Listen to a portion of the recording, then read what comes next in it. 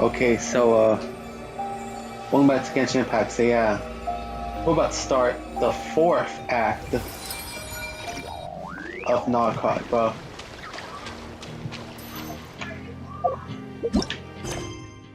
Yeah, the fourth act of Narcot. So yeah, bro.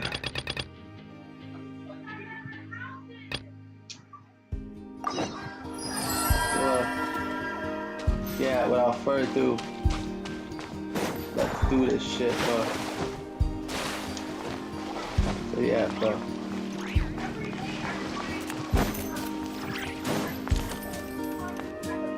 Alright, let's go. Oh, do you think the others are making good progress?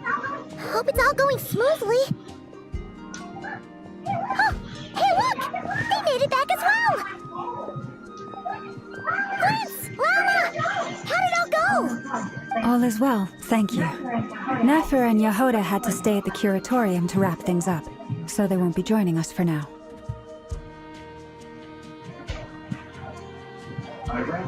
I ran into Miss Nefa and Miss Aino on the way back. Their work is still in progress, so I suspect they won't be back for a while either.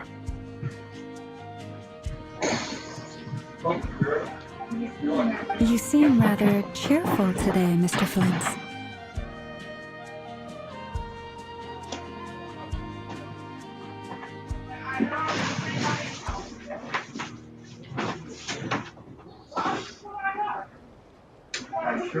I certainly am. I achieved what I set out to do and came away with more than I bargained for. What you bargained for? Fighting alone can get quite tedious, but I had the good fortune to run into a pair of brave young warriors. We meet again. Oh, Albedo. How have you been? Albedo! What are you Been so doing long. here? Thankfully, tracking you down turned out to be a lot simpler than we envisaged. These two courageously lent me a hand while I was fighting the wild hunt. When they told me they were Servarka's colleagues, it all made sense. And given how people of outstanding talent tend to cross paths, it's no wonder you're already acquainted. No shit, Flins. So, who's your travel buddy, Albedo? Why don't you come and introduce yourself? Who the fuck are you, bro? A gentleman of few words, I see, and a rather stern countenance. I presumed you were acquainted with him. Is that not the Of course, it case? must be. It's nice to meet you. Again. We've technically met Wait, before. when, bro? Wait a sec! You're Mini Durin! Durin. That's right. Oh shit. It's me. I'm glad to see you again. I think that dragon from Mondstadt. So yeah. At least at one point in Mondstadt, bro. So yeah.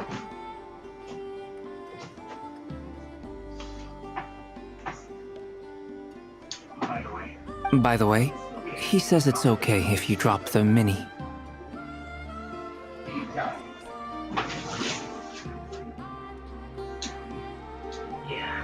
Yeah, I'm not as mini as I used to be. Interesting, isn't it? The first step towards blending into human society appears to be reflecting on whether one's name really reflects who they are. Wow! You look so different! In a good way, of course. It's great to see you looking so healthy. Thank you, Paimon. And although you're as mini as ever, I understand that diminutives don't always convey endearment. I'll be sure to simply call you Paimon as a sign of my great respect for you. Wow! You're such a smooth talker now. Paimon could get used to this. From now on, you may refer to her as your esteemed guide, Paimon. You're not no esteemed guy, Paimon. Deadass, bro. Like, you're not the esteemed guide. You're not even esteemed nor guide. Like, you don't do anything. Maybe Durin probably doesn't know because he only seen the Traveler and Paimon in Mondstadt. So yeah, bro.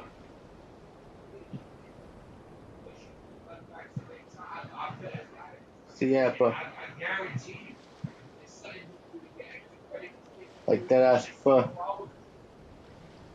So yeah, bro. That ass, bro. So yeah. Personally, I think our little Paimon is the perfect Fuck size. out of here, llama. Fuck out of here, llama. Paimon could kiss my ass. When people call her little Paimon, it's just because she's so adorable that they can't help themselves. If that's not a sign of endearment, what is? You're absolutely right, Miss Lauma. My brother still has a long road ahead of him when it comes to understanding human relationships. Anyway, speaking of long journeys, didn't Columbina, leave with you? How come she isn't back yet? She's catching up with old friends. Wouldn't be surprised if she stopped for a cup of tea or a 10 on the way back. Alright, let's go. Uh-oh. People are talking about me. Hope it's nothing negative. Seems like she is in much better spirits after meeting her old colleagues. Judging from your expressions, I'm guessing it all went well? It's getting crowded here. I'll go grab some chairs. No need. This is a job for an alchemist. I'll whip some up momentarily. Thank you for your hospitality, ladies and gentlemen, but I was merely escorting my friends back. I'll be meeting Sandrone shortly, as we still have some things to discuss. It's been a pleasure, everyone. But this is where I'll say goodbye. Alright, let's go, let's go. We really appreciate your help. Thanks for staying by us. Oh, come on. Spare the formalities. I'm just glad I could help out some true friends. I understand. Well, bye for now, Harlequino. Oh, this place is hopping. It's probably a good thing one of us left. Otherwise, we might not fit all these people in. Are you saying we're about to run out of chairs? As a matter of fact, I am. Come on in and see for yourself. Alright, so Act 4 started, bro.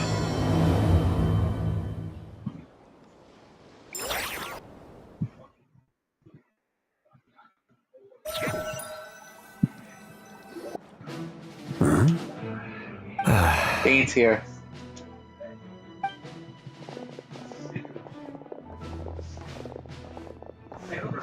I overheard your little chit-chat outside, by the way. With Miss Columbina's colleague gone, we should be back to the original crew plus the other colleagues I brought in. Though, it looks like we have another new face. Someone else managed to rope in a colleague, too? Sorry, he's probably here for us, too. Frankly, you and Paimon are the only people I know here. Yeah, because if you don't know Dane, you know that he barely interacts outside of the Traveler and Paimon. Dane barely interacts with other characters, bro. He rather be NPCs or playable ones. So yeah. Hell, I think the only playable character that Dane interacted with that isn't the Traveler is Ian's son. So yeah, bro. This here is Deanslip, colleague of Tibet's greatest guide, Paimon, and greatest adventurer, the Traveler. Well, not exactly colleagues, more sort of friends. No, you're not the greatest guide, Paimon. You're not the greatest. Calling Paimon the greatest guide is like calling the Great Khali the greatest wrestler, all because he won a world title, bro. Whoa, you won a world title. But that doesn't mean that you're a good. That does not mean you're a good wrestler, bro. Like the Great Khali, he won a world title in 2007. But yeah, he was terrible at wrestling, bro. He could barely move, let alone wrestle, bro. Like, the only things he would do is is chop, two-handed chokeslam, and squeezing wrestlers' faces. Squeezing wrestlers' heads, bro. So yeah, that's it. That's all the Great Khali really does, bro. He couldn't wrestle for shit, bro. And that's why, starting in, I think, late 2008, the Great Khali became more of a comedy character. So yeah. Because originally he was brought into the main roster as a serious threat in 2006. However, starting in late 2008, the Great Khali morphed into a comedy character, which is where he will be for the next few years. So yeah. So yeah, bro. And also another terrible wrestler that was a world champion was Jinder Mahal. Yeah, I know, I shitted on Jinder Mahal a lot in my channel, but my main reason for shitting on Jinder Mahal is because I'm not shitting on him as a wrestler. No, more so I shit on him for his WWE Championship reign, which occurred in 2017. Like, you gotta remember, Jinder Mahal for much of his WWE career was a jobber, bro, and enhancement talent. He was meant to be there just to put others over, like, for most of his WWE run, bro. And then all of a sudden, in early 2017, all of a sudden, he's number one contender for the WWE Championship. And then he beat Randy Orton at Backlash to win the title. So yeah, that is fucking crazy. This reign lasted a few months before he lost to AJ Styles on an episode of SmackDown in November, bro, of 2017. So yeah.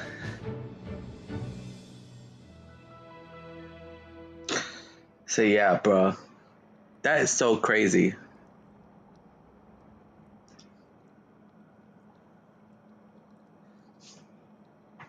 Okay, so, and another thing is that, like I said, Paimon is not the greatest guide of all time. She's not. Let's be honest, she's a terrible guide. Like, that's the reason why I compare her to the Great Khali. Like,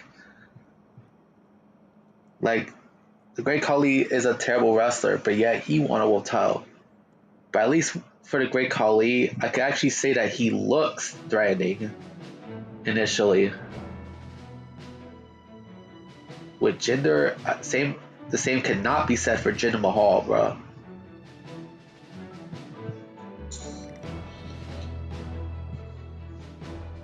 Like Paimon, you barely acted like a guide throughout the entire game, bro. Not just in one region. No. The entirety of Genshin, bro. You barely done any of it. Like, you done it at the start of the game, introducing us to mechanics, and you was a guide in Mondstadt, but then afterwards, you basically abandoned your role as a guide. You abandoned your role. And matter of fact, we learned more stuff from other characters instead of Paimon. Yep, we learned a lot from other characters as opposed to Paimon.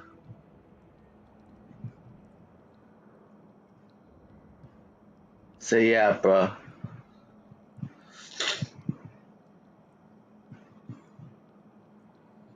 And hell, we only briefly saw Paimon get back to her role as a guide in Nasha Town in Nodcry, where she gives us a tour of Nasha Town. But apart from that, that was it for her being a guide. The Mondstadt shit and the Nasha Town and Nodcry brief tour, those were the only times Paimon ever acted as a guide. Other than that, she doesn't do her job, bruh. She just floats there, bruh. Either being annoying, rude, greedy, or selfish, bruh. In a lot of her dialogue, bruh. or stupid. Don't forget stupid, bro. Yeah, for someone who's supposed to be a quote-unquote guide, you sure act pretty stupid, Paimon. Like, my first thoughts on a guide is that you would have thought that a guide would have had some intelligence in there, bruh. At least some intelligence. But apparently not Paimon. She's pretty stupid, bruh. Like, if you act stupid, you don't deserve to be a guide, bruh. Because with a guide, I expect you to have some knowledge. I expect you to have at least some knowledge, bro. So yeah. Some intelligence. So yeah.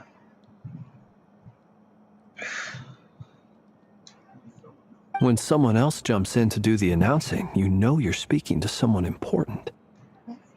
Let's hear what he has to say. Note to self. Once Paimon knows your name, the rest of the world will soon follow. Yeah, bro. Yeah, it is note to self, Dane. Like you should have never told Paimon your name. Yeah, because even Dane knows he fucked up by telling Paimon his name, bro. Like, and honestly, sometimes Paimon just don't shut the fuck up at times, bro. Like, I would say most of the dialogue Paimon has, like, I feel like they could have replaced most of Paimon's dialogue with the Traveler's dialogue. Like,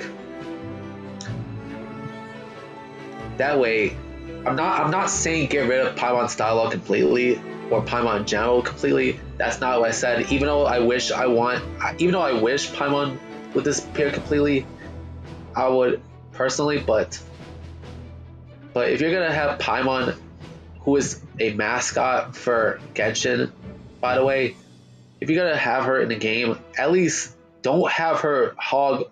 Don't have Paimon hog the screen time. Do not have Paimon hog the screen time from the Traveler. Don't. Like, I would have at least removed much of Paimon's dialogue and replace it with the Traveler's dialogue. That way, you could have the Traveler be the main focus, bro. Like how you're supposed to do for this game, as the Traveler is supposed to be the protag of the game. It's supposed to be. Like, sure, you can have Paimon in there, just have her in, like, small doses, bro. So yeah. And another change I would do is have Paimon actually serve as a guide, bro. Like, for example, when we get to, I'll keep the Mondstadt and Nasha Town shits in the game, bro. So yeah.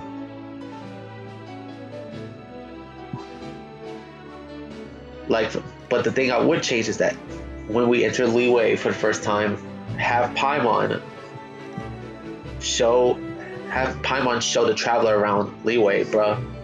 So yeah, so yeah. Or how about we go to Inazuma for the first time ever? Have Paimon tell us about Inazuma and some of its history. Like, you could have done that, bro.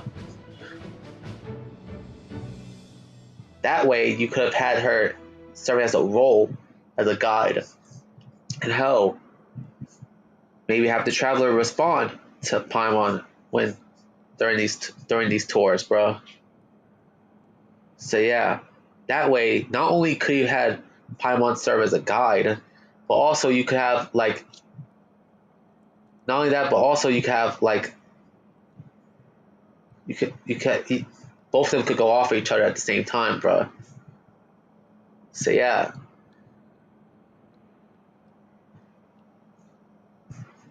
Or hell, whenever Paimon or hell, just have Paimon only, just have only the Traveler know about Paimon. And and whenever they're alone, you could have had some dialogue with each other, just like how in the voice lines page. That way, they could have worked off each other, bruh, and we would have gotten some dialogue and some chemistry. We could have. So yeah, that's how I would have done it differently, bro. So yeah.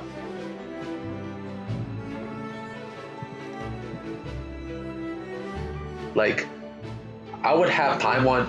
I would, even though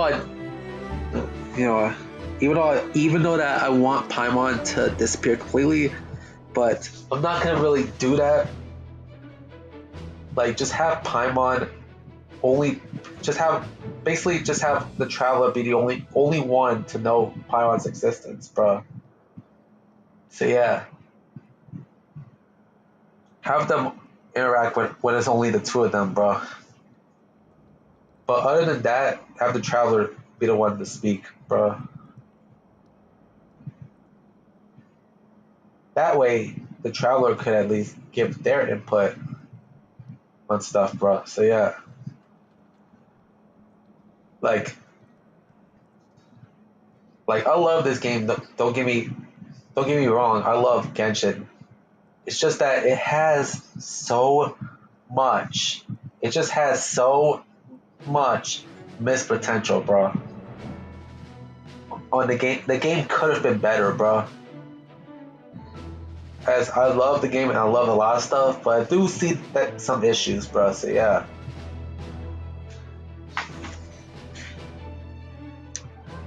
When he comes looking for us, it's usually something important.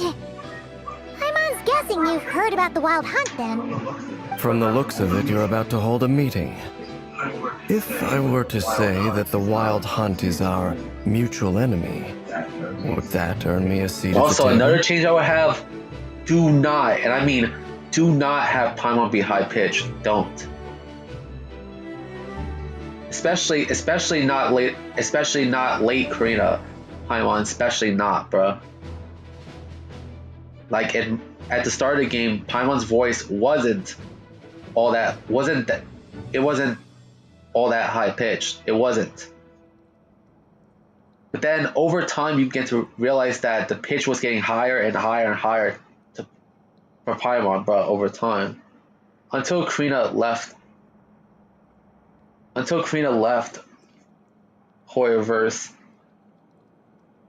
basically late into Natlan's run, bro. As the saying goes, the enemy of my enemy is my friend.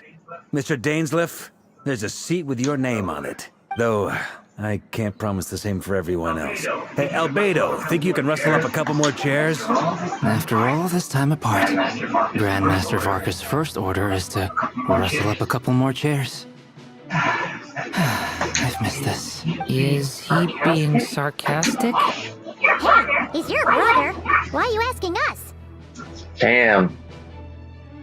Yeah, they're bro. Damn. Oh yeah. I remember now. They're brothers, bro. I remember now. I've still got a lot to learn about the nuances of human conversation.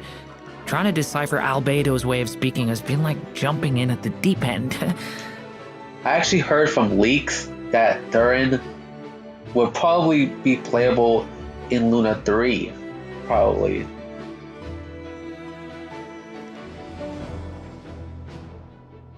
I know that.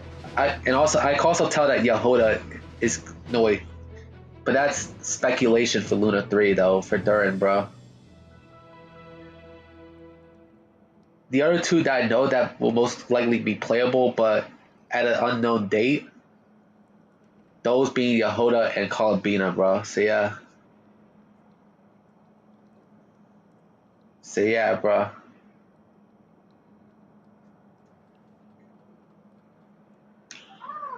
Oh, good point. Paimon gets you now. Don't sweat it. There are people who go their whole lives without getting the hang of it. You're ahead of the game already. Really, art of encouragement, like. Since when do you encourage people, though? Paimon wonder got that what's face, taking be her like, for so oh long. no, this bitch, bro. Perhaps you should go and check in with her. If anyone can hurry her along, it's you. I just got back from the curatorium. Besides, aren't you curious to see what's taking her so long? Miss Nefer doesn't strike me as the type to share secrets. And since gathering intel is her specialty, I'm guessing she'd prefer to keep her methods confidential. Under such circumstances, would it not be tactless for me to impose? Oh, but it's fine for me to impose. What can I say? You have an unrivaled ability to garner people's affection, Miss Moonchanter. Besides, you have far more in common with her than I do. All right, then.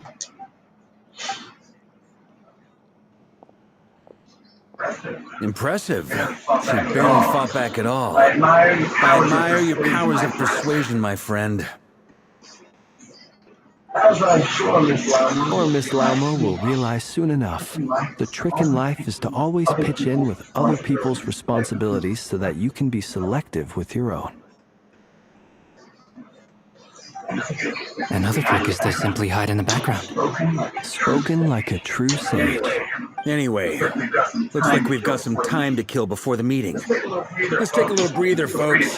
Feel free to chat amongst yourselves. We'll get down to business once the other two arrive. Hi.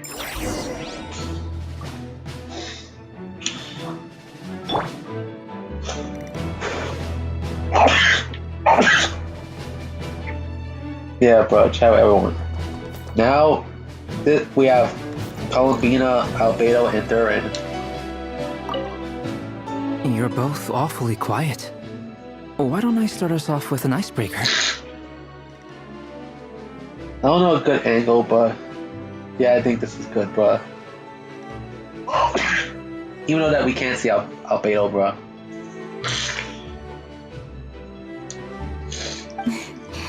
Much obliged. Have either of you ever had your portrait painted? If not, I'd be glad to help. That sounds like a lovely idea. You know how to paint, then? I dabble occasionally. He's an excellent painter. Tables, chairs, people, dragons, you name it. He'll paint it for you. I'm flattered. If I ever get the chance, I'd like to give it a try myself. I'll bear that in mind. Anyway, how about you, Durin? What sort of portrait would you prefer? Oh, I'd be fine with anything. Whatever style feels best to you.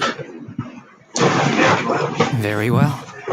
Then I'll play it by ear. You can replicate any style I want. I can try. If you show me a sample, I'll do my best to match it. Thank you. In that case, I'll dig up some reference material for you. Alright.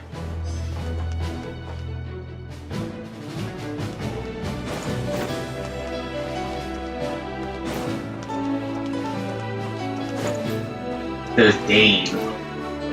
Is there something you'd like to say to me? Yeah! For starters, why did you show up here without even giving us a heads up?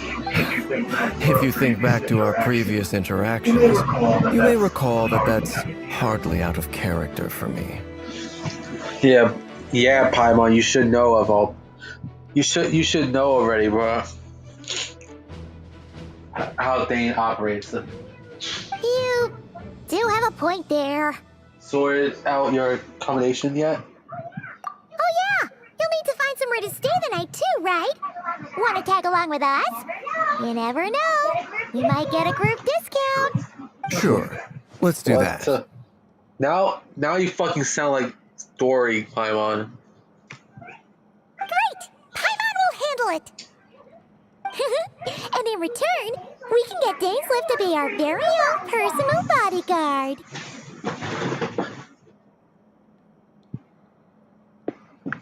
And by the word "our," you mean you, Paimon. Don't you mean you? Because the Traveler could easily defend for themselves. The Traveler themselves could easily defend for themselves.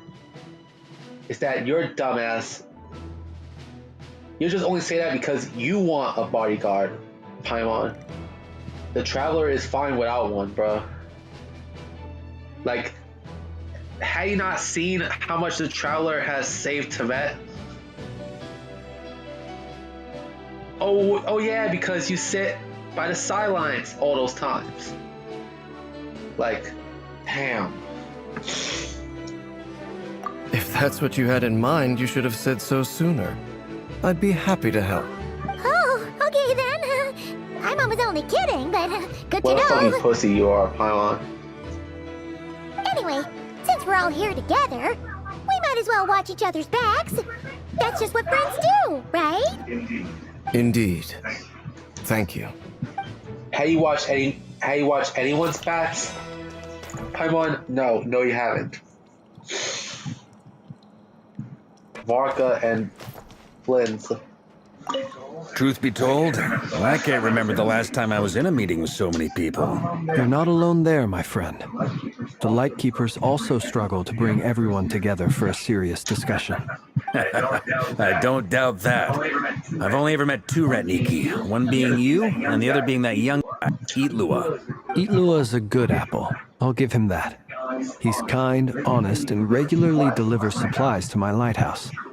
A true Ratnik to the core. In that sense, he puts me to shame. So you're what? A fake Ratnik?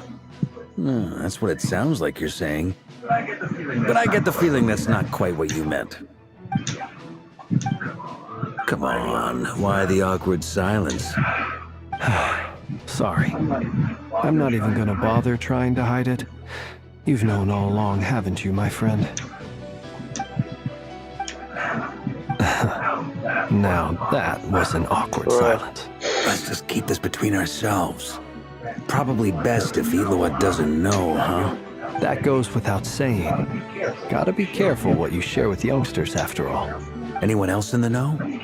Let me guess. The Traveler and Paimon? It's dangerous being too sharp for one's own good, you know. Then, in the name of the Animo Archon Barbados himself, I swear, your secret's safe with me. When we went for drinks, you said that you and Barbados were practically best buds. In the light of that claim, do you really expect me to take your oath seriously? Of course. Just as long as you don't go spreading around the fact that I'm close with Barbados, all right? Fair enough, then. Nothing like a bit of mutual leverage to seal the bonds of friendship. Not long after.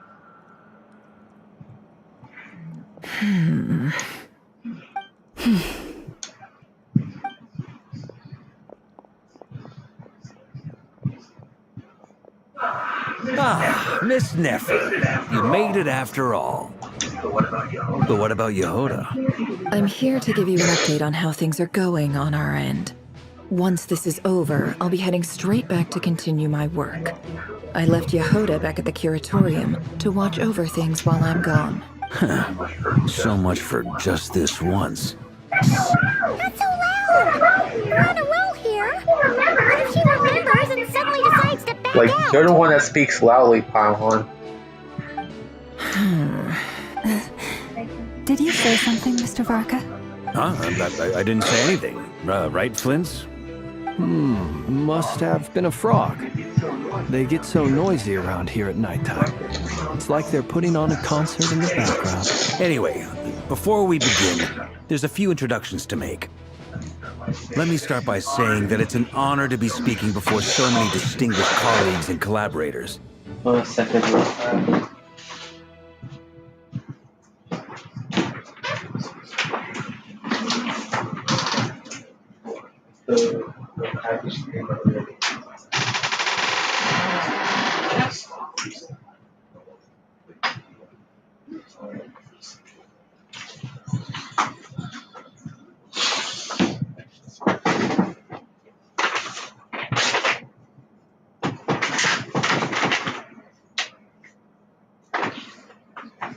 Okay, I'm back. First up, we have Miss Lauma. As Moon Chanter, she's the leader of the Frost Moon Scions, a local religious community in Nodcry.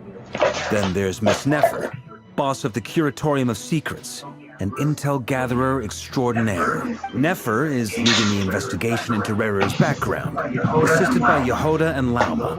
From the little I've heard, they're making some great progress. Over here, we have Mr. Flintz, a ratnik and guardian of the abandoned lighthouse. In our last operation, he courageously distracted the wild hunt to buy time for the rest of us.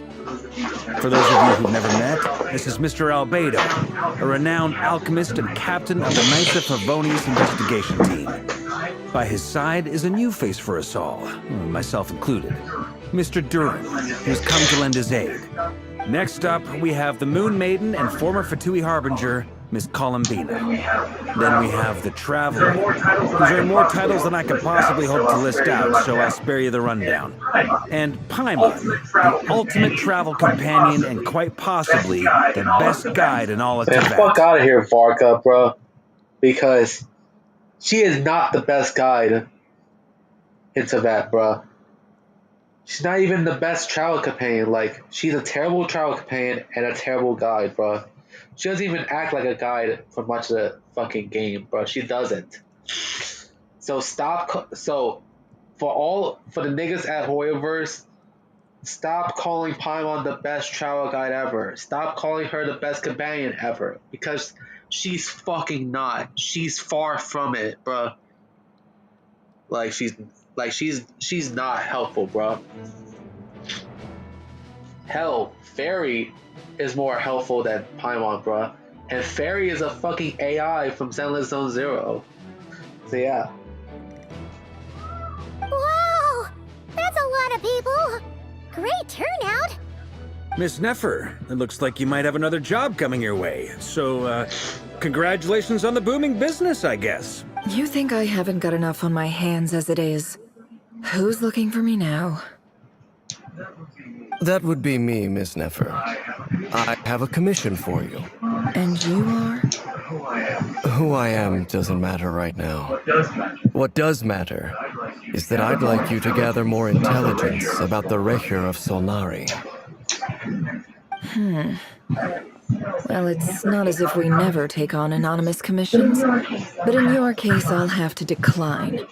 I'm gonna take a wild guess and say your job's probably more hassle than it's worth. Something about you seems like bad news. It's my eyes, isn't it? Conrian, I assume. And what's with the mask? Are you trying to hide your identity? In any case, the fact that you're even still alive raises an awful lot of questions for me. That mask barely covers his face in general, bro. Like, because I can still see most of his fucking face, bro.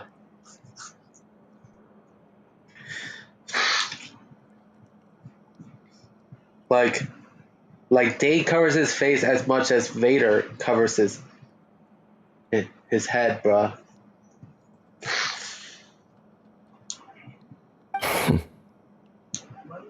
My name is Dainsleif, and yes, I am from Conria. As I'm sure you're aware, the Recher of Solnari's real name is Rerir. He was once an acquaintance of mine. Really? Then you must have been quite an influential figure yourself. You flatter me, but none of that matters anymore. My point was simply to clarify why I have asked Miss Nefer to investigate Rerir's background. So you're both from Conria, and it sounds like you used to be friends? What am I missing here? Surely you already know how he became one of the Five Sinners.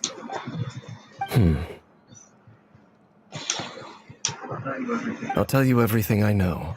The history of Conria, the names and identities of the Five Sinners. I remember it all like it was yesterday. I have never spoken openly of this before, But the truth was exactly as people say. The five sinners were each driven by their own desires, and it was by playing upon these that the abyss tempted them to their fall, tearing Kanria apart in the process. The visionary, Vedafenir, who wished to foretell the future, the wise, Haroptatir, who sought limitless knowledge, Gold, Rhine-daughter, who desired to create life, the foul, Surtologi, who pursued supreme strength. And last, but not least, Raker of Solnari, Rerir, Ravager of the Moon. Alright, let's go. Of the five, Rerir is the only one who remains a mystery to me. He never harbored grand ambitions. So what changed in the space of a single night? How did he come to fall like the others? In other words, you're saying that his change came as a shock to you, and you have no idea what actually happened? That's right. You mentioned how the Abyss tempted them, which led to their fall. But what did that look like in practice? And what other context can you give me about the events of that time? The more detail you can give me, the better. Strangely, now that it comes to it, I hardly know where to begin. The fateful night took place during the era of the Eclipse Dynasty. One day, my elder brother, the visionary, Vedafenir, was summoned to the palace by the Vinster King, only for the king to gouge out his eyes and cast him into the dungeons. Yo. Damn, that sounds gruesome, bro. My fury knew no bounds.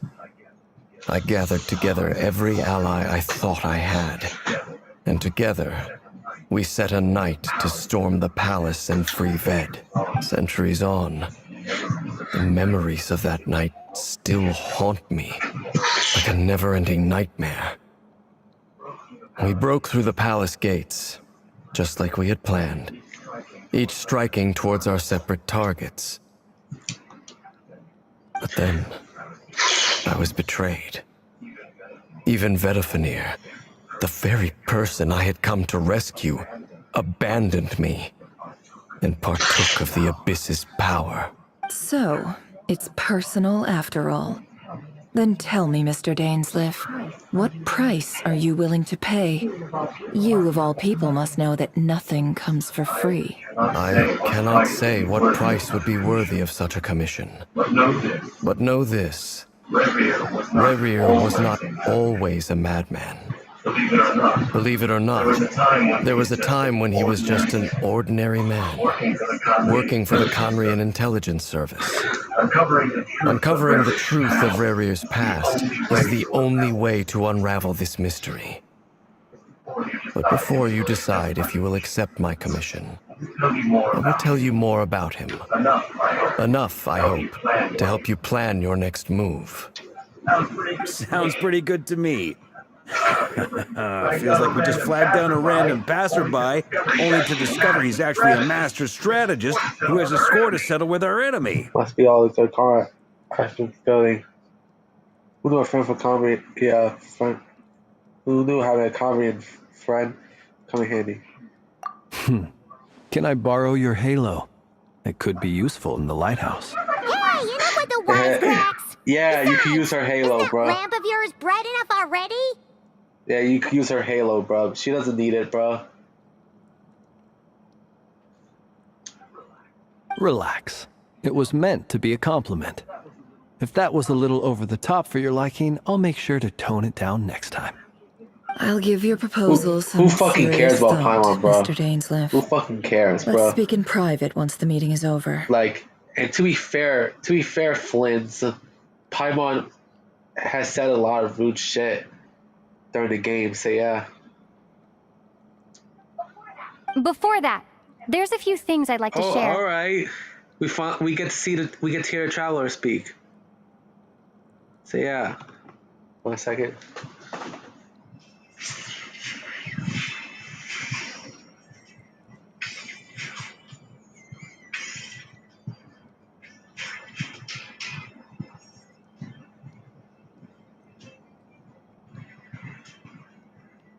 second.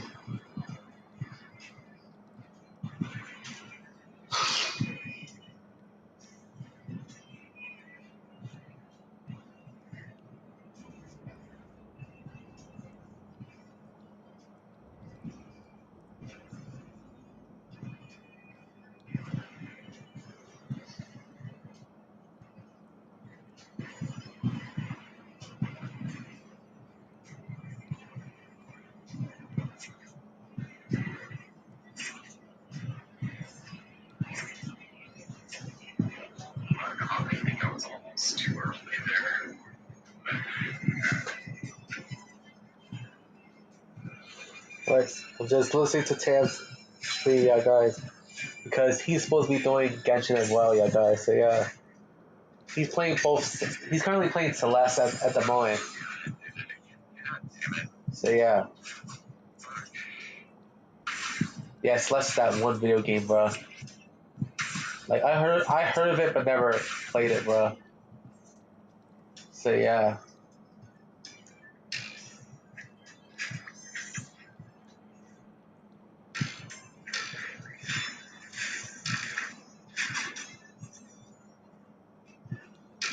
So hold on a second, guys. So yeah.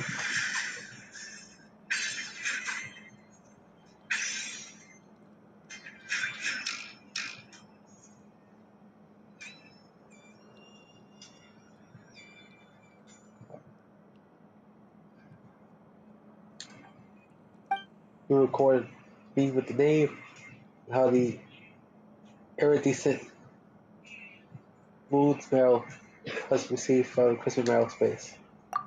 Make it clear that they chose to keep you on our own accord. Aw, it just sucks that the Traveler's shit is off screen, bro. Like, what the fuck? Why, bro? You could have let the Traveler speak, bro.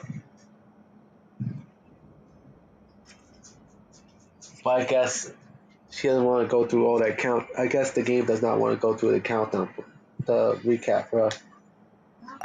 Now that we've united the hearts of the three moons, your power should be enhanced. But it seems like that hasn't happened yet.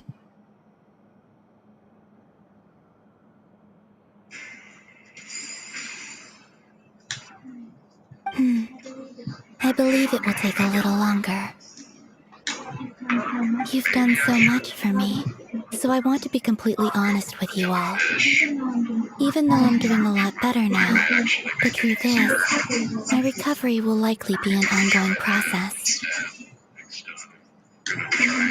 From the moment I was born, my power has been slowly ebbing away. And that is because Tevat has never accepted me.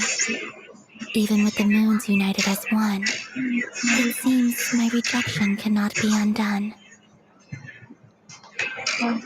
So far, I have yet to find a solution. It may turn out to be a problem that will plague me until the day I finally leave this place behind. Even so, I will do everything in my power to help you drive out the Ray here of Solnari. As Alucino put it, this is not about chasing the spoils of victory. It's just a gesture of heartfelt gratitude. Okay. Kutar. She seems a lot more energetic and positive than when we first met her, bro. Yeah, deadass, bro. Defeating the Ray here of Solnari will be no easy task. While my strength slowly recovers, we'll also need to gather more intel. Naturally. We should take all the help we can get if we hope to defeat him. We've considered several viable plans now, but our choice hinges on the answers to a few key questions. Is it even possible to kill Rerir? What experiences shaped the person or monster he became? And what's he really after? Given Albedo's expertise in alchemy, I think we should leave him to try and answer the first of these questions. Understood. As for the other two, I'm afraid we'll have to count on you again, Miss Nefer. Believe me when I say it's not my wish to burden you. But right now, relying on your skills is our only option.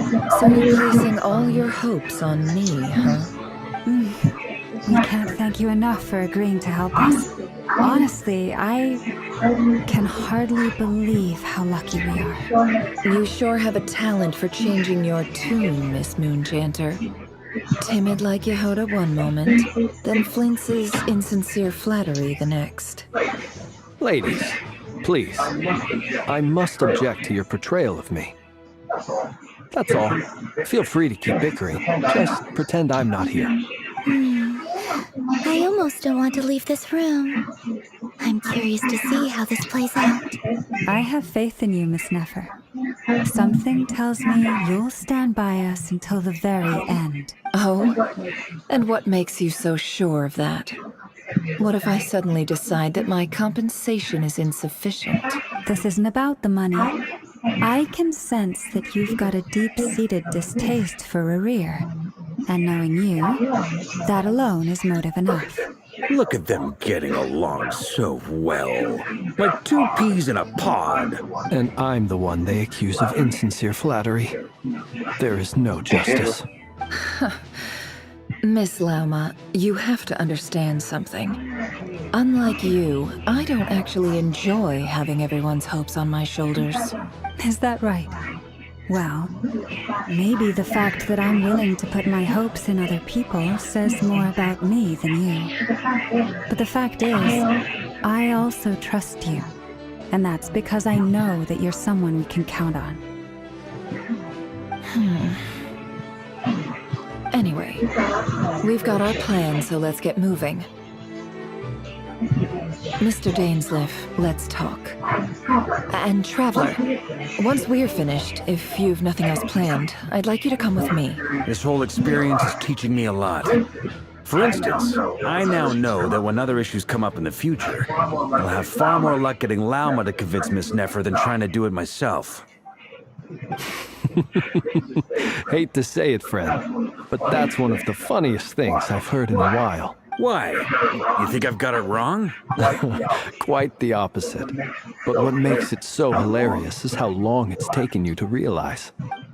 Nefer and Dane conversed intently for quite some time. The gravity of their expressions retarded heavily.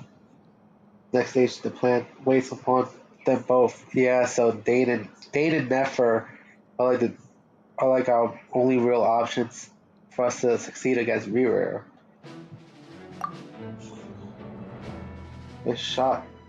After a short charge, Albedo and Durin head off with Varka on what they describe as a sample finding mission. Lama steps out for a while and comes back loaded up with a mercy medicine. Tells you that while people rarely expect to get hurt, it's hurt to be ready when they do. The Traveler and Paimon wait patiently for Nefer to see how well everyone is working together. Once Nefer is finished, you follow her and Lama back to Viridian.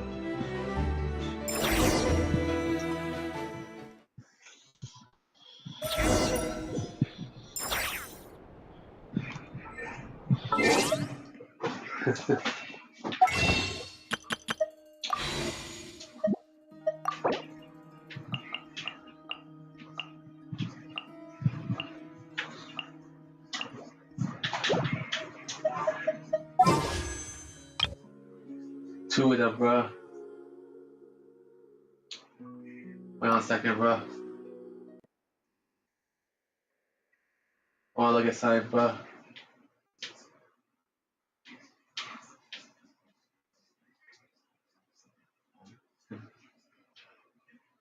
Okay. 35, 40, 42.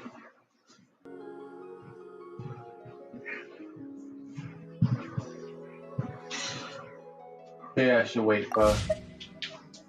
Try to rank up characters, bruh.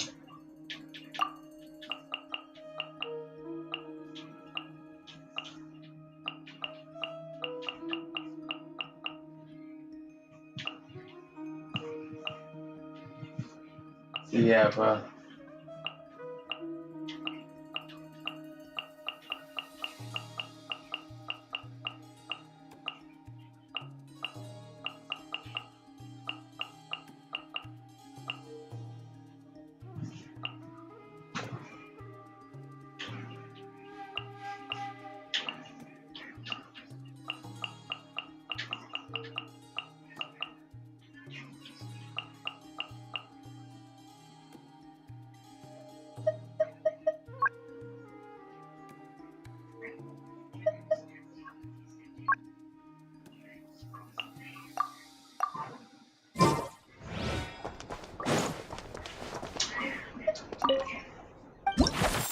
Oh, that's a message board, bro.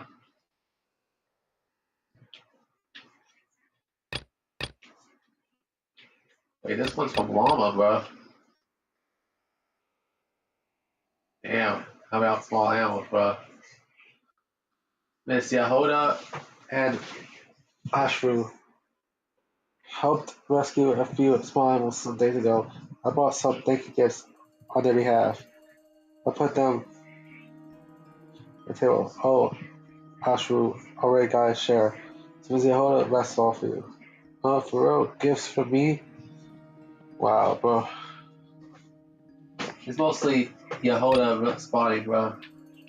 When it comes to response, bro.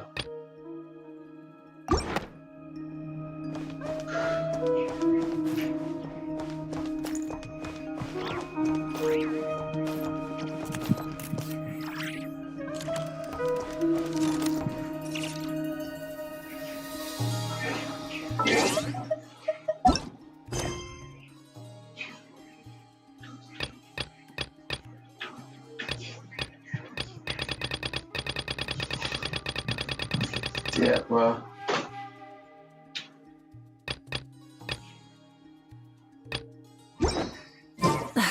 Instead of confining themselves to the heavens, God should broaden their horizons in the world below. Let's go, bro. Thank you for waiting. It's okay. We actually used the time to help Dainsliff get a room at the hotel. That's very considerate of you. Now, I trust you share my curiosity about Rarier's past, and you seem fairly familiar with Mr. That's Dainsliff why we've known already. each other for quite some time now. We spoke at some length after the meeting. He was the one who suggested I should invite you to join this operation. He feels confident that these secrets will be safe with you. Alright.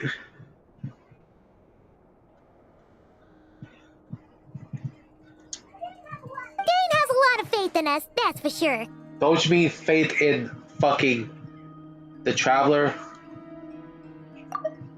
Like, don't you mean faith on the Traveler, bro? You don't even do anything, Paimon.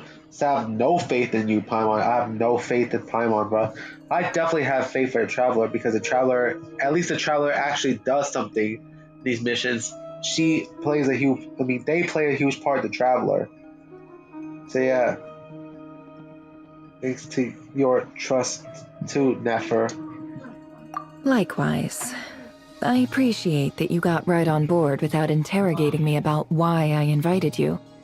It shows that you trust me to explain everything in due course. That's because we know what you're capable of. We appreciate you too, Nefer. You might have been forced to help in the beginning, but this time, it was your choice. That's one way to put it. Another is this, that once a decision's been made, it's set in stone. After that, my only goal is to see it through. All right, so here's how it is. I'm going to access Rarier's thoughts again using my confidential method. Now, I'm sure you've seen things like this before on your travels, so you're surely well aware of how dangerous it can be. The reason I've gathered you all here is to ensure my safety during the proceedings. I plan for us to enter the fragment of his consciousness together, and once inside, I will focus on searching for information. Think of this as a diving expedition into someone's brain. If I'm the diver, you are my safety equipment, tasked with keeping me alive while I'm under the surface. Once the ceremony begins, we will all be spying on privileged information. But in the interests of safety, you must remain absolutely silent at all times. We will discuss our observations after the ceremony has concluded. Lastly, any individuals of a weaker constitution are advised not to partake in the ceremony. In any case, Paimon has her own job to do, which requires staying in the room, but not joining the ceremony. Yep, because Paimon is weak as hell, bro.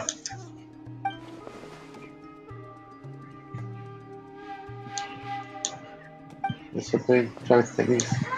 Tracy. Well, good luck, everyone. Sounds like all Paimon can do is cross her fingers and root for you guys. Yeah, because we know that you don't do shit, Paimon.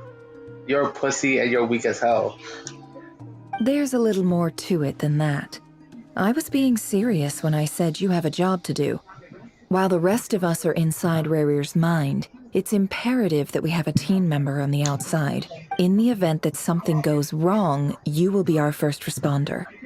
I don't anticipate any issues, but the extra level of safety will be greatly appreciated. I second that. This is a dangerous operation here, and you're our whole rescue team. That's pretty much the most important job in the crew. So, Paimon's like the lifeguard? Yeah, that makes sense. Alright, Shake my fucking head. You ain't no goddamn lifeguard, Paimon. You don't even do anything, like... I have high doubts of Paimon, bro. High doubts that she'll do anything, bro. Highly doubt it. Good. Please, take a seat. We'll get started momentarily.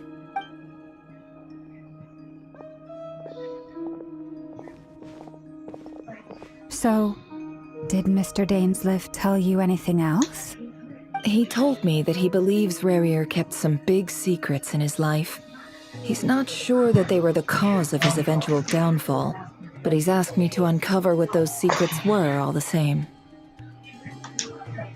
But surely you're not planning to go through with this, no matter the cost. If you think that, you'd be overestimating me.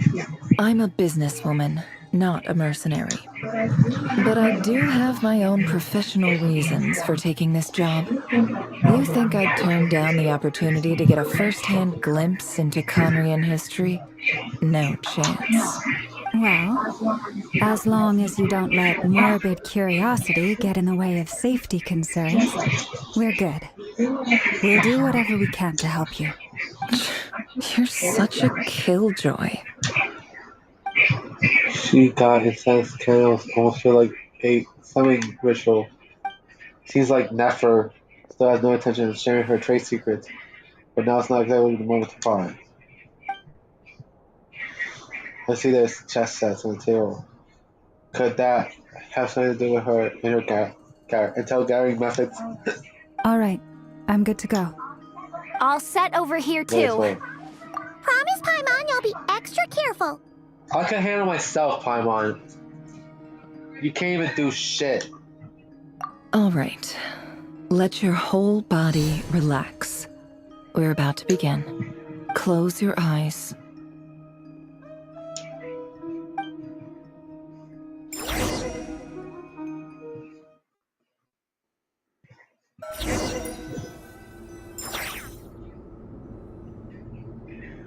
Phew. Could this be his office? Pretty standard setup. Bookshelves, paperwork, files. According to Dainsleif, Rarir used to be an intelligence operative. Chances are there's plenty of top secret intel stashed away in this room. Is this where you keep your secrets, Rarir? Can't say I'm not looking forward to this.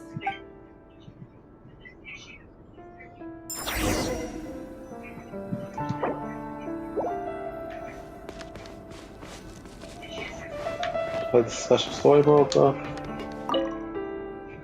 A file tucked inside a folder. The title reads, Dear Breakfast Shop Owner. It's a list of names, but at this stage I have no idea who any of them even are.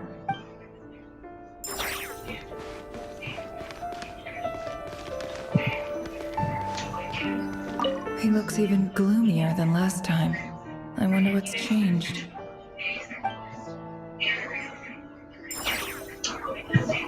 So,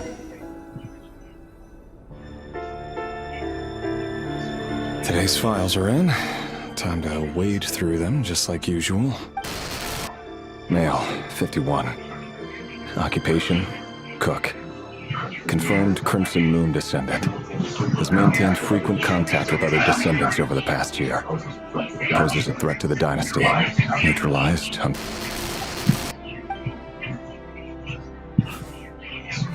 This one should be archived under purged targets. so we're playing as Riri in this part, bro, as well, bro.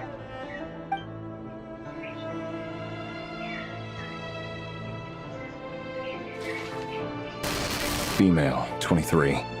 Occupation, office clerk. Confirmed Crimson Moon descendant. Has maintained frequent contact with other descendants over the past year. Poses a threat to the dynasty. Neutralized.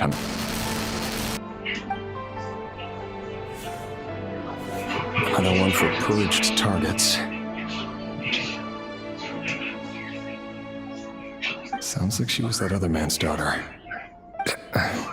Never mind. What's it got to do with me? Go. Male, 40. Occupation, teacher. Confirmed Crimson Moon descendant. Has been observed making contact with other descendants during the past year. Poses a threat to the dynasty. Neutralized on... Just another nobody for the archive. Come to think of it, I remember surveilling this man. A case like his would have been considered a priority in the past. Huh. He barely...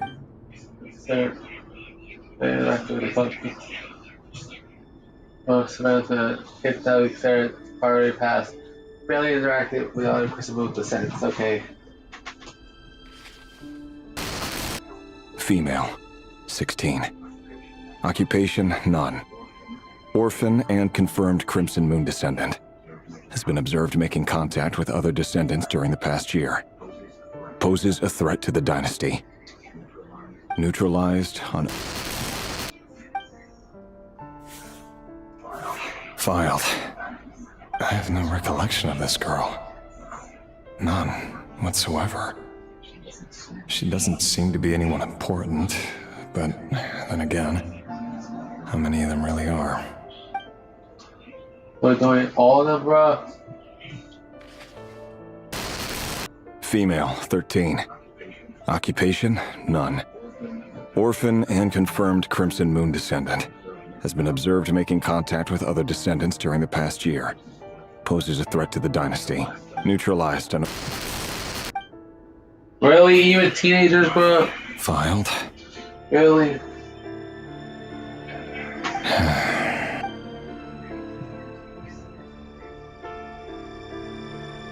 We seriously doing all of them, bro? Huh? Male, 11. Oh my fucking god. Occupation, bro. none. Orphan Really? and confirmed He Crimson Moon neutralized descendant. kids? Really? Has not been observed making any contact with other descendants during the past year.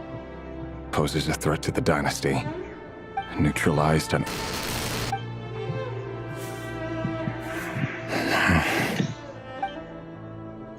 Don't tell me they're gonna get younger and younger, bro. Don't tell me. Please don't. Male, 6. Occupation, none. Orphan and confirmed Crimson Moon descendant. Oh my god, bro. Really? Poses Really? a threat Really? to the dynasty. Really? Really? A 6-year-old, bro? Really? That's a fucking 6-year-old, bro. Like, really? It's funny, isn't it? Your job is becoming both harder and easier at the same time, depending on how you look at it. Sooner or later, the Crimson Moon descendants will be completely wiped out. But as their numbers dwindle, they become harder and harder to track down. That's not how it is. Fortunately, however, most of the able-bodied adults have already been taken care of. The remaining weaklings will be increasingly easy to deal with. No! No. My job is to ensure the survival of the Eclipse Dynasty. And the only way to do that is by eliminating any and all potential threats. It's a perfectly legitimate line of work. Every single one of my colleagues can attest to my fairness. And if my friends were aware of the facts, I know they'd back me up too. Assuming, of course, that they were aware of all the facts.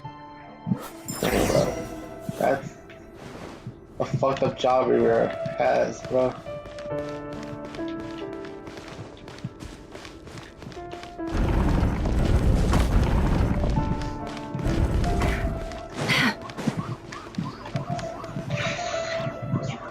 Mr. Vedifalnir, it's been quite some time since we last met. Revia, I trust you're here because you have something important to discuss.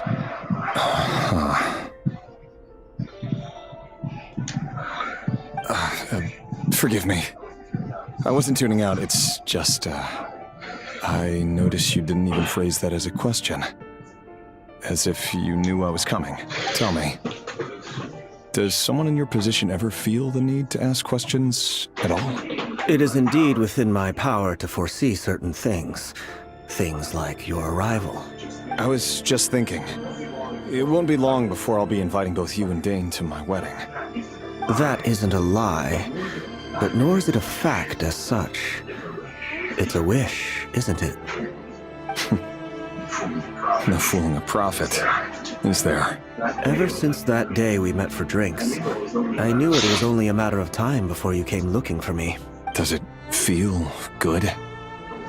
Knowing how the future will unfold. I'm afraid the notions of good and bad fail to capture the complexity of what such a power entails.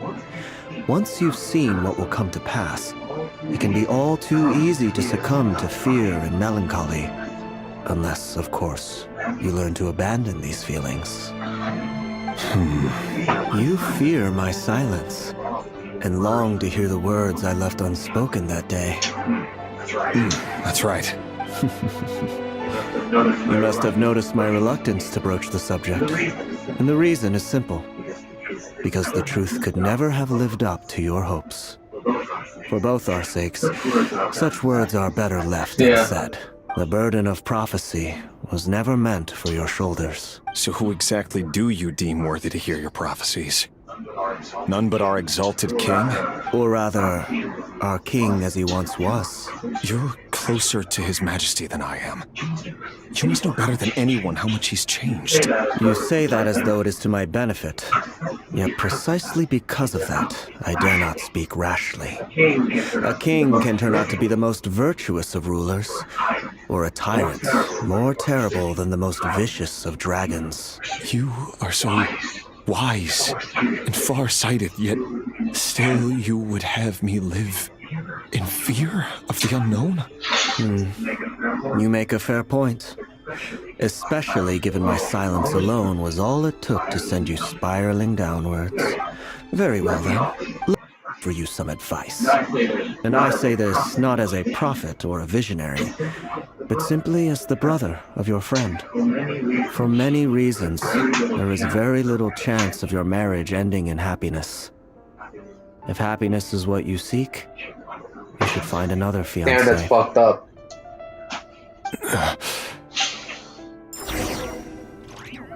Hold on. There's that same black fog again. Could this memory belong to Thelindis? Guess I better tread carefully. Hold on a second. Be right back here, guys.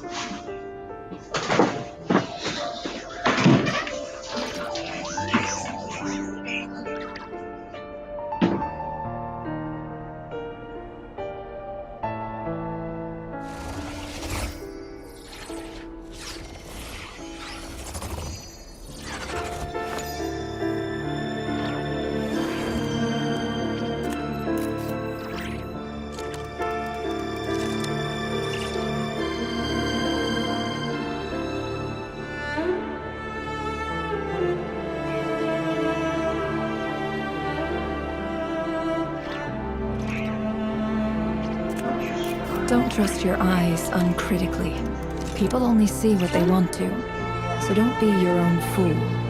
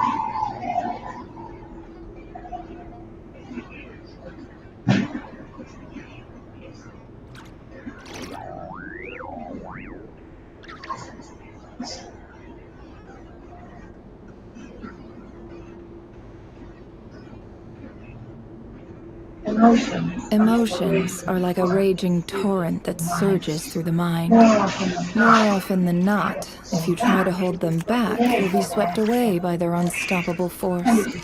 And if you try to ignore them entirely, you'll end up tearing yourself to pieces.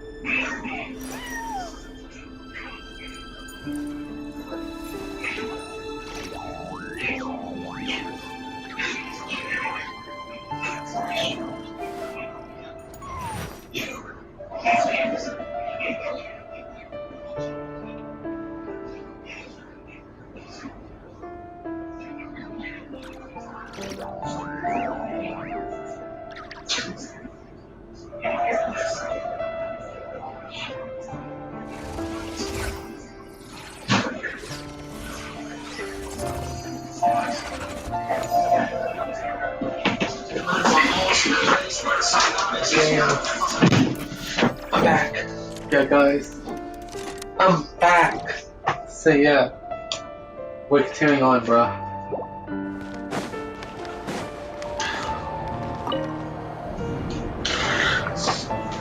Wait. Hear me out. This time we finally got a clear look at his face and learned his true identity. His name is Rayrir, and he claims to be one of the king's guards. What did you say? Cruel irony, isn't it? The man you're set to marry leads a double life as a brutal executioner. Why are you telling me all of this We've seen now? this before in Act 3, bro. Simple. It's because I want you to kill him. You are the only person he would never suspect. No, absolutely not. I would never dream of doing such a despicable thing. So you'll just stand by and watch him slaughter us to the last. Do not forget that the blood of the Crimson Moon flows in your veins too. The blood of the Crimson Moon? What does that matter now? The dynasty has long been dead and gone. You think that alone is reason enough for me to throw away everything I have? Why wouldn't it be? You too were once a child of the Crimson Moon, just like me. Don't tell me you've never felt so much as a flicker of fury for the way we were trampled into the dust. As long as you promise to abandon this pipe dream of restoring your dynasty, I can try to persuade him. Or have him persuade the Vinster King. Persuade the Vinster King? Do you even know why he's so obsessed with hunting us down? Why he keeps trying to force us to hand over our secrets? Over and over again? Or why we refuse to give up on restoring the dynasty?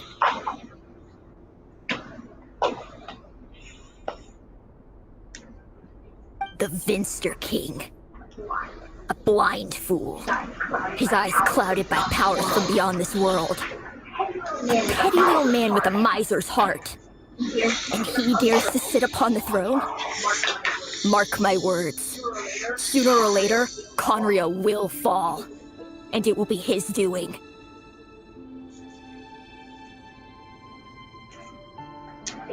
If you can't bring yourself to do it, so be it. Just you watch. It won't be long before calamity descends upon us all. The Rahier of Solnari. That really is quite a secret you've been keeping from me, Revere. But who am I to talk? Am I really any better? I've kept my own past a secret this whole time, too. Love should be built on honesty. But ours was born from lies. And yet, is it really so wrong to hide things that would only make life harder? If we don't cover up the parts that no one else should see, how can we go on pretending to be normal? Vedifulnir must have known all this. And that's why he made his prophecy. In the end, nothing stays hidden forever. But I won't just sit by and watch this disaster unfold. I'll do everything in my power to protect what I cannot afford to lose, no matter who I have to face. Damn.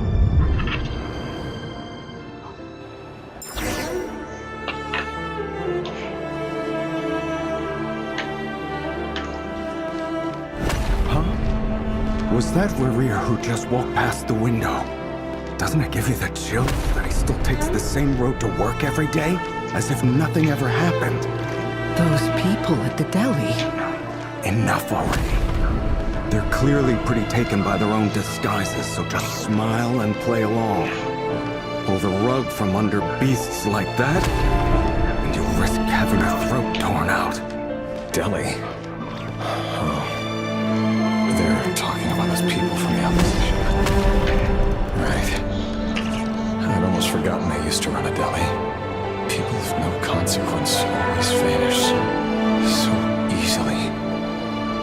And no one even remembers them. But surely you can see he's not the man he pretends to be. So many have died already, and they say that the king's madness grows with each passing day. We're not going to survive this, are we? But why does it have to be this way? Do we really deserve to die just because of the blood that runs through our veins? Kalindis, are you even listening? Sorry, Freether. My mind was off wandering. I heard you, though. You're talking about what Revere said. He's just following the king's orders. He's a secret agent, and it's his job to hunt down rebels and dissidents. By the time you first met him, he'd already taken lives. Maybe he was using you from the very beginning. No. Revere has no idea I have anything to do with the Crimson Moon. My family are only distant relatives of the main lineage, and besides, my eyes are perfectly ordinary. Truth be told, apart from my teacher, pretty much no one knows I have any connection to any of it. It's been a long time since my family severed ties. But as Orlog said, who could possibly talk sense into that raving lunatic of a king? No one. I'll work something out. Trust me, I'm with you all.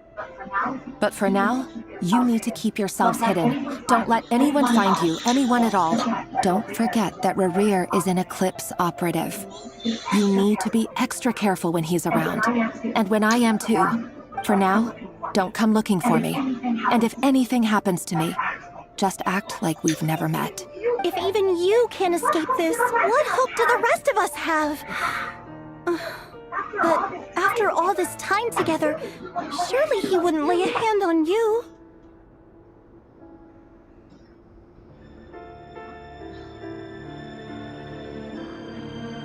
Yeah, go.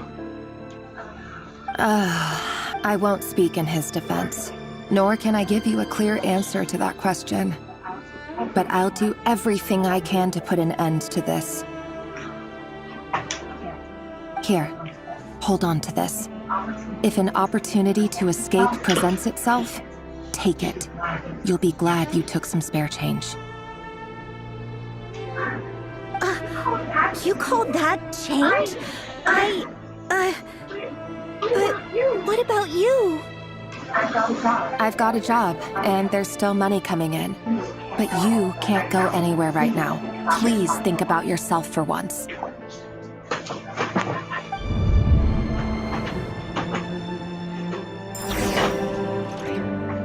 Damn, that's fucked up.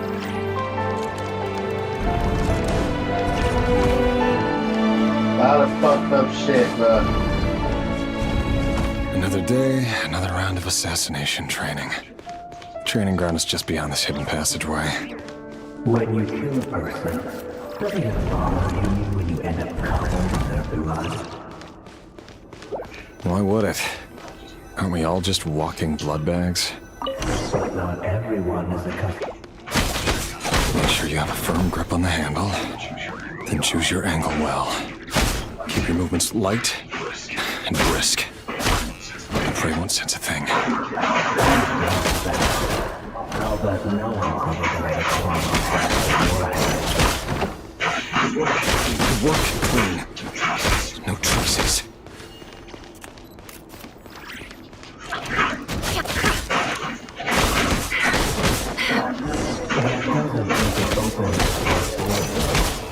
The king just happens to meet you right now. Doesn't. Right. We've changed ever since you showed him the spell of that power. In the beginning, we had you take out a handful of the good things. Now, That means I thought I've always been guilty. And I've carried out my work flawlessly. It goes down without even me learning all of them, bro.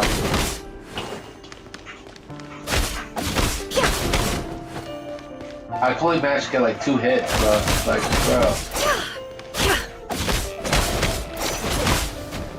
Primarily, bro.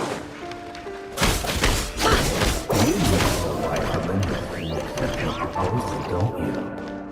Was it because you didn't something else?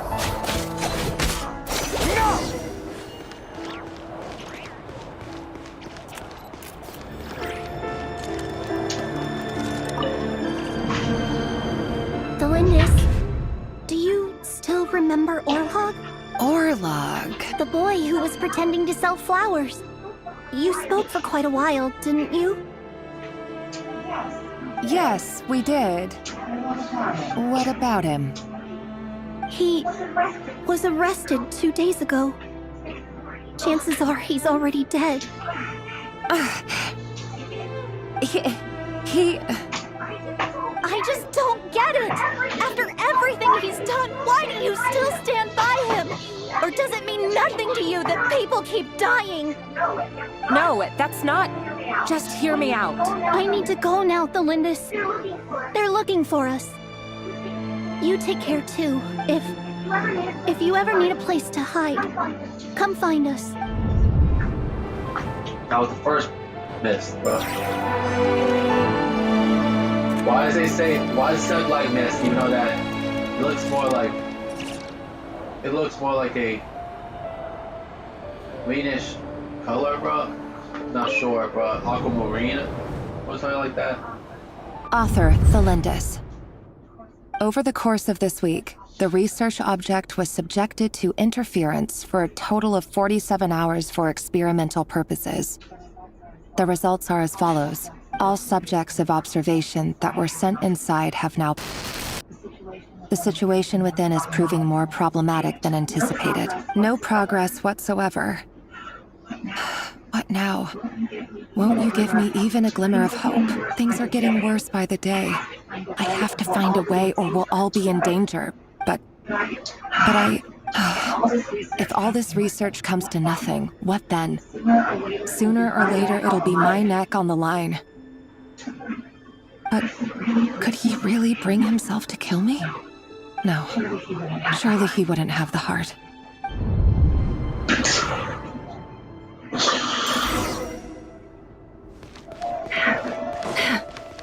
Let's go all the way back to the office, bro.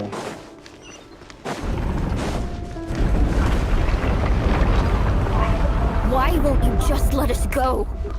We don't even know each other. All we want is to live ordinary, peaceful lives. You want to live?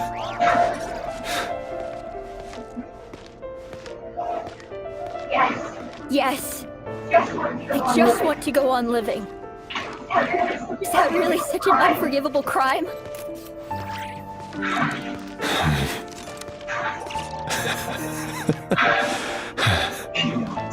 want to go on living. I want to keep living too. To keep living forever. That's why I have no choice but to continue on the path I'm on. If only some savior would suddenly swoop down and change the way the world is. Too bad that's not going to happen. Imagine that. If there really were such a person, you and I wouldn't be standing here like this, would we?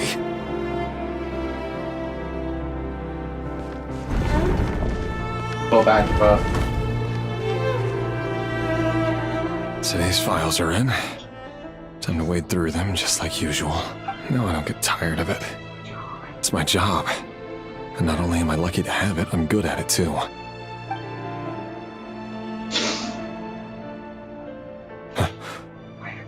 Wait. Damn. Thalindis? Damn. His soon-to-be wife, bro.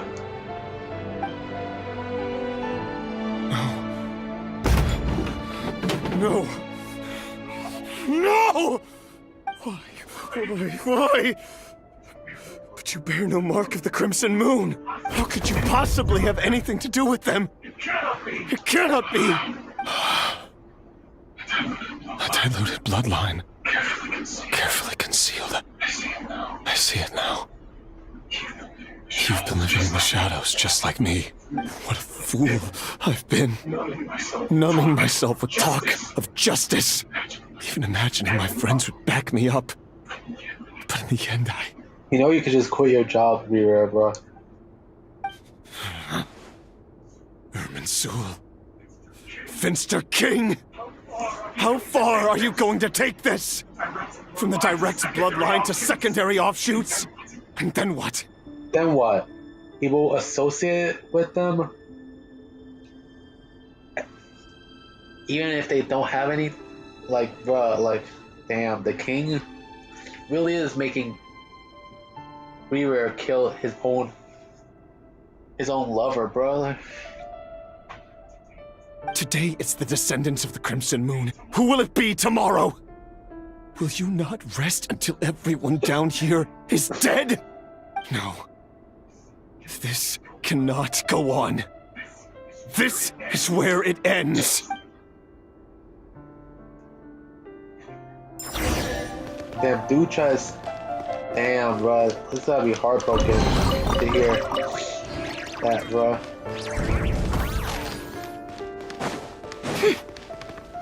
Man, this part's long. You're really letting me go? I am. As long as you can guarantee that no one will find you. Don't worry, I'll be extra careful. No one will know I was here.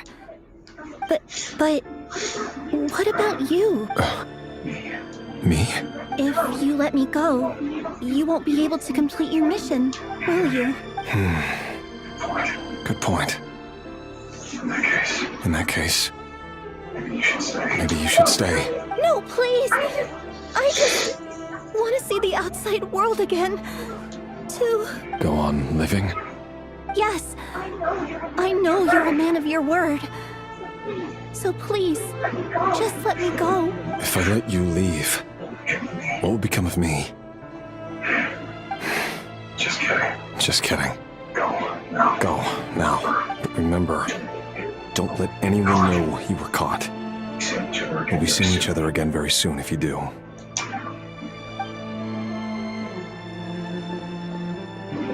Even shadows in the dark must live by a code. But you can't save everyone. You've been whispering in my ear for days now, Vedafilnir. What are you trying to do? Break me down. Break me down? I only say this because you long for an answer to your problems. Let her go, Rerir, or you risk losing everything. I will not abandon Thalindis. Then you'll need a little more vigilance and a lot more power. The world is changing, Rerir. Keep your eyes peeled for a moment of opportunity. That voice used to be so unclear, but now I know exactly whose it is. Svetlana. He won't tell me how to actually resolve any of this, but he keeps trying to manipulate me like a puppet. What's his game here? Tell me then. What will this moment of opportunity look like? And no answer. He's like a ghost. Always disturbing me when I'm on edge, but never answering when I need him most. So, the Eclipse Dynasty was purging, well, massacring the descendants of the Crimson Moon. And it seems like it was all connected to the Vinster King's research. The King's obsession with abyssal power left the future of Conria hanging in the balance. No wonder every aspect of Rarir's life was so unstable. And it looks like this Thelindis, Rarir's would-be fiancée, herself belonged to a sub-branch of the Crimson Moon Dynasty's descendants. It almost defies belief that a couple like them could hide the truth from each other for so long. If the Vinster King hadn't intervened in such a drastic way, they might have gone on deceiving each other for the rest of their lives. And why does Vedderfanir, Daneslif's older brother, keep talking in Rarir's head? This guy kept more secrets than I ever imagined. The human mind is like a vast desert of shifting sands. When you follow the flow of someone's memories, you only ever see the parts they're willing to let surface. Time for something a bit more creative.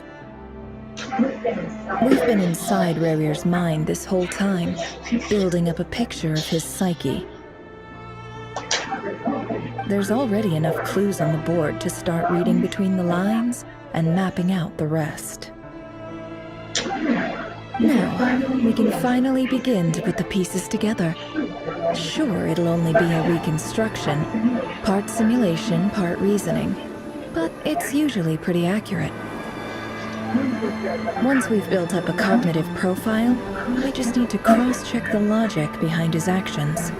And then we'll be able to take a sneak peek at whatever it is that Rarir has really been hiding.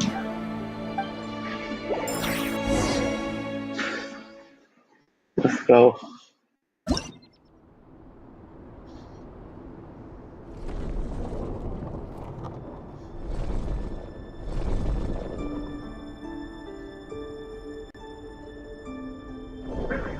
Rarir, are you there?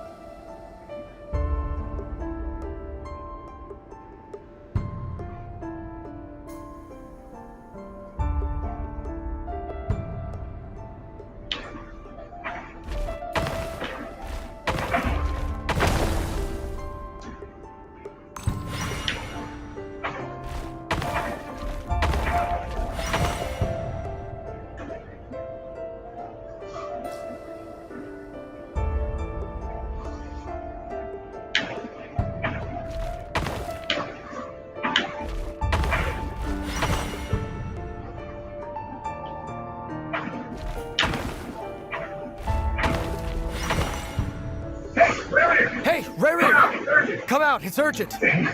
Dane? What's wrong? Quick, come with me. I'll explain everything once we've met up with the others. Okay. I'll come. But Thelindis is still over at the Universitas. I'll need to leave her a note. All right then, but make it quick. I've never seen Dane so worked up before. Whatever this is, it must be big trouble. Yeah.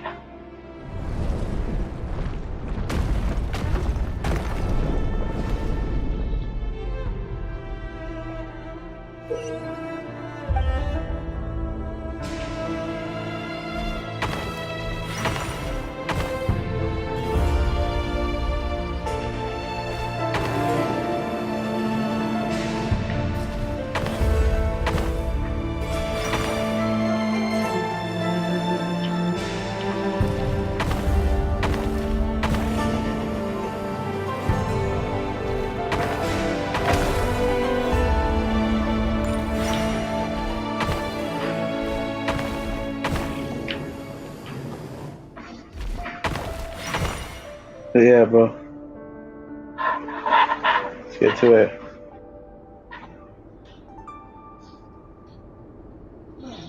Well, this is a nice change, meeting you all at this hour. When men and women of ambition can speak face to face in broad daylight, I say that's a big step forward for our dear Conria. Don't be ridiculous. We do not fear the day. Why would we seek refuge in the night? You might ask your blade that same question. I'm told it prefers the cover of darkness. The word on the street is that Sortologi only strikes when he has an unfair advantage. But that is patently false. I see you're missing an arm and a leg. Surely only a fair fight could explain that.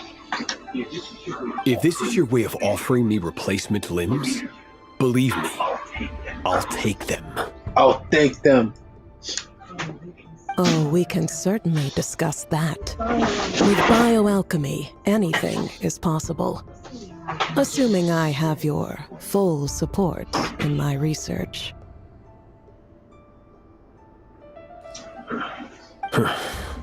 Lunatic.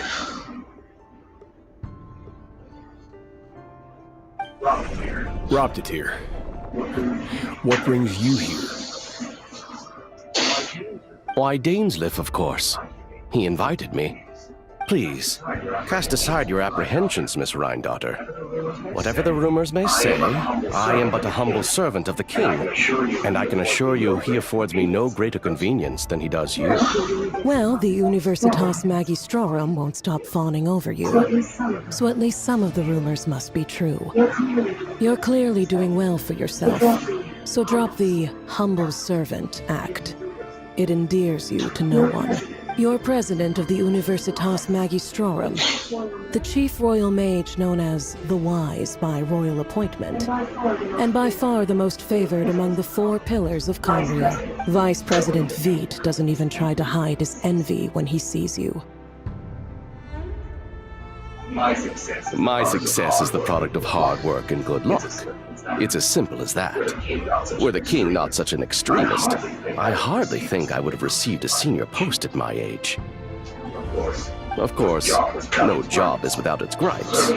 Serving a king like ours can be a challenging task, as I'm sure you can imagine.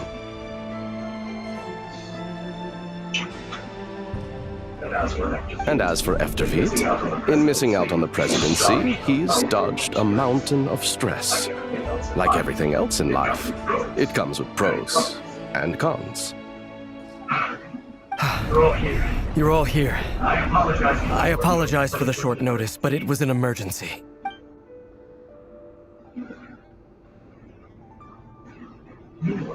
You must be Rarir. Chess pieces, bro. Mr. Sortologi.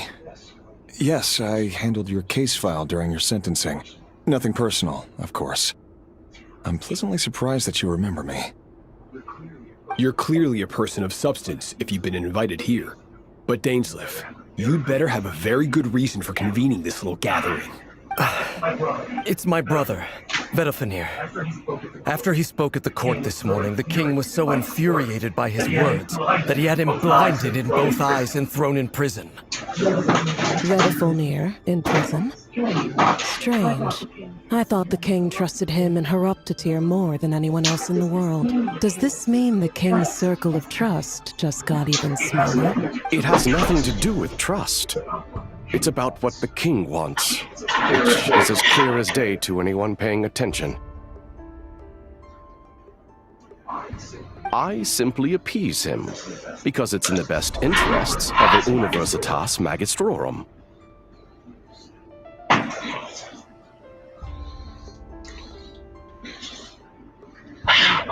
And also because you're slimy. Vedofenir, perhaps less so. But still, a visionless visionary? It rather inclines me to think that qualifications are not what get you ahead in Conria.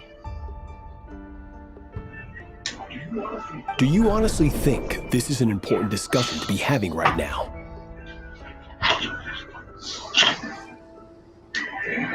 Dane, are you planning to do? Rescue Vedifenir, I assume. Correct. It will mean storming the palace by force. Tonight. I need all of you on my side. That's far too dangerous. And don't forget, Dainsleif, you're captain of the Royal Guard. You swore an oath to the throne. You've been planning this for a while, haven't you? I have no desire to commit treason. But whatever critique the king may have of Vedifenir, disfiguring your most loyal subject for putting the best interests of his court and nation first, this is not the conduct of a wise ruler. My blade will force the king to see the error of his ways.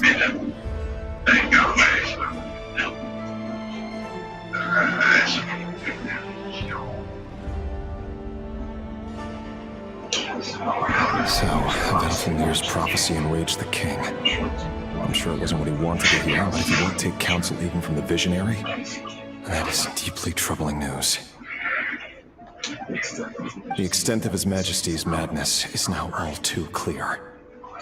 The question is, how does a man like me get out of this situation unscathed? You have noble ambitions, Dane, but I'm afraid they don't do much for a guy like me. I'm not interested in saving the world. All I want is a letter of pardon. A letter of pardon? For whom? Thelindis? The chances of the Vinster King issuing a pardon for anyone connected to the Crimson Moon seem vanishingly slim.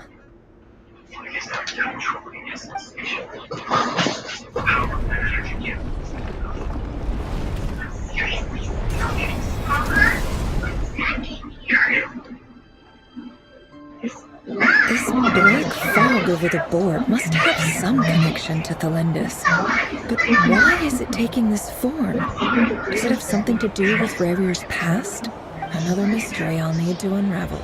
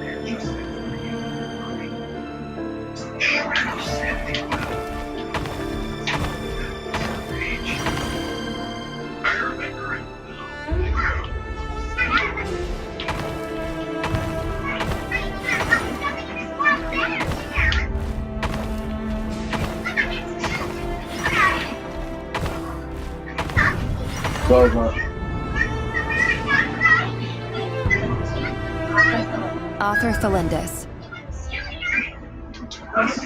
Over the course of this week, the research object was subjected to interference for a total of 60 hours for experimental purposes. The results are as follows. Research dating back to the Crimson Moon Dynasty has established 2 points regarding moon marrow. Firstly, its origins have something to do with a god's power. Secondly, it serves as a portal to an as-yet indeterminate location. Moon marrow can thus be defined as a spatial gateway. However, there are a number of hurdles to overcome before we can answer the question of where it leads to. To start with, opening the gateway requires a specific power source, which the relevant literature indicates an enormous amount of power is then required to keep the gate open. Currently, the total power output of our instruments remains in the single digits. To make matters worse, I am now the only staff member remaining in the Moon Marrow lab. the Universitas Magistrorum recently decided to move most of its personnel into abyssal energy research, which has stymied all Crimson Moon-related projects. This is not a wise move. I have always maintained that placing all our hopes in a single source of power is risky, especially one as poorly understood as this, as well as making ourselves overly reliant on a single resource. We are neglecting other promising technologies. Yeah, bruh. I apologize if this comes across as disrespectful. But as a Moon Marrow researcher, I desperately want to see the world beyond the gateway. If we really made it there one day, what would we find? And how would we go about taming the unknown? My imagination is endlessly fueled by questions such as these.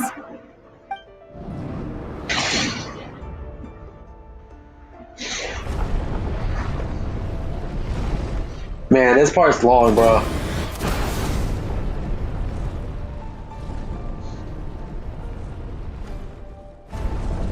That one down there, bro.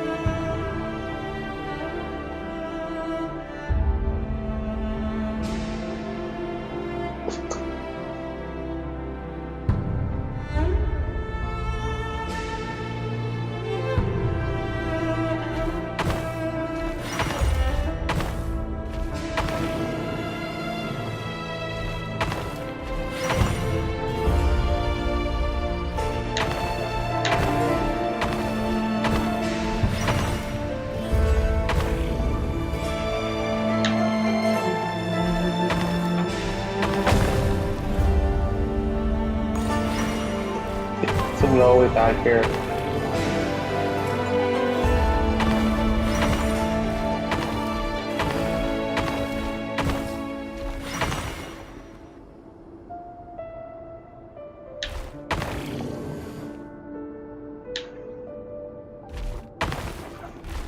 Yeah, I did it wrong, bro.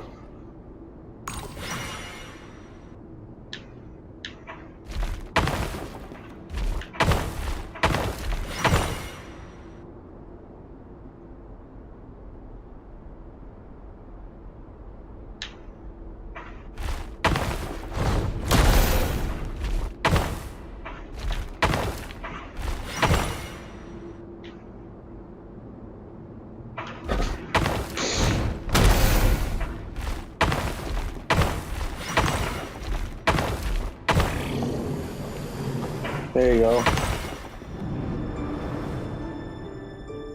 This is for you. I heard you're gonna leave the city with your parents. The Lindis, did you hear about what happened? I've heard nothing.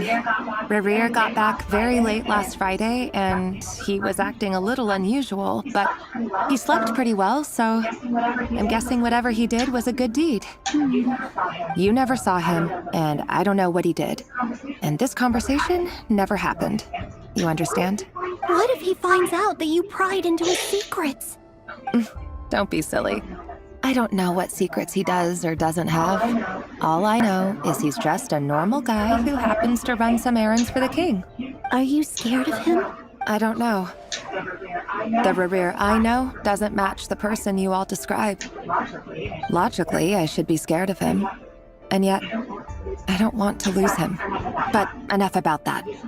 You should get going, and be careful with the package I gave you. Keep it secret. Keep it safe. What's in it? A piece of the moon.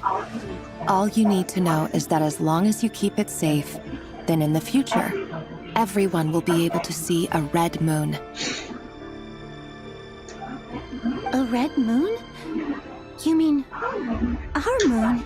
That's right. Our moon. Promise me you'll look after it.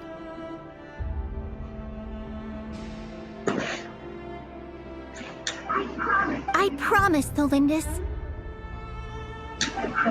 The Crimson Moon bloodline will never die out. Its light, the color of blood, will become like a fire that flows in our veins.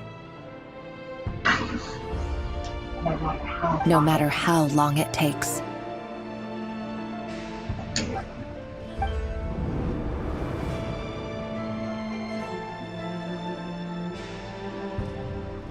Let's go, bro.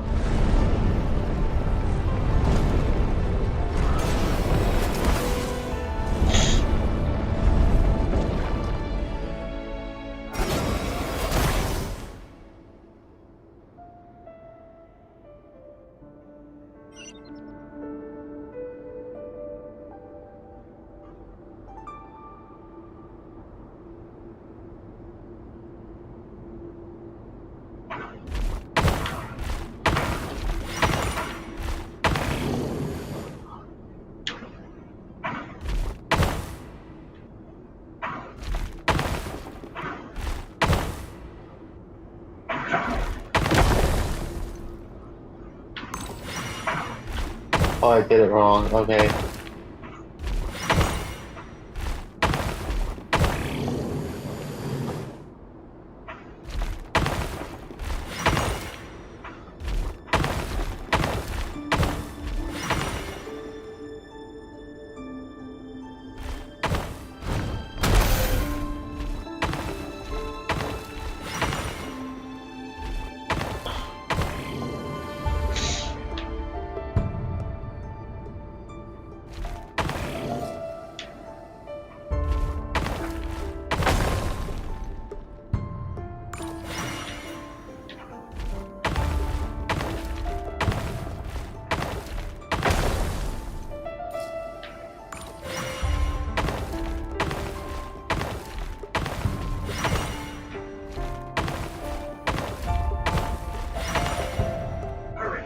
Hurry, everyone, and stick to the plan. Sir Dainsleif, what are you? Is this treason? You know what happens to those who betray the throne. Please, don't do this! It is the king himself who has betrayed the throne. Yeah, bro. He has betrayed all of Conria. If you have any love left for justice in your heart, you should join me. It's showtime. Dane and his group will handle the troops in the palace. Then Hraptatir and Rheindotter will disarm the security measures. My job is to enter the prison and rescue Vedifalnir. Stay safe. Wish me luck. Look after my brother. Draw your blade. It is time for justice to prevail.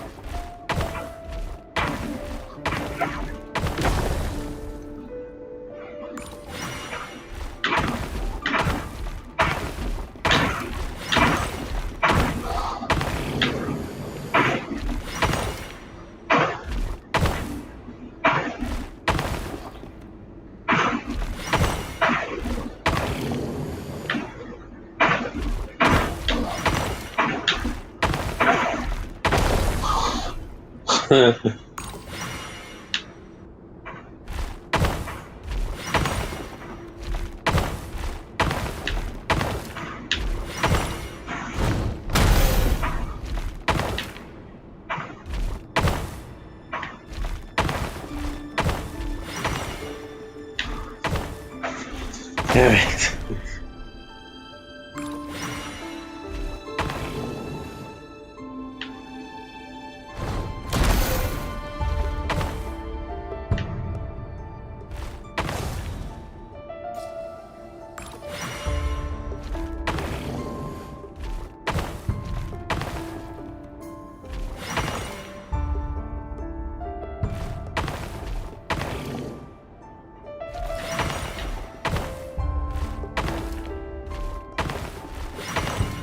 There you go.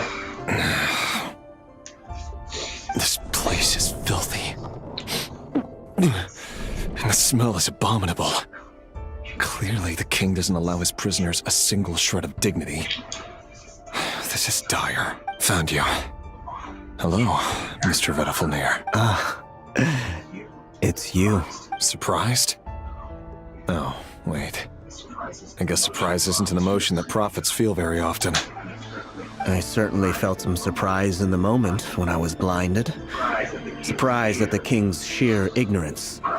Surprise at just how unfairly this world responds to words of earnest remonstration. I'm curious. What did you prophesize this time? It wasn't a prophecy. It was a word of warning. Someone had to say it. The king has forsaken all reason in pursuit of his obsessions. I simply told him that if he continues on this path, Khaenri'ah will surely fall. But he didn't listen. Worse still, he stabbed you in both eyes and locked you away.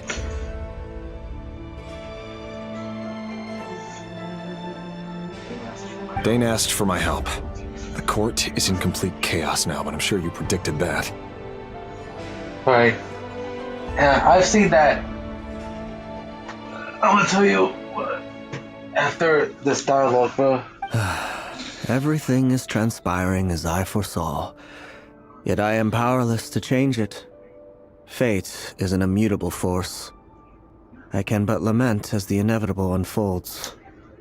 I do wonder whether giving a man the power to see the future does nothing more for him than slowly crush his spirit. Forgive my curtness, Vedafilnir, but the king did not suddenly turn on you today. His suspicions have been brewing for a long time. You can't have wisdom beyond the reach of your fellow man without attracting his fear and suspicion. There are things the king does not want to see. So, he doesn't want you having visions of them either. He blinded you because he thought this would make the visions stop. He wasn't entirely wrong. I did indeed lose my power to see the future. Right up until... Until what? Just now. I believe I saw something new. What is it, homeboy? Well, tonight could go a lot of different ways. 5 of us banded together to storm the palace, also we could rescue you. This will go down as the most tumultuous day in Khaenri'ah history.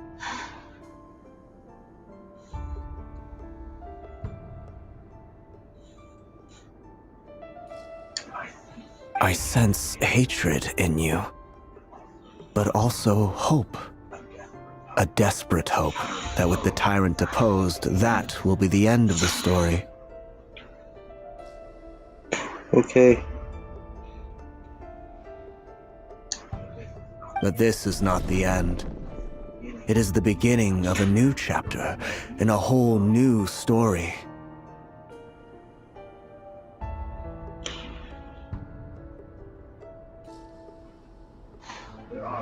There are many men of honor and courage in this world, Rerir.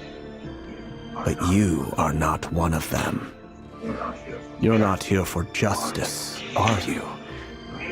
You're here for yourself. Yo, bruh.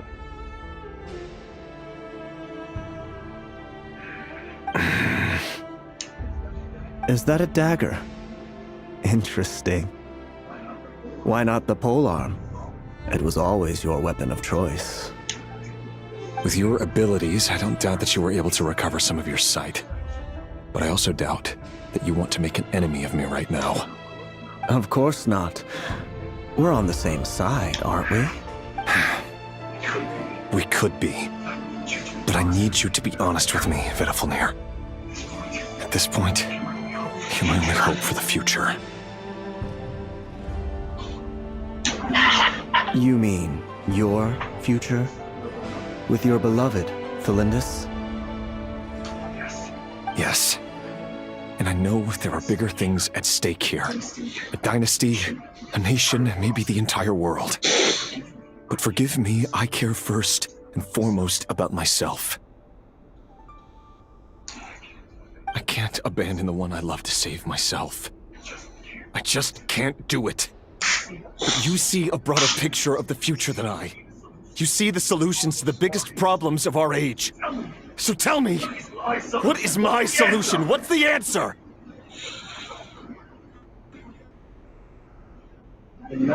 In matters of fate, answers are either right or wrong. What will be and what will not.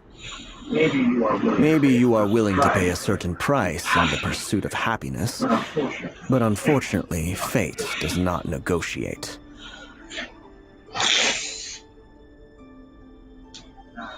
That is the cruelest thing about fate. It is unmoved by your sacrifices. That can't be true.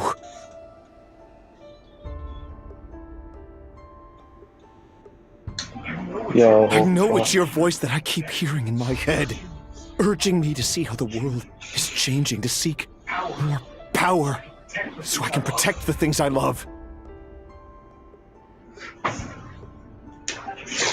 You show me disaster, but you won't show me how to avoid it? Why? Why are you doing all this?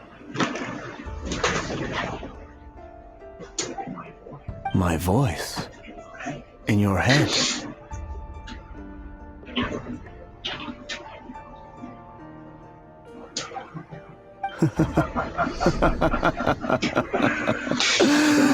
So, you hear it too?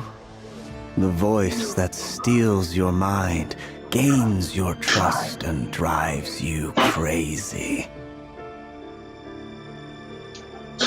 It turns out that we are not so different, you and I. Vedifilnir just broke into the strangest smile I've ever seen in my life, as if he'd discovered some monumental secret. But then he suddenly switched to looking extremely weary. Very well then. My advice to you is as follows. You must persevere. Whatever trials and tribulations you may face, be steadfast in the belief that they are your path to the future. For as long as you live, your story with Felindus shall not come to an end. That is the only chance you have of fighting back against fate. It is up to you whether you believe my words. Regardless, that is all I will say on the matter. I have no right to intervene any further. I will hold you to your word. Thank you for setting me free. In return, I will tell you one more thing that you cannot afford to ignore. Just then, a strange wave of energy rippled through the city. We had no idea what it could mean. If I were you, I would head to the Universitas Magistrorum.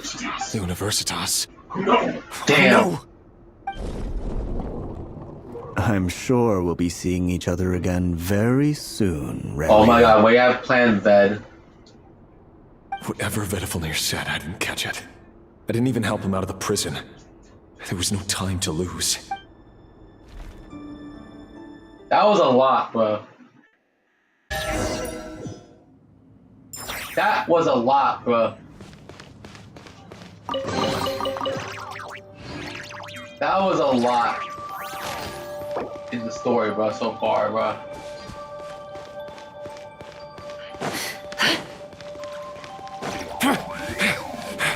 Monsters? Is this Rheindarter's doing? By the Universitas Magistrorum. Out of my way!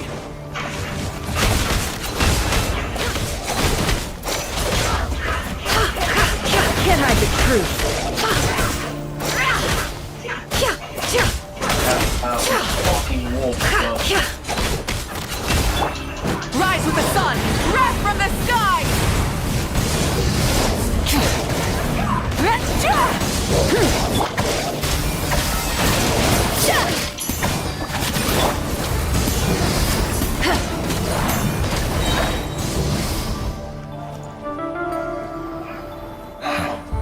The Universitas. That reminds me of a rumor I once heard. Allegedly, the king installed secret mechanisms in the palace and around the city. No one knows where they are or what kind of power they hold. But if they were ever gonna activate, it would probably be on a night like tonight. Help! Hold on!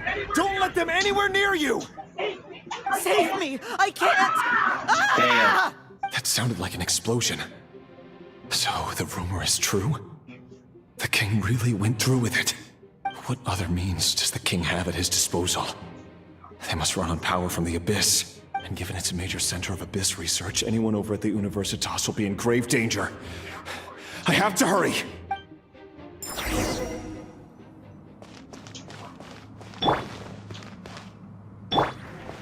Wind, hear me! Yeah. What? At least let her recover, bro, a little bit, bro. Oh my god.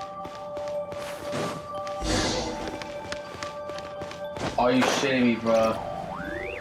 Are you shitting me? I have to fight more wolves? Are you fucking shitting me, bro?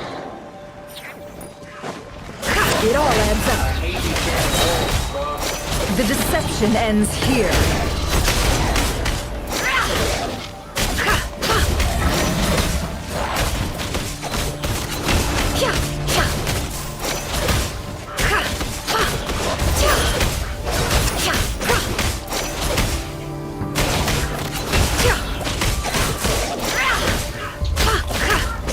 Off to the freezer!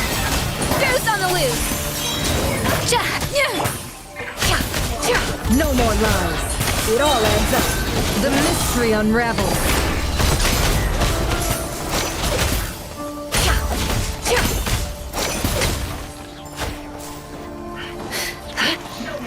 No more lies. I hate those wolf-ass creatures. It all adds up. Forest, protect us for the everlasting forest. Light it up! Pyroclastic surge! A little amuse-bouche. Seek within.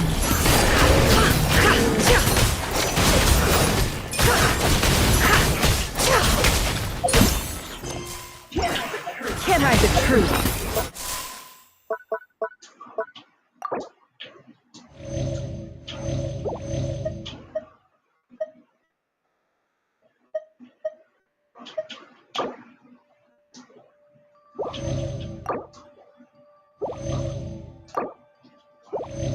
At least that's somehow fucking regained, bro.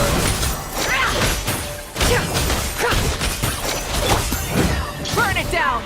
Rise from the sky!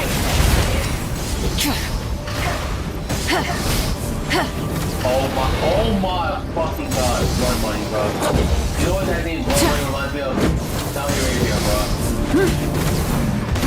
How they want to be hosting Full throttle! Light of the blazing sun! Saudi Arabia has no thing so fucking strict, bro. Like, bro. They don't have that many human rights, A dash of frosting! A pinnacle of excellence! especially if they're females that way. Yeah!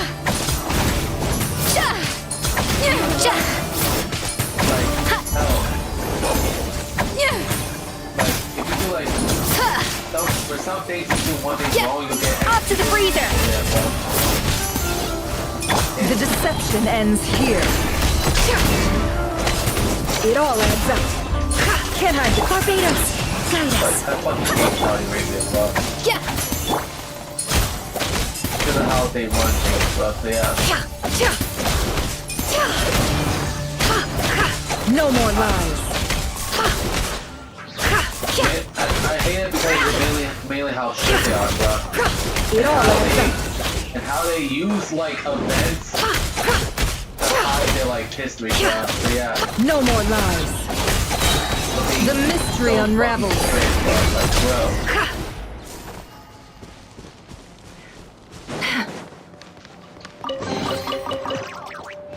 Like hell, they try to use Crown Jewel 2018 to hide the fact that they killed a journalist, bro. Like, bro.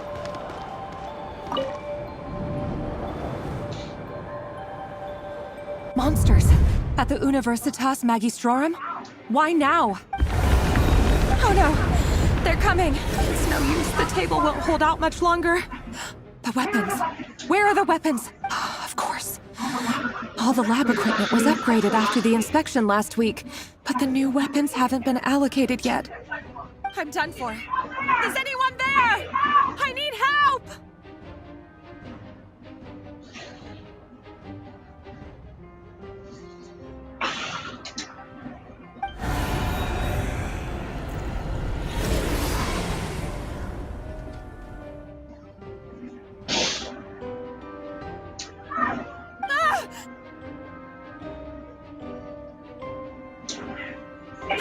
Stay back! Please stay back! Please!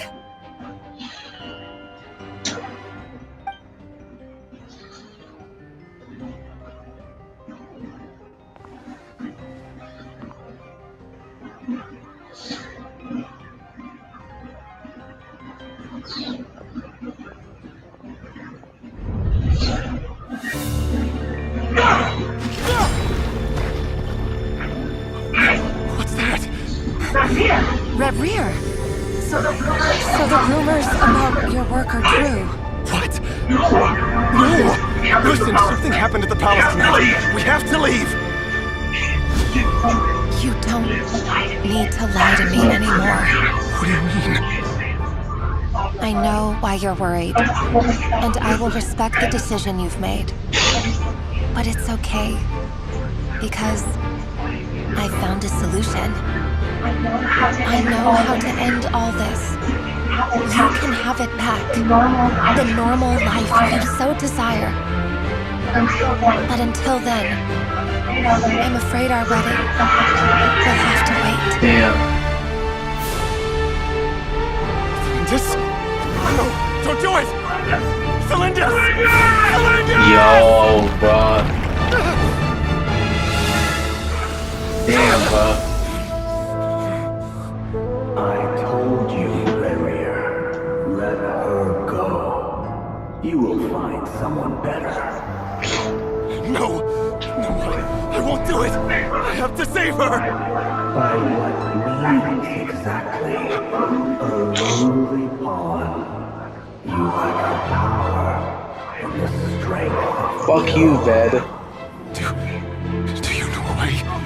Tell me! Come to the palace. Join us.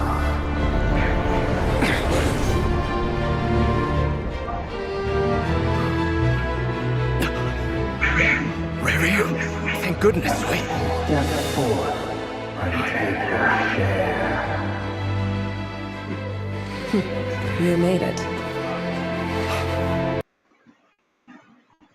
What the hell? Not you too. It froze for a moment, bro. Despair, desire. We all have our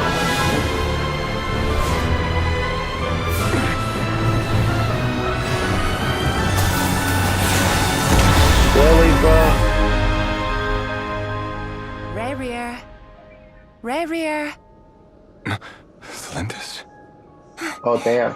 Were you daydreaming? His fiance, bro. You still remember, Reverie? That question you asked me a couple Wow, of weeks ago? They looked way happier, bro. You mean the proposal? Yeah. I'm wondering, where do you think would be a good place to discuss it? Maybe in the garden? Or were you thinking a fancy restaurant? It's your choice. Damn, bro. That is extremely sad, bro. Like, for real. To see her own fiance sacrifice herself like that, bro. It's the same real. It really hurt him a lot, bro. Like, bro.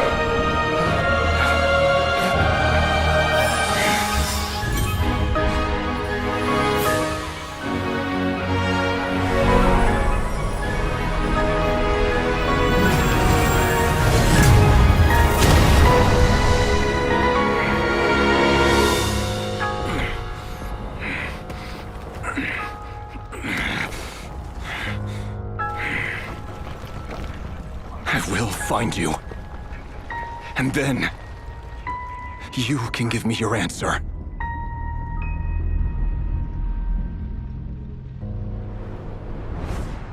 Guessing as of now, he has still yet to find his answer, bro. Damn, bro. That's a lot. So that's how the Raker of Solnari was born. A monster created by circumstance is a monster all the same. Viewing other people's thoughts for too long can get uncomfortable. Right now, I'm feeling a strong sense of loathing. In a nutshell, the story of Conria is what happens when the truth falls by the wayside. Everyone tells little white lies, and before long, you have a huge pack of lies that destroys everything. Time to get back. His past is filled with sorrow, but the tale of any fallen civilization is one of endless tragedy. Cruel as it may be, that was Conria's fate.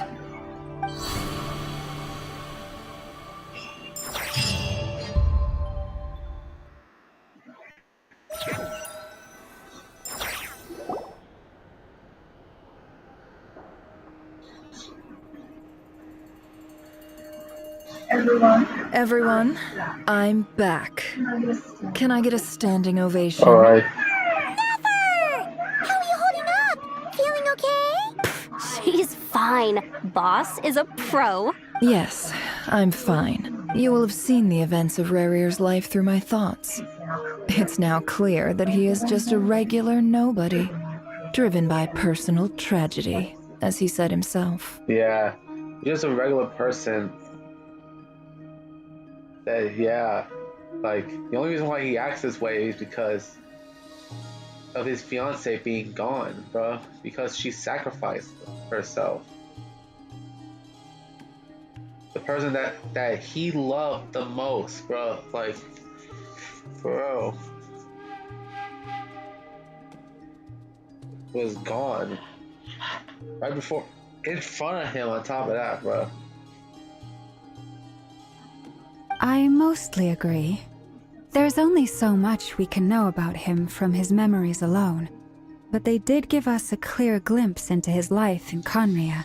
However, I would not consider Rarir to be a nobody. He was deeply involved in the events of that era. Yet, when the catastrophe of a generation strikes, nobody is safe. Sounds to me like you're speaking in riddles again. Is this you urging me not to abandon the people of Nodcry in their hour of need? That's not what I meant. Although I do hope you choose to remain a part of the plan. Without you, the mission ahead will be all but impossible. Then try to remember that I respond better to the carrot than the stick. And I don't appreciate being bossed around. Now, as for you, Missy, you were excellent. You stuck to the rules of the ceremony and kept your mouth shut the entire time. Bravo. Cool. So, can you fill me in on the deets now? Most of what I saw went right over my head. Patience. You'll hear the whole story, don't you worry. But let's meet up with the others first. It will save me narrating it twice. Yehoda? Yes, boss! Let me get that door for ya. That's more like it. For a moment there, I was worried you'd forgotten about the first clause of your employment contract. Forgive my curiosity, but what does the first clause say? It says I gotta do the annoying stuff that boss is too lazy to do for herself. Like opening the door, pouring the tea, yada yada. Yeah, because Nefer is a little bit lazy, bro. Is that right? If something is in the contract, it's because she willingly agreed to it. Rest assured that the Curatorium abides by the very strictest of labor policies. You don't seriously think I'm cruel enough to treat her like my slave? In any case, I've hardly shied away from my share of the work today. Hope I don't catch Flintz and Varka lounging about in their chairs, enjoying a leisurely cup of tea. There's nothing I dislike more than other people enjoying themselves while I'm hard at work. I will admit, even though Nefer is from Nodcry, her appearance makes her look like from Samaro, bruh. Her appearance reminds me of Samaro, bruh.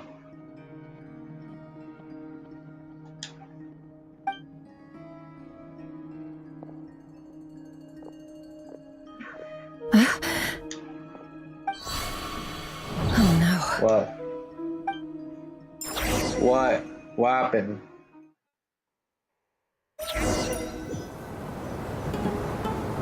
Sorry to disturb you, but we seem to have run into some trouble. What the fuck? Evidently so.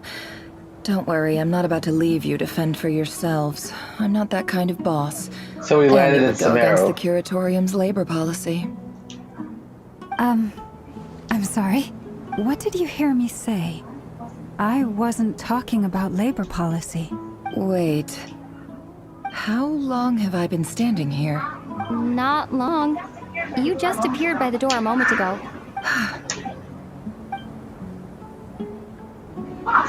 Boss, what's wrong? You look like you've seen a ghost. One of the things I would say that they got right with Nodcry is that they allowed the traveler to speak more in Nodcry. So yeah. Why did it take so long for the traveler to finally speak more? Even though that there's times where the traveler barely speaks.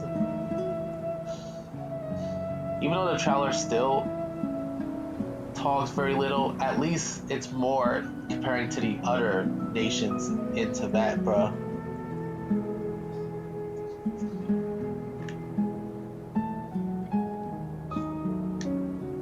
We've been tricked. We never left at all. Somehow I hallucinated that whole scene back inside the office. Hallucinated? But how? How indeed. This place should heed my will alone. All thoughts and actions that occur in here are just a result of pawns moving across the chessboard in a carefully calculated manner. And nobody has access to this chess set but me. So you control everything in here? More or less. But yes, it's a special technique of mine. Has anything like this ever happened before? Only once. It was the first time I used the chess set. Is there any similarity between what happened then and what's happening now? I suppose my thoughts are a little turbulent, which was also the case my first time. Is there anything I can do to help? The first clause of your contract clearly states that I only need your help with things that I'm too lazy to do myself. Damn. Meaning, you're not feeling lazy right now? Meaning, this is not something Yehoda can help with. The chess set is a personal treasure that I alone understand. I must be the one to find our way out of here. Boss, it's fine. Really. Let me do something useful. Oh, listen to you. Whatever would I do without you, Yehoda? What? Really? Yes, really. Where would I ever find another employee as obedient and servile as you? God forbid anything ever happens to you. Okay. Well, anyway, I was thinking of fetching some water. There's gotta be a source around here somewhere. I suggest everyone finds someplace comfortable to take a rest. We gotta conserve our energy. Even though all this chess malarkey doesn't exist in a physical sense, mentally speaking, it's all real. And so is our tiredness and fatigue. You don't want to dismiss mental fatigue. Just because it isn't physical doesn't mean it's any less serious. But anyway, I got your backs, so don't worry about a thing. Don't I have the best employees? Jealous much? If we can find a suitable time, I'd love to borrow Yehoda for a day to help out at the Frost Moon Scions. Would you be amenable to that, Boss Nefer? Oh, Lauma. Have I ever told you just how pretty you are? Beauty runs from the tips of your antlers to the depths of your imagination. Time to rally, everyone. Follow me. As we continue our journey, the same rules will apply. That means stay focused and no talking no matter what we encounter. And don't disturb the chess pieces. You have my word that I will get us all out of here. Still in a special story mode, yeah, guys.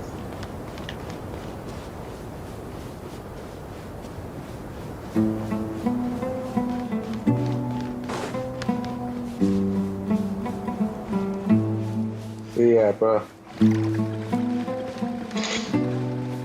This place looks familiar. That's not a good sign.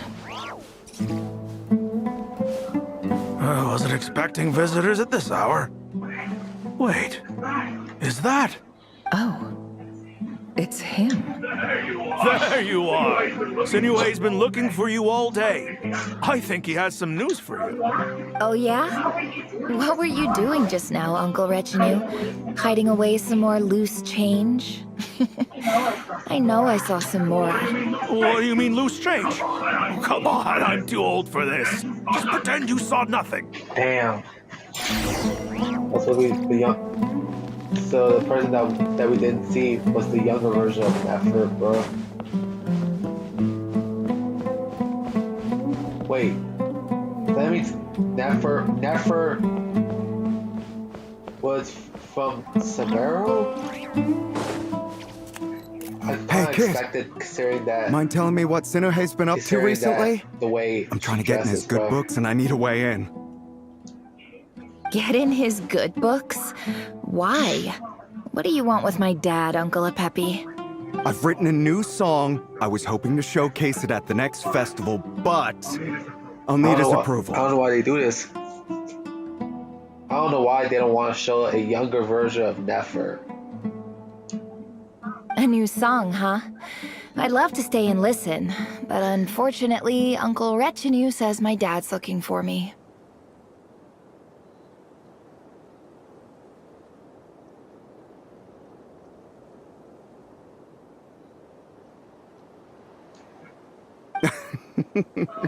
Well, there's plenty of time and I'm not going anywhere. See that pile of stones? I'll be sitting there warming up my vocal cords. Come find me when you're done.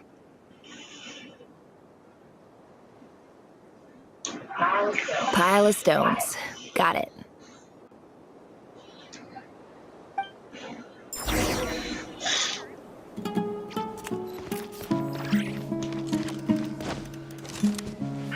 Go, go.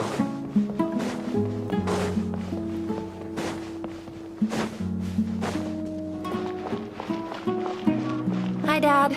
Uncle Retinue said you were looking Oh, for so me. that dude is her dad. Ah, there's my little princess. If you'd gotten back just a little sooner, you could have shared the spoils of war with me. Spoils of war? Who were you fighting against, Dad? It was just a figure of speech.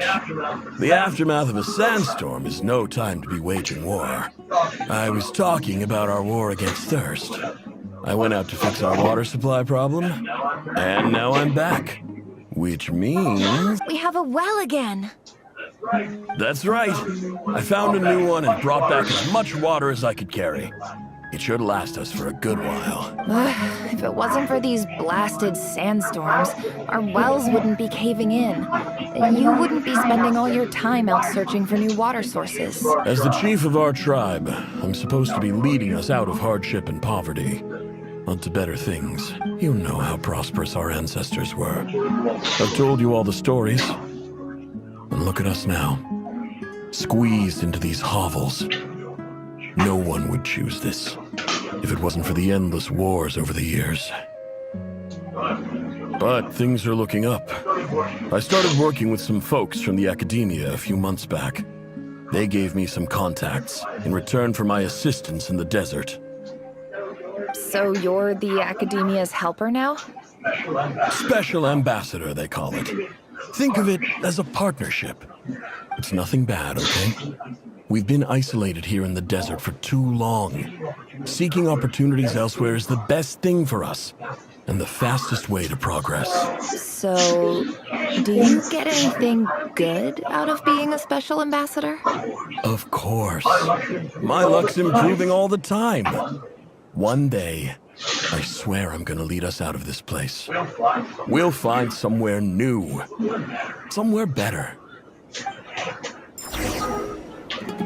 I can't. Wow, this dude is Nefer's father, bro.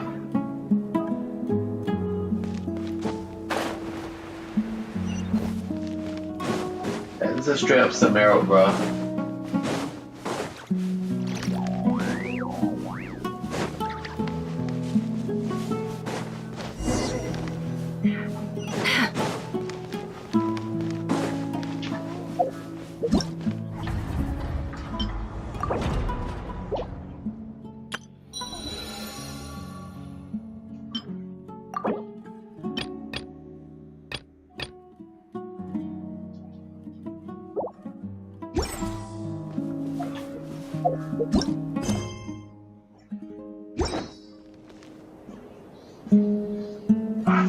That's all well, and you know it. You stole from us. Well, you've gone from chief to thief, and now you have to face the consequences. Did you really think you could take our water without permission and get away with it? You're either brave, stupid, or both. In that special ambassador act? Yeah, nice try. We spoke to the academia. They said it was all news to them. Honestly, those abs on that big dude, those I don't believe, bro. On the big dude right there, bro. I don't believe that, bro.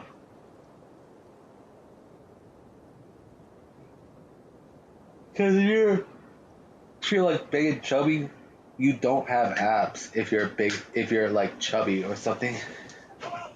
You're a liar and a cheat!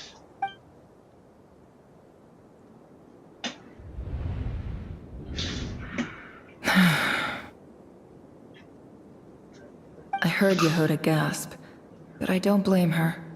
Most people are terrified by the sight of blood. Corpses strewn across the ground. Oh wait, the wounds blood? Are there's no clearly blood from shown scimitars though. And daggers. The desert dwellers' weapons of choice. There's a handwritten note on the ground. Let's see what it says. Halil, this is Sinuhe, chief of the Shimti tribe. Surely you remember me. I was the one who helped you and your colleagues avoid the quicksand in the desert. This is my second time writing to you. I assume my last letter must have gotten lost in the mail, as I didn't receive a reply. I hope this one makes it to you safely. I'm writing to you because I need some help. That sandstorm the other day completely blocked up our well, forcing me to look for another water source in Iab and Unut territory. It was a matter of survival. Praise the gods. The well of the Iab tribe was intact. It was my last resort. I drew what water I could and left, but not without being spotted. I fear they will retaliate. You told me to write to you if I ever needed help. You said you'd be my ally in the academia. I urgently need you to formally recognize my title of Special Ambassador and send some of your people to assist me for a few days. It's the only way I can convince them that this was the academia's decision and prevent them from retaliating. This is an emergency. Please send help as soon as possible. Looks like this letter never got sent. The writer died a grisly death, and the letter was trampled into the ground. It's badly defaced. Some parts are barely legible. What a ridiculous lie the surviving Shimti tell. Their whole village was butchered over a sip of water. Damn.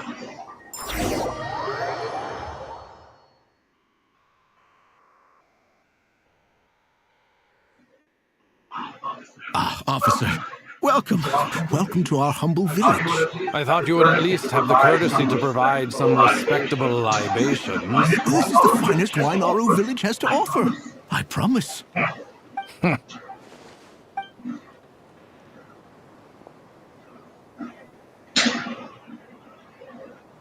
The Academia has agreed to reserve a single space for a candidate from your village. But I remain skeptical of this entire endeavor. I highly doubt anyone in this desert possesses serious academic potential. Please, have faith. If not in us, then in our God. The child we found shows great promise.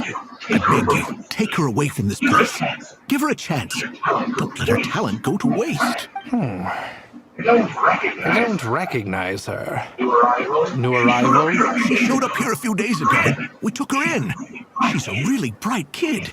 Please help. I'm begging you. So, where are you from?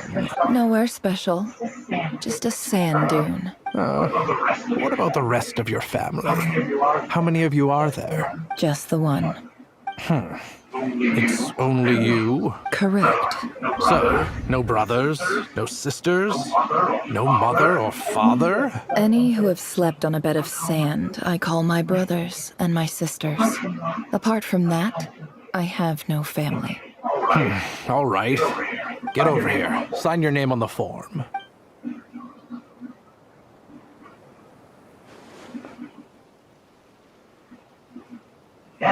Never. Rather fair-skinned for a desert dweller.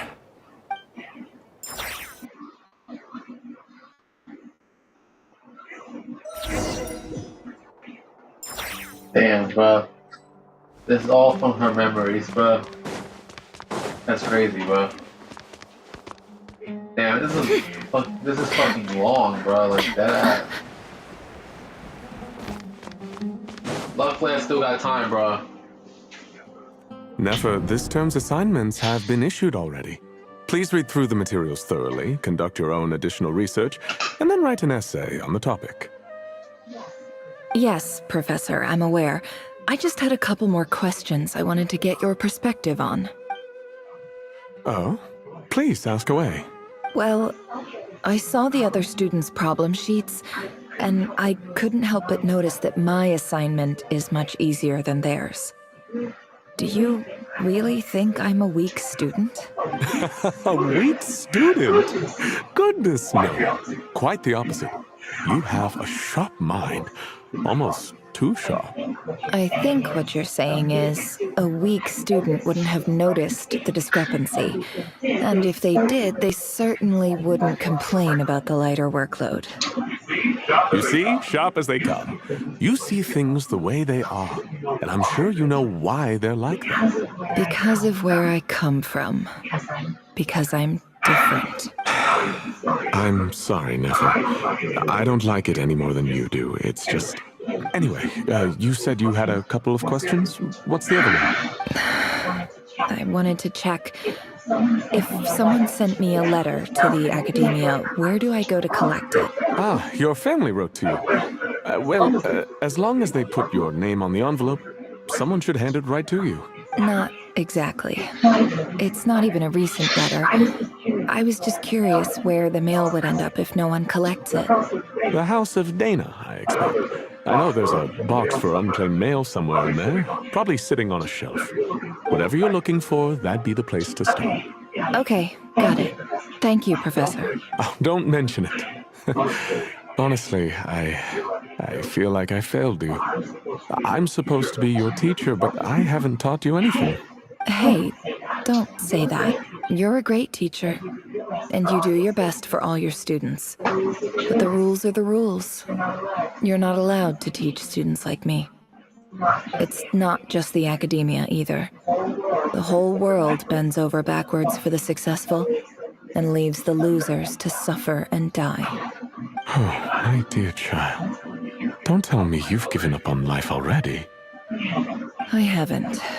I just think that if you want to make it in this world, you have to find a way to become successful. That's fucked up. That's fucked up. So, you know what? In order to make it in life, you have to be successful. You have to find a way to be successful. That's actually honestly fucked up, if you ask me, bro.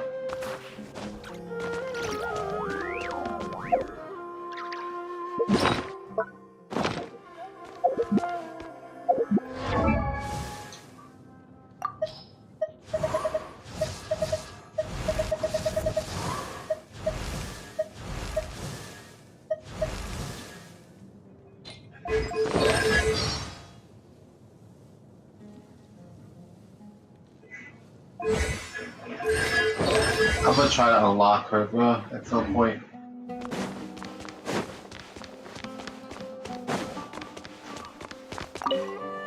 This must be it. A big cardboard box full of unclaimed mail. And probably some letters that ended up here by mistake, too. Let's take a look.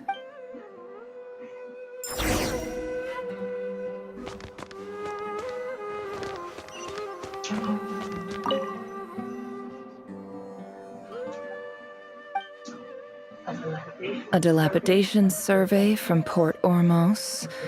Looks like it's from a Core of 30 representative. What a strange thought.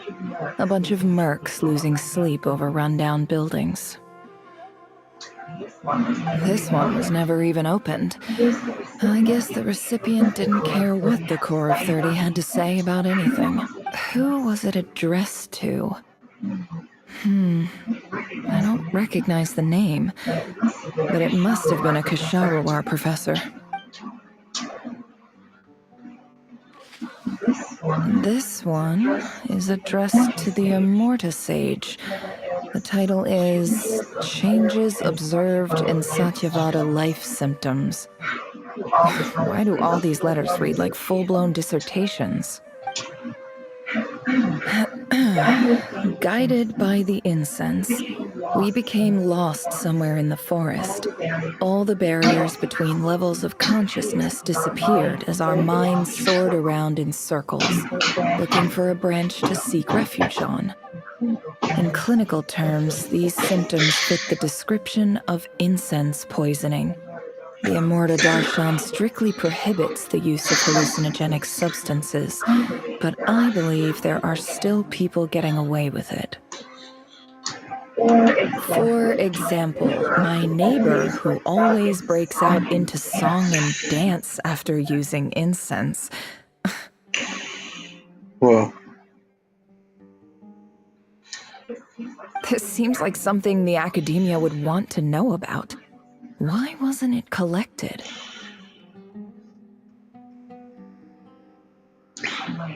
Wait, what's this written on the back? It's so small.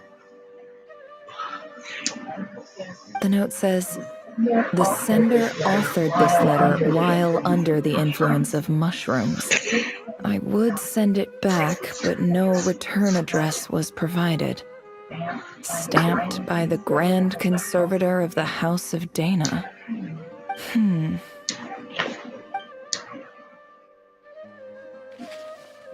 This next one is addressed to Grand Sage Azar. A few words of protest regarding recent changes in Sumeru's educational policy. In recent years, the academia has taken on a small number of students from the desert region, as per the policy to this effect. However, it appears to me that these students have not, in fact, been provided with educational opportunities that are, in any meaningful sense, equal to those enjoyed by their peers. As well as receiving dumbed-down assignments and perfunctory tutoring, they do not even have full access to the Akasha system.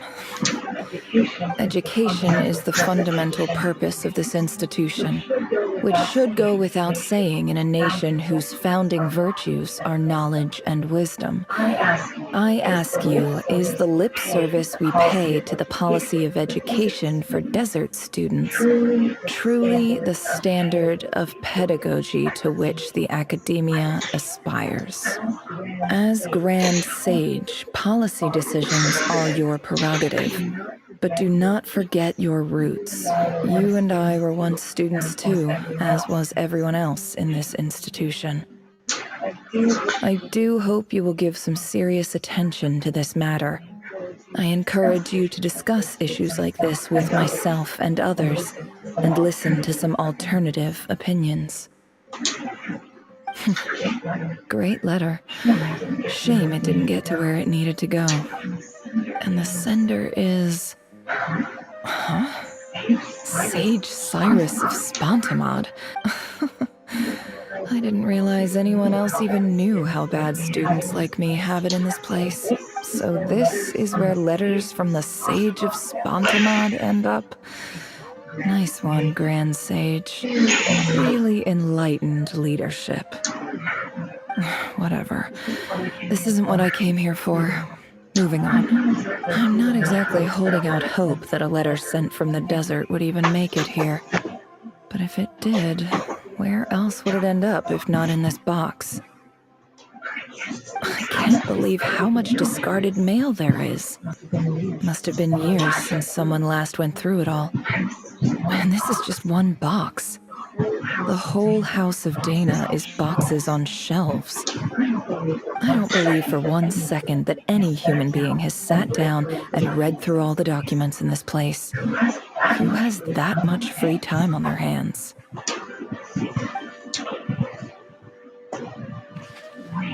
Wait, could this be it? Big fancy envelope in the box. And truly quality paper. And of course of it.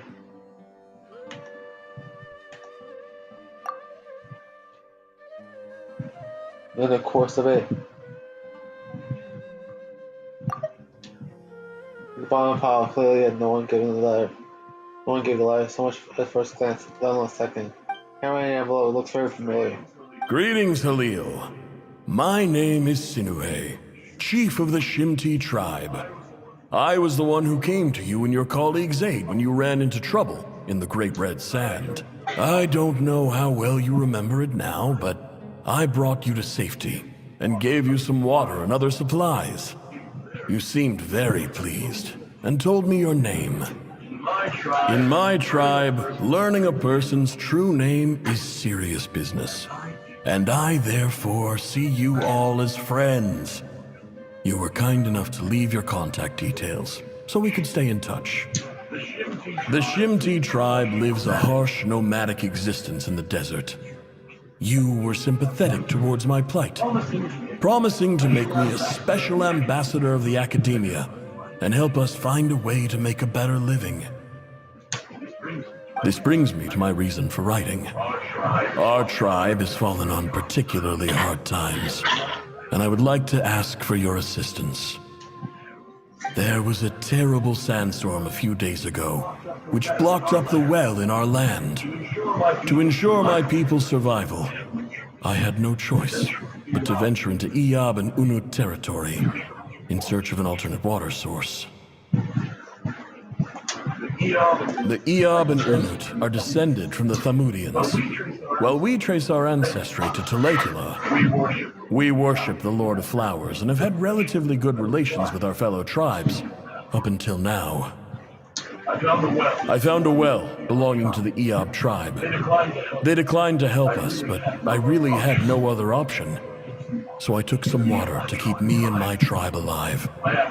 My actions are certain to incur their wrath. When we met, you assured me that you would be my ally in the academia. I would like to take you up on that offer, because I really need your help. I wonder if you could send an academia representative to meet with me. That aside, the last time you were here, you mentioned that the academia had started accepting students from the desert, and I told you a little about my daughter, Nefer. We have next to no resources here in the desert, and my power and influence are limited. Would you consider enrolling my daughter at the academia? She is a smart girl. I know she won't disappoint you. From the outset, the academia never took you seriously. Those things they promised were just empty words. I doubt they even remember the name Sinuhe. And you were so emphatic that your luck had finally changed for the better. You swore you'd lead us to a better place one day. You spoke with such conviction, like you were the most powerful chief in the whole desert. You liar. You lied about everything. You promised the world and delivered on none of it. Damn. That's fucked up, bro. That is fucked up, bro. How her own father promised her everything, but she got nothing, bro. And who fell for it? Just me, by the looks of it. Despite your best efforts. Which makes you a pathetic liar. You weren't even any good at it. I think I'll take over from here. Let me show you how it's done.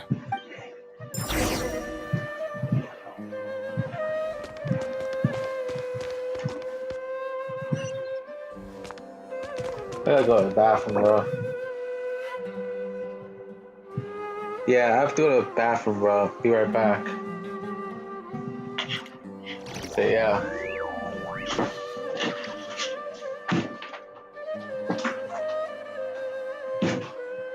Why does Ashru sit up on the counter?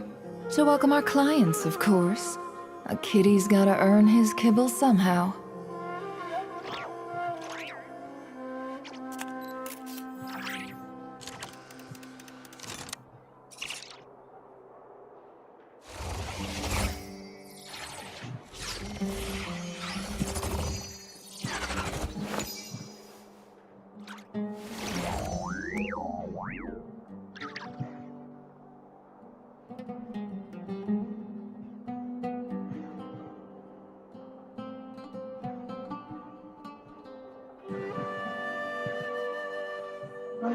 Emotions are like a raging torrent that surges through the mind. More often than not, if you try to hold them back, you'll be swept away by their unstoppable force. And if you try to ignore them entirely, you'll end up tearing yourself to pieces.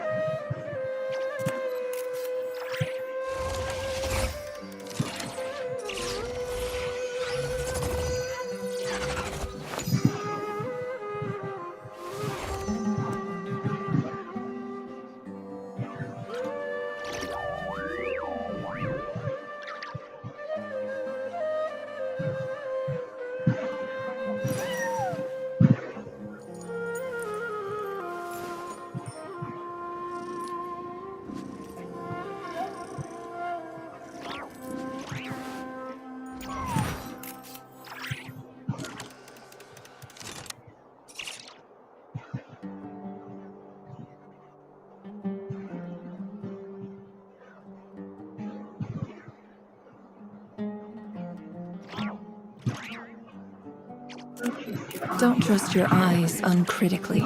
People only see what they want to, so don't be your own fool.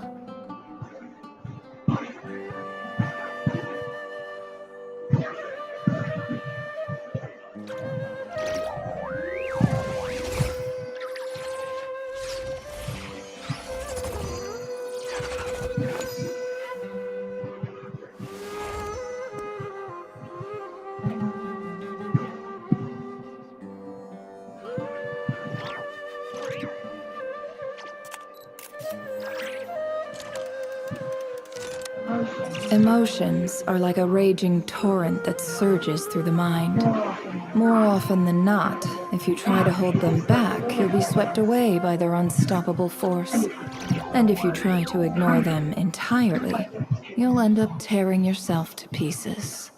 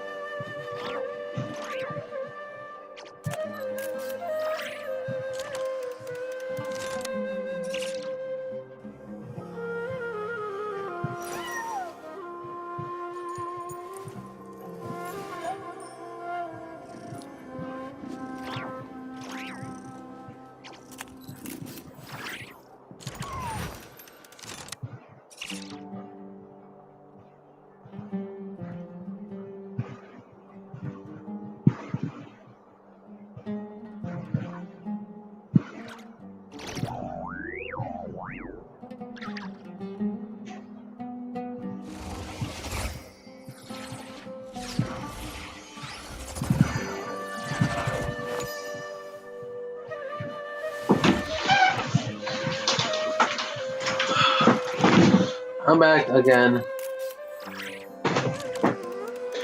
Yeah, I had to take a shit, bro, that's why.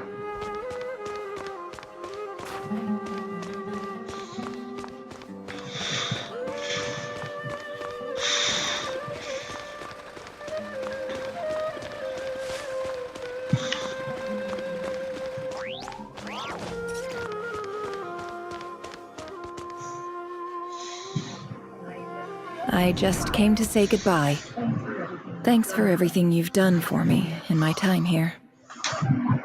Nefer? You packed your bags. Where are you going? I'm quitting. Something's come up in my hometown. Gonna head back and deal with it. Huh? But this was a hard-won opportunity for you. You know that better than I do. It was. But it doesn't matter.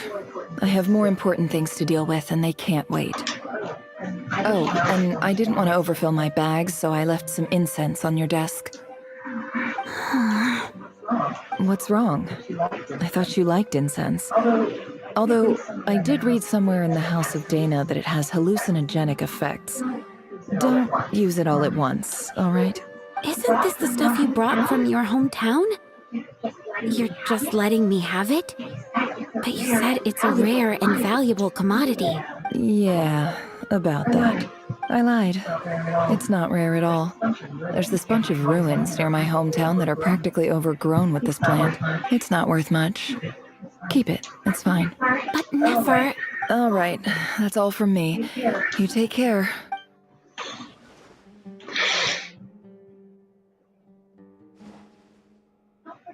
Don't forget me, okay? I mean, we're more than just classmates, right? We're friends.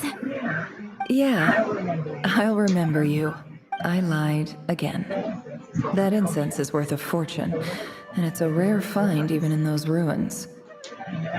And as for remembering her, I have far too much to do when I get back. No time to reminisce. I'll be lucky if I even make it through this alive. But either way, I expect I'll forget you pretty quickly.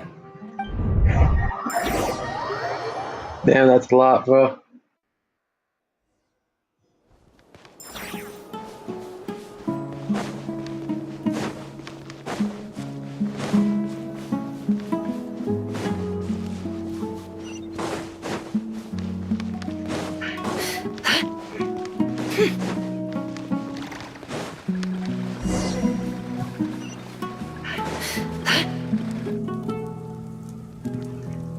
So we're essentially going through Nefer's memories. So yeah, it's Meryl. Yeah.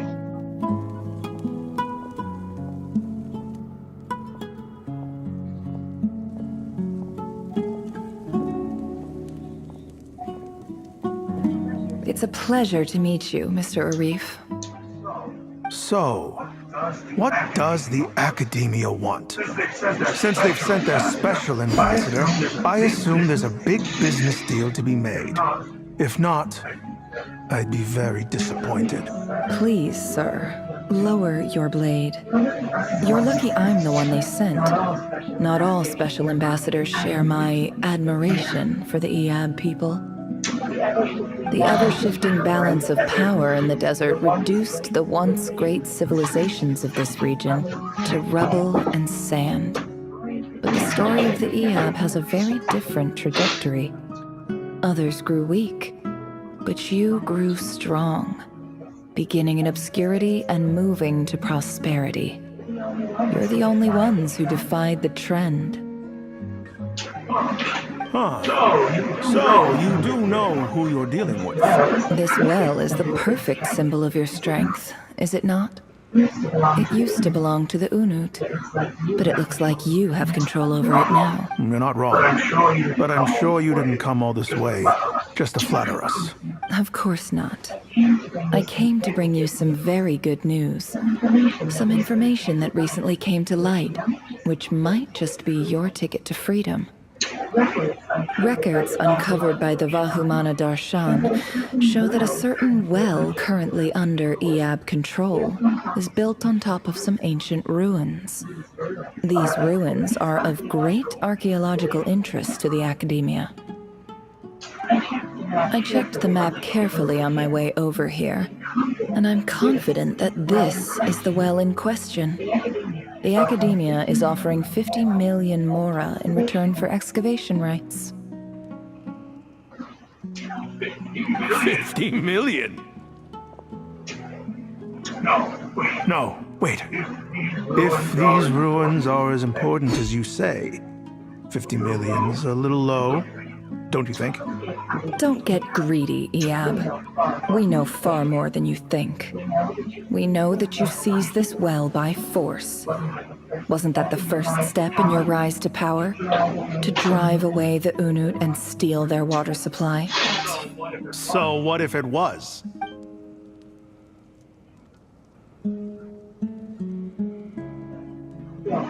Don't worry. As unscrupulous as it was, it's something we're willing to overlook. The Academia is only interested in dealing with the de facto power holders in the region. I hope I am making myself clear. And I hope your words are the truth. If I find out the Academia is trying to play me, I'll hunt down every one of your people and make you watch as I cut their heads off one by one. I assure you, Chief, that would not be in your long-term interests. You don't want to make an enemy of the Academia. You see how I'm dressed, don't you? I appreciate that you've never been to the rainforest, but surely even you recognize an ambassador's attire when you see it. And what does a barbarian like you have to lose anyway? You really think the Sumeru Academia would bother to come all this way just to lie to you? We have more important things to worry about. All right, I take your point. The Academia is the highest authority in the land. I'm sure you're trustworthy people. In that case, we have a deal. We will sell you the excavation rights. I'd like to thank you, Ambassador. This is good news indeed. Excellent news. In fact, it calls for a celebration. Would you do us the honor of staying a while and enjoying some Iab hospitality? Gladly. I am partial to wine myself, and I trust you are as well. So let's indulge in a few drinks together, in celebration of this momentous occasion. I drink right away, bro. They thought this brings some shocking news. Chief! Chief, it's an emergency! It's the Unut. They've taken the well. What? Don't just stand there. Take it back. Yes, Chief. I have every confidence in the Iab's military superiority, and yet... What is it? The Unut's response was alarmingly fast. The day after we reach a deal, they seize the well. This can't be a coincidence. Perhaps there is a traitor in your midst. I don't think so. I am obliged to remind you, Chief, that the Academia will only deal with the de facto power holders. If you cannot regain control over the well, I'm afraid you won't see a single mora of that 50 million. Wow, that's fucked up.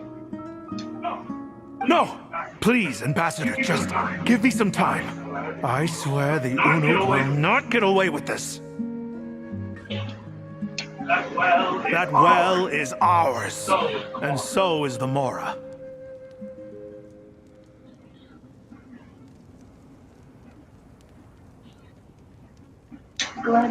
Glad to hear it. I will wait here for an update.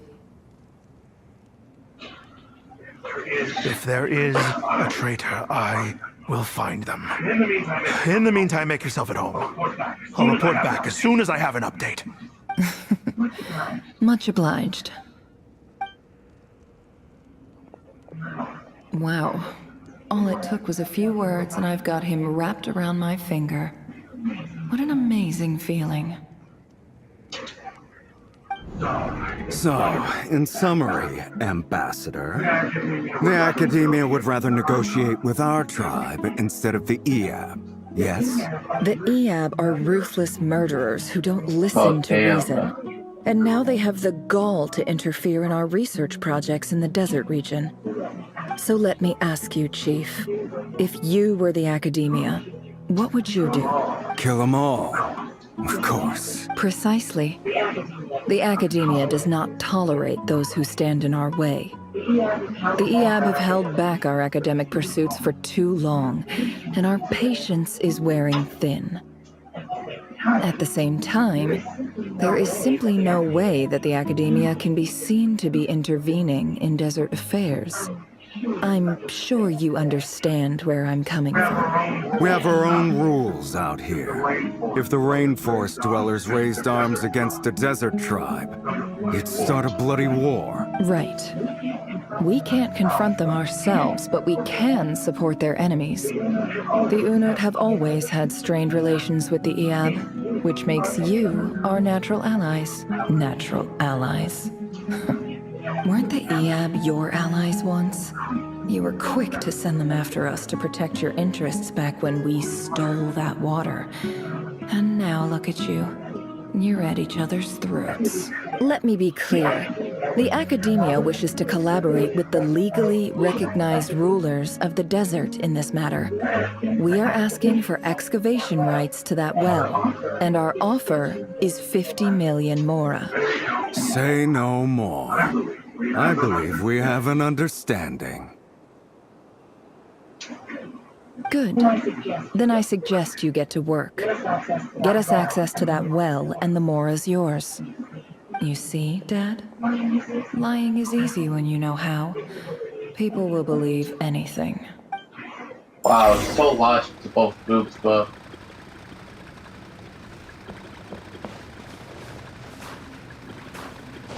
This whole thing is long, bro.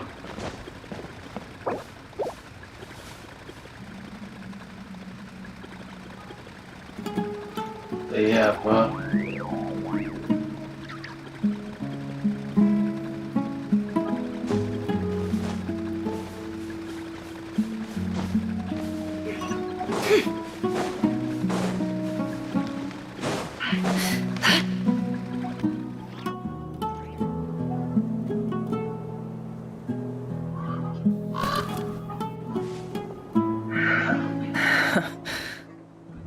Damn.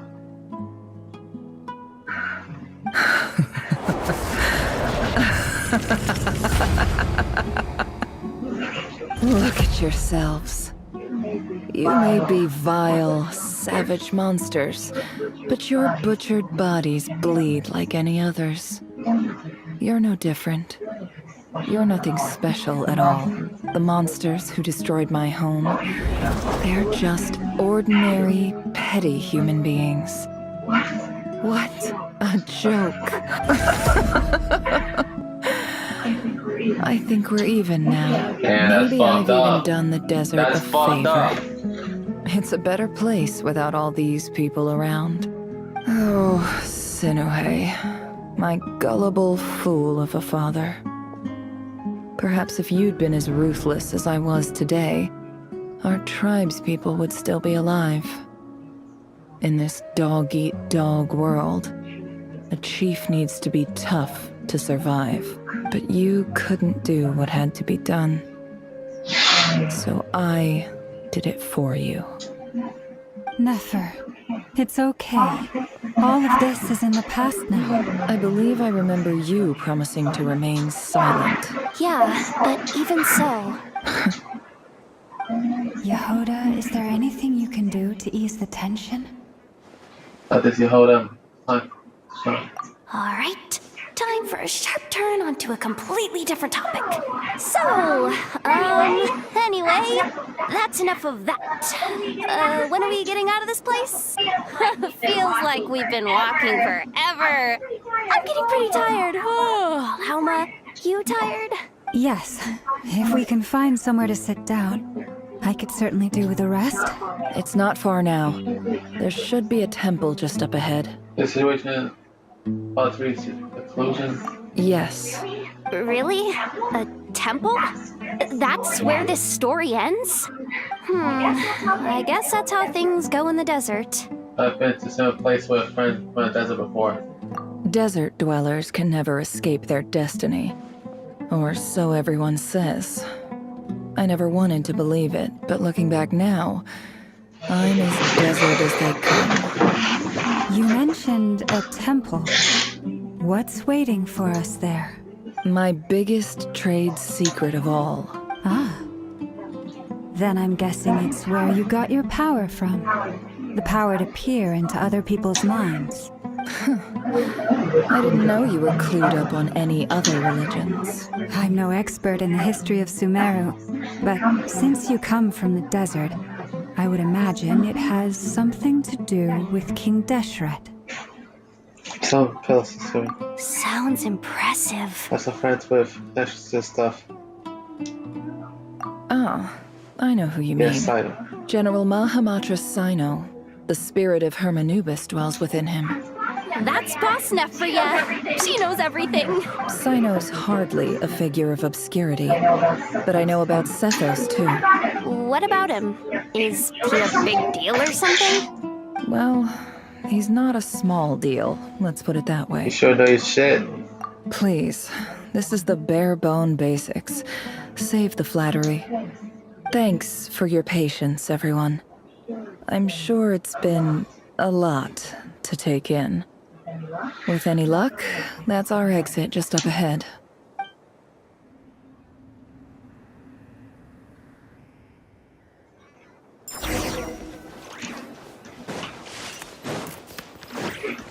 Go, bro.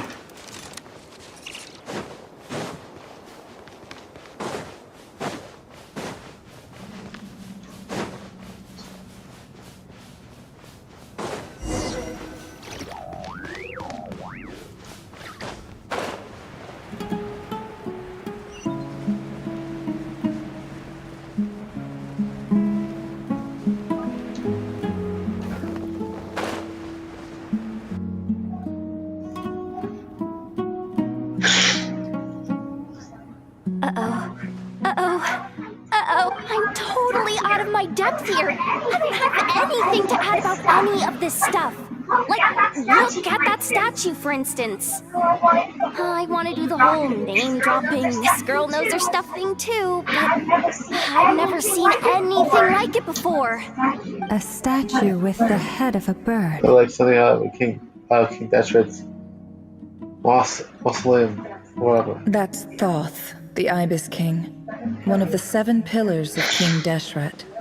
The legends say that he, the Crocodile King, and the Goat King were the 3 retainers of King Deshret. Let's take a look.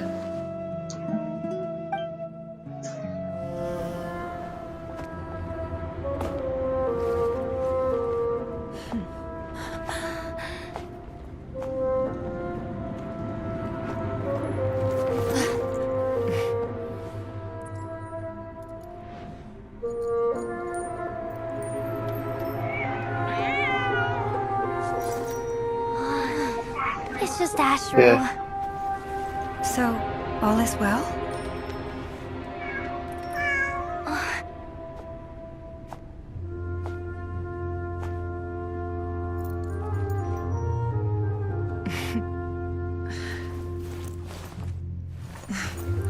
Typically speaking, at this point, the world disintegrates. Then we find ourselves back in the outside world. Besides, these are my memories. There's nothing to fear. You're sure? Of course. It's almost over. Damn.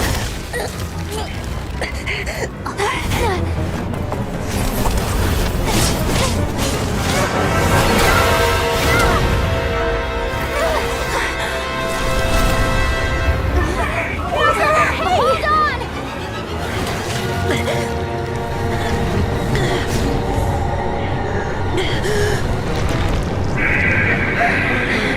We were. Knowing too much is always a death sentence.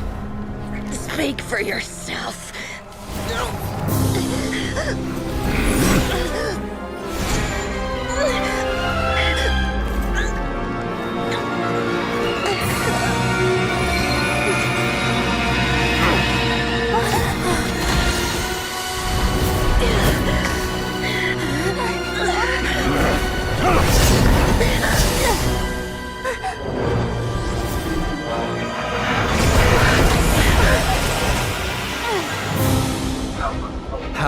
Impulsive.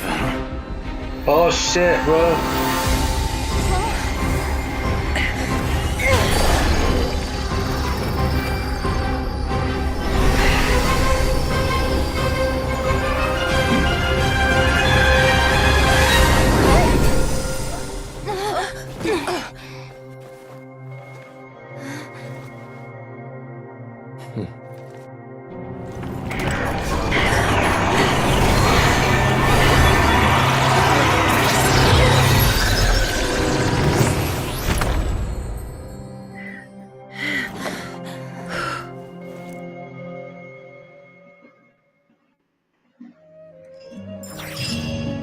Yeah, a lot has been progress, bro.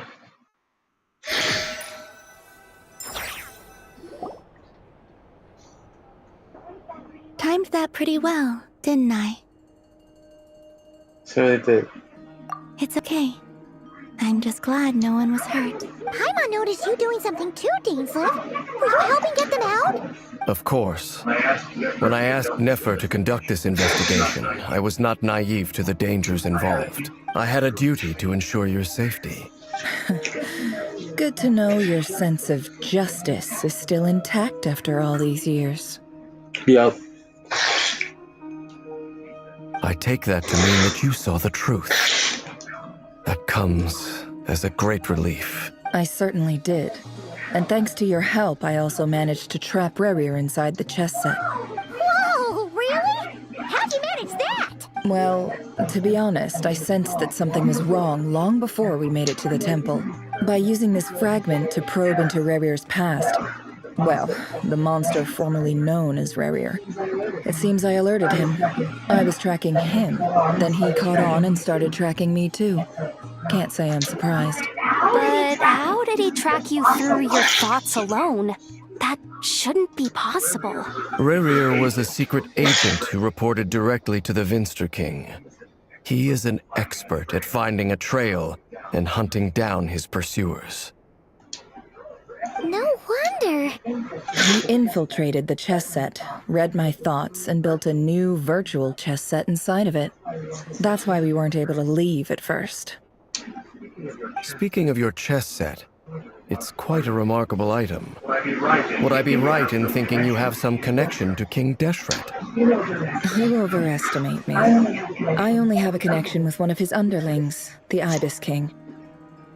You all saw how this came to be. A long time ago, the Iab massacred my tribe, the Shimti, in our home village. A few years later, I enrolled in the academia, where some new information came to light. The Unut and the Iab fought a bitter battle over the rights to a well, all for the sake of a non-existent 50 million Mora. The Iab ultimately won that confrontation, but their victory came at the cost of almost every warrior in the tribe. The final blow to the Iab came at the victory feast, when an Unut assassin beheaded their chief right before my eyes. The remaining Iab fled and have been scattered to the winds ever since. Having gotten my revenge, I returned to my hometown, where to my surprise, the nearby temple was still standing. There it was, seemingly immune to the relentless hostility of the desert, while my tribal home lay in ruins. As I stood there gazing at the temple, I noticed a cat just outside. This cat, as it turned out, was home to the spirit of the Ibis King. He led me to a gate deep inside the temple, and there he made a deal with me. This chess set is my gift from the Ibis King. The chessboard within is made to the same specifications as the one in the mausoleum of King Deshret, and represents his power of piercing analysis. With this chessboard in its container, I gained a certain ability to perceive hidden secrets.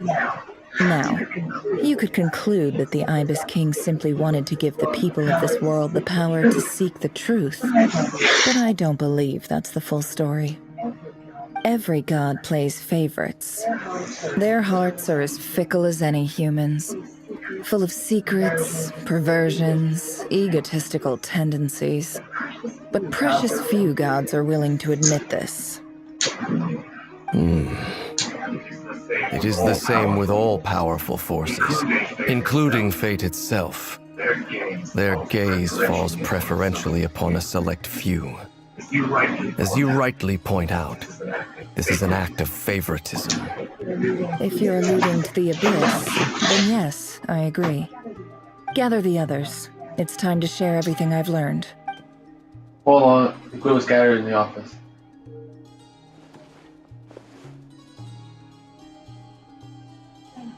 Thank you all for being here.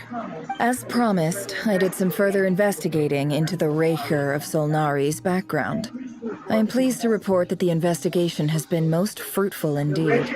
The Raker of Solnari, real name Rerir, was once a Conrian subject who served the Vinster King. I will now share the important details of his story.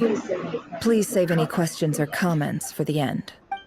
Naffer narrates Rerir's backstory to the crew.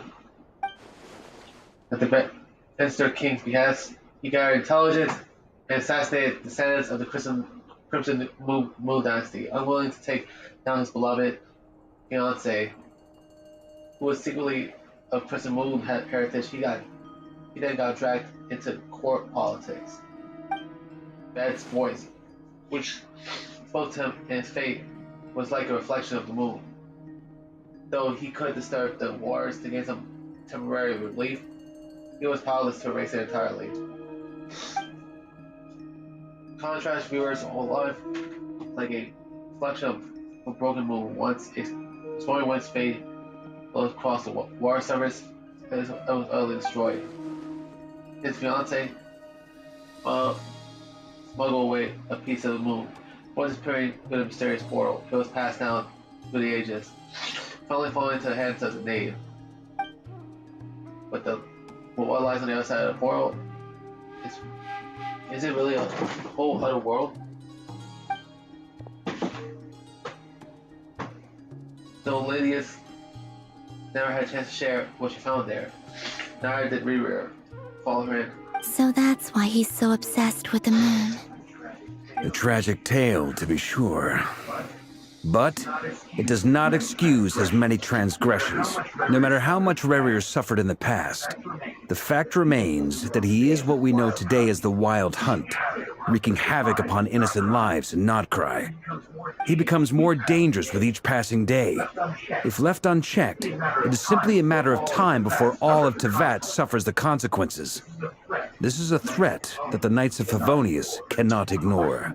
A question for Miss Columbina.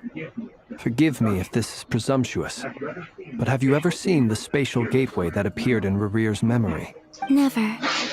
But I have heard stories of something called the Moon Gate, and this seems to fit the description. Miss Lama, any thoughts on this? In the lore of the Frost Moon Scions, the moon is believed to hold many secrets. Some sources speak of ancient knowledge, others of a gateway to the unknown. The term Moon Gate is one I have heard before. But as is the case with all of our legends, there are no records of any first-hand witnesses. We cannot know whether it truly exists. Then back to Miss Columbina. As a moon goddess yourself, do you have some idea of where the Moon Gate leads to? Not at this stage, sorry. I do hold the power of the Frost Moon, and my strength is recovering well. I can sense that the gate would open at my command, but... But there's more to the power of the Frost Moon than that? Yes. The Moon Goddess has the right to open the Moon Gate, since it is a path to the moon. But as never mentioned, holding open a spatial gateway takes a huge amount of power.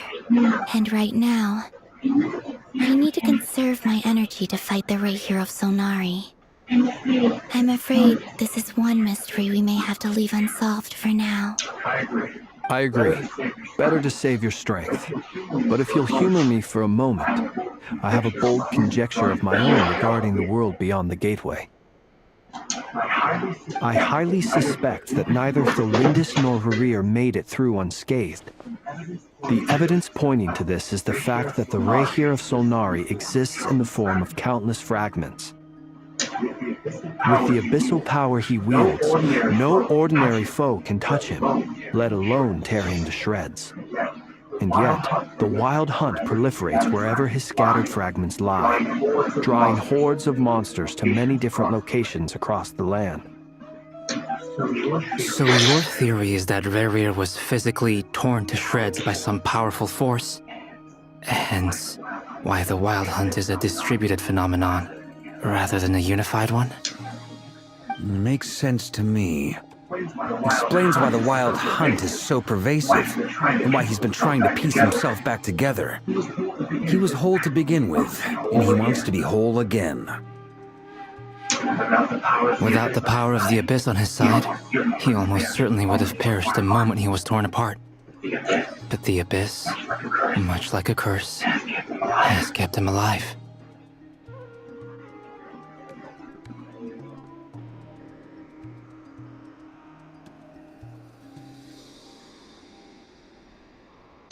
I could not agree more. The power of the Abyss is most surely a curse. It is a compelling explanation, and one that accords with my present understanding of Abyss creatures. Whether the life form in question is primitive or advanced, if a curse has extended its lifespan unnaturally, it will continue to survive in spite of everything. This raises some interesting questions. I will run some experiments and see if there is any validity to my suspicions.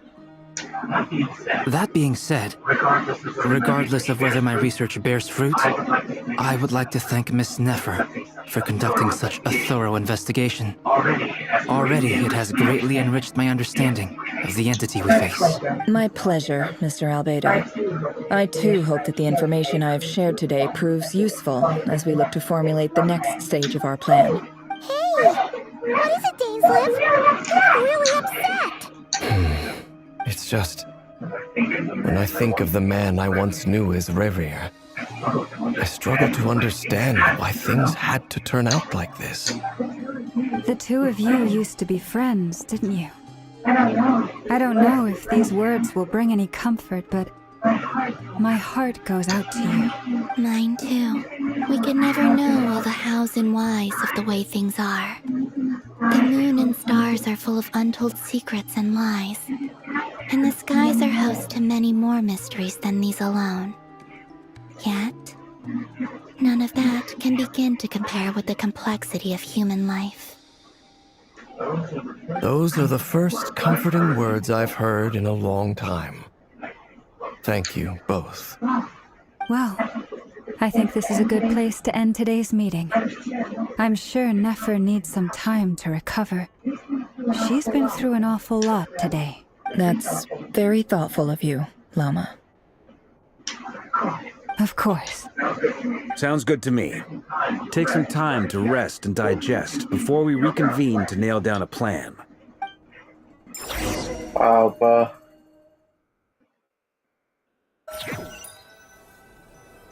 This was a lot in this episode, bro.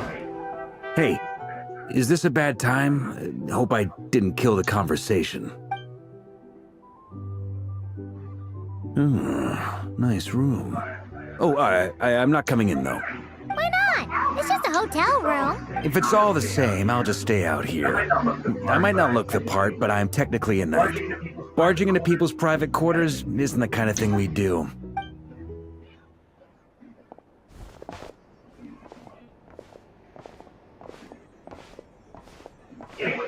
Anyway, Nefer went back to the curatorium to get some rest. But before she left, she shared some things with me that I thought you should be aware of.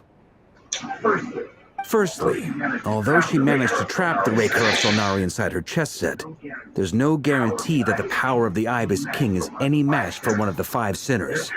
Their powers are beyond our comprehension. It's only a matter of time before he finds a way to break out. We have to come up with a plan and take care of him before that happens.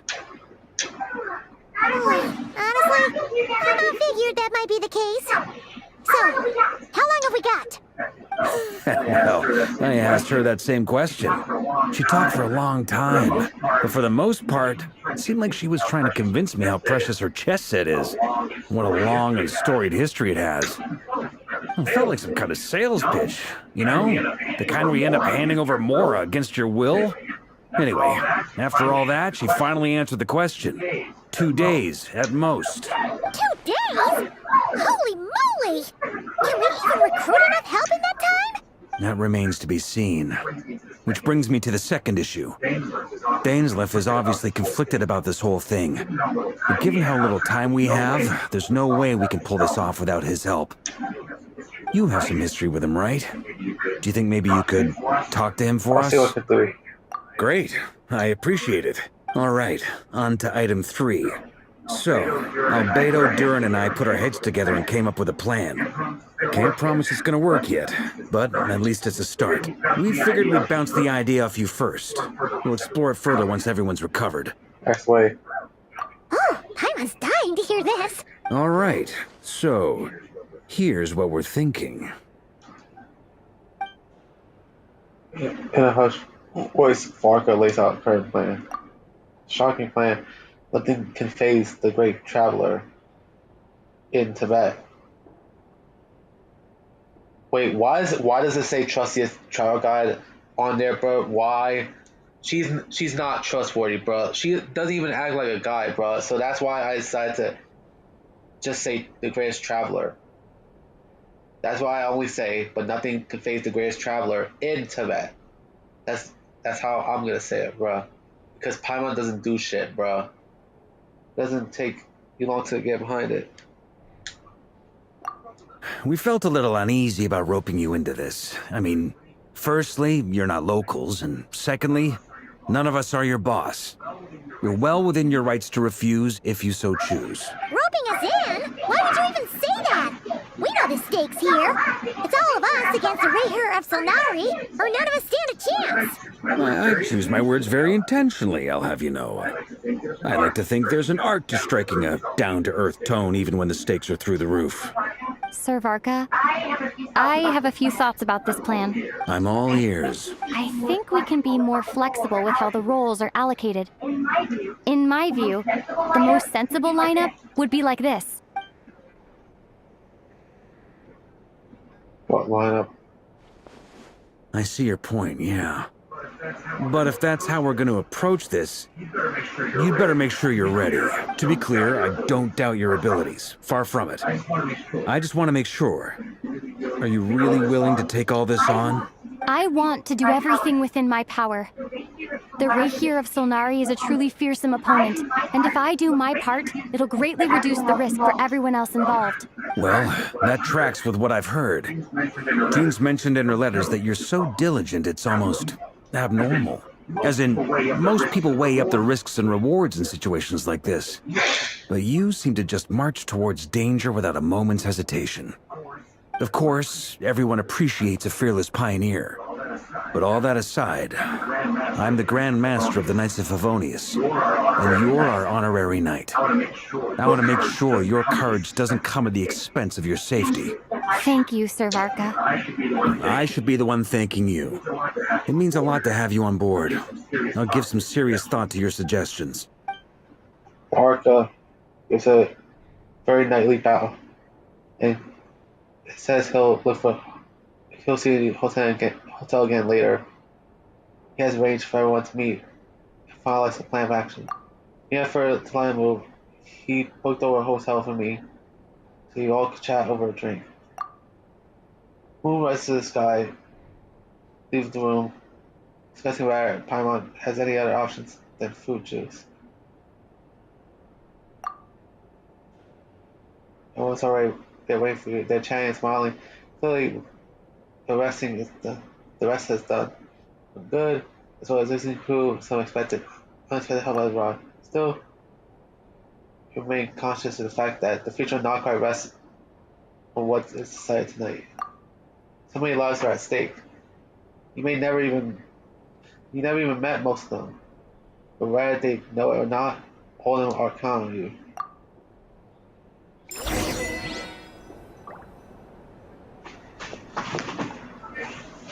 Whoa, that was a lot, my nigga. So yeah.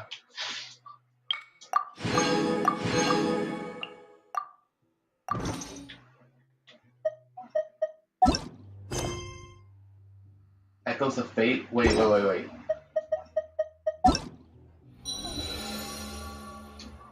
Echoes of Fate. Yeah, this is the final part of the mission, bro. Believe it or not, bro. Wait, 1 second. Let me check on something, bro. I want to check a different game, bro.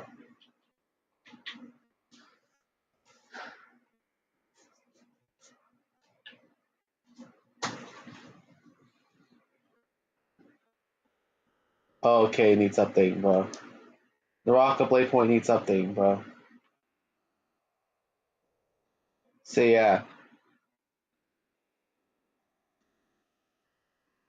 I think it takes a couple of gigabytes. Only a small amount of gigabytes for it to update, bro. So yeah. If you ask me, bro.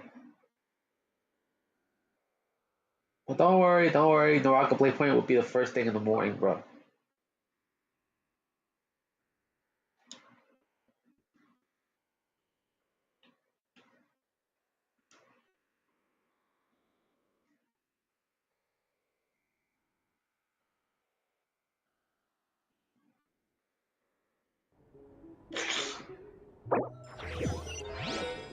Wait, new update available?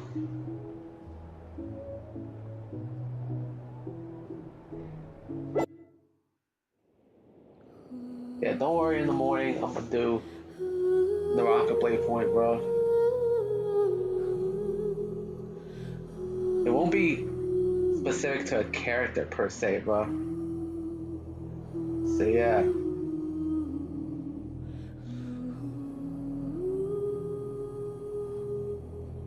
Hey, that got updated, bro.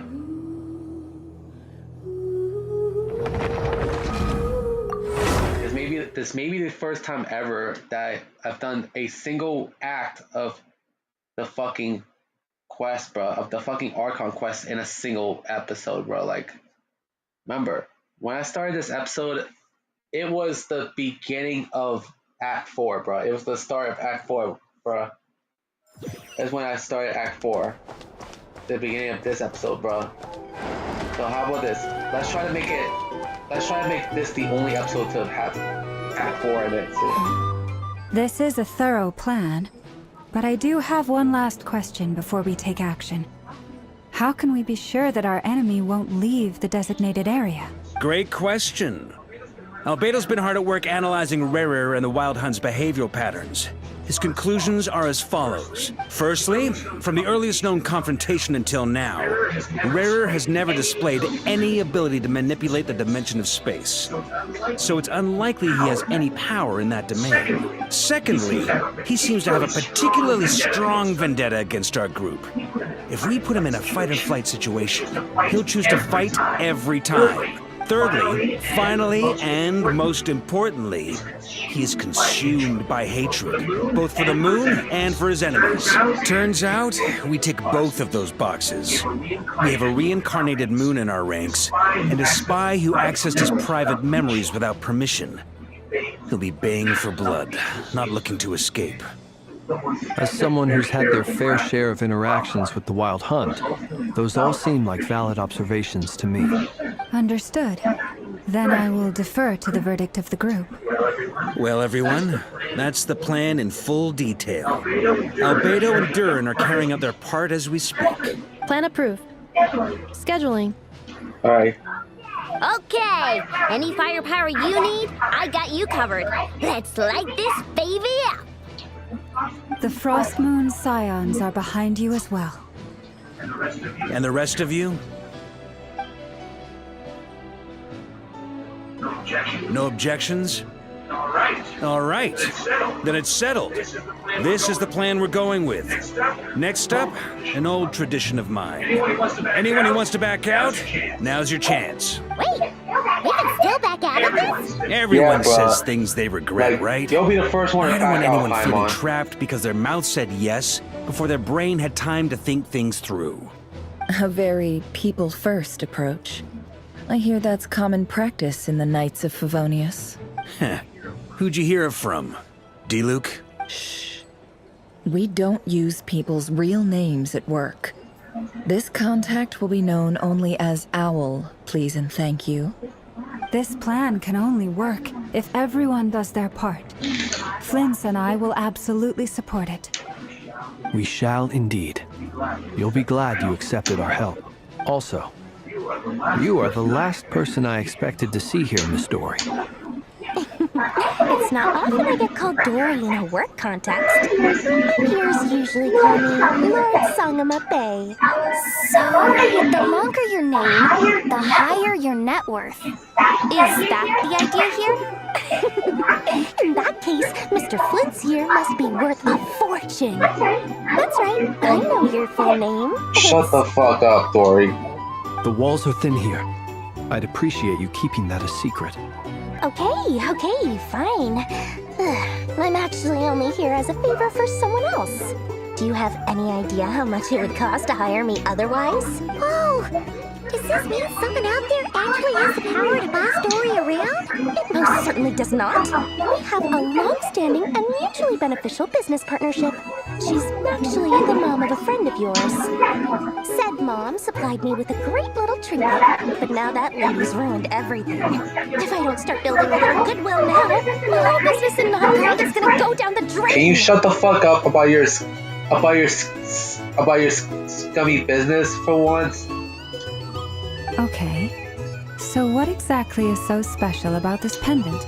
It's a lucky charm that a great mage made for me. We have a business relationship, and she was worried that something bad might happen to me. So, she wanted me to have something that can store power to protect myself with. I finally got it all fully charged up with Kuvaki, and then never went and used it all up at once. Never lost so big in my life.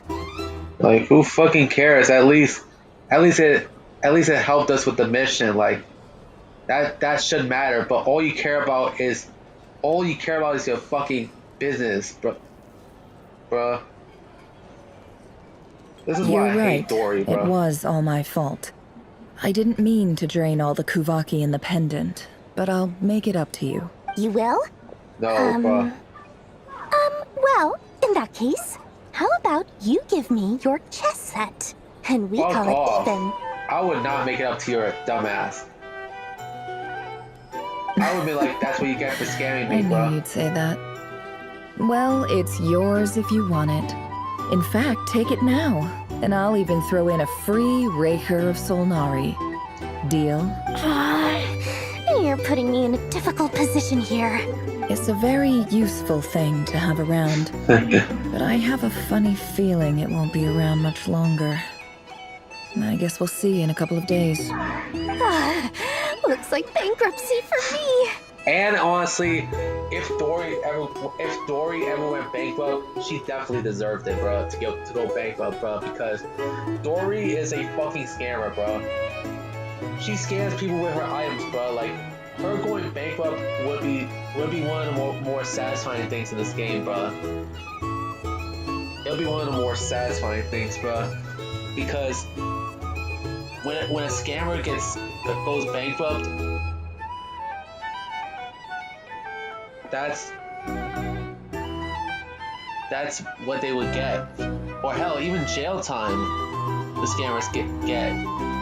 That'll also be satisfying, bro, because you took people's money from something that isn't even that important, or nowhere near important at all. Hey, don't be so pessimistic. See this through and you never know. You might find a new business opportunity on the other side. Alright, action in place, yeah.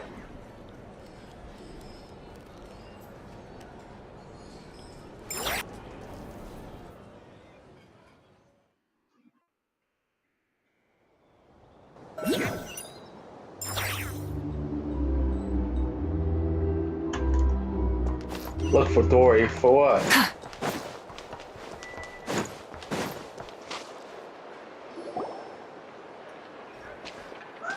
Dory! How are things going? Feeling ready? Oh, I was born ready. We only have 2 days. You think Lord Sangama Bay would let an opportunity like this slip by? Don't forget, when something's in high demand, the people with the goods on hand get to charge the highest price of all. Even higher than the sellers taking advance orders. Ta-da! See? It's right here. pretty. Did you make it? So yeah, you were so skilled with your damn hands. No, I have a supplier. We go way back, so he made me a very attractive offer. Aha! Yeah, but... No wonder you were talking about Lucky Charms at the meeting. You've been getting Kame to make them for you. That's not the full story. It actually started a while back as a project between me and the Dendro Archon. Really? Mage Alice once warned me that this world won't stay safe forever. There may come a day when everyone faces a great crisis. I passed this on to the Dendro Archon, and she secretly brought together a research team made up of Sumeru's top scholars to invent a technology that could keep people safe. I won't go into the details because it's so very complicated, but if you want to know more, you can ask the Dendro Archon about it sometime.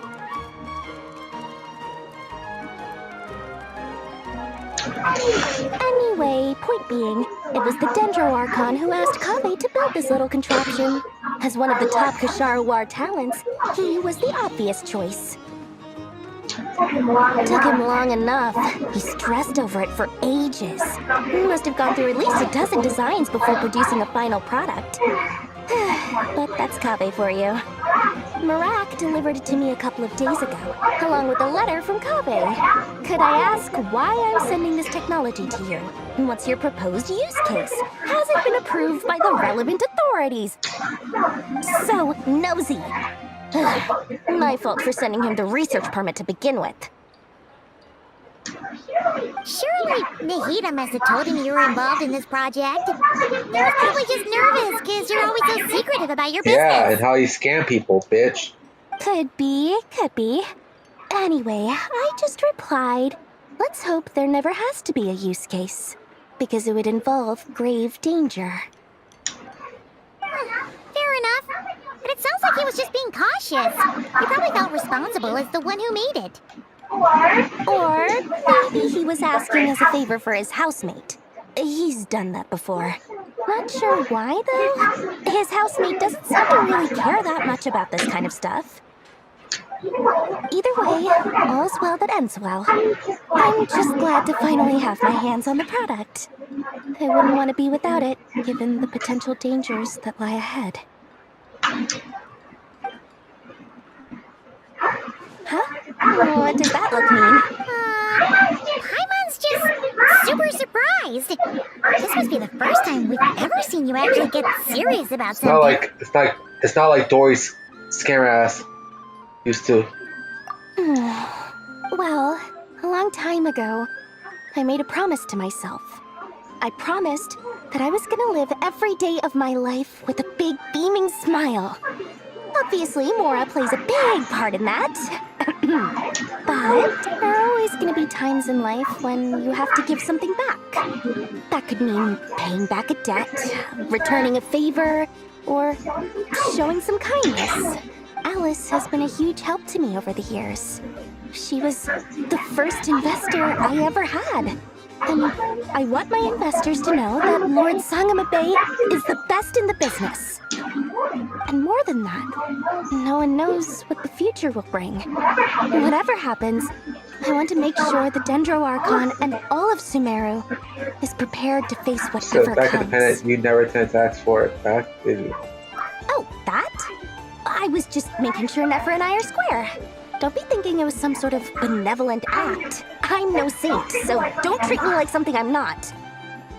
At least you acknowledge that you're not a saint. Because, let's be honest, you scam people. Like, I don't know how your business is still...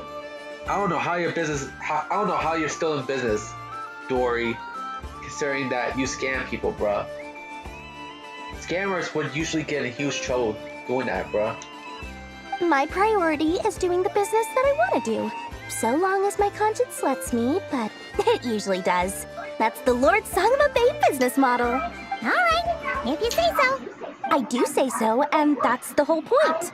I'm a businesswoman. Don't go trying to figure out what kind of person I am. You'll exhaust yourself. Much easier for everyone involved if you just take my word for it. Oh, and could you two help me get this stuff where it needs to be? Thanks so much. You're my favorite assistants. Fuck you. Glory.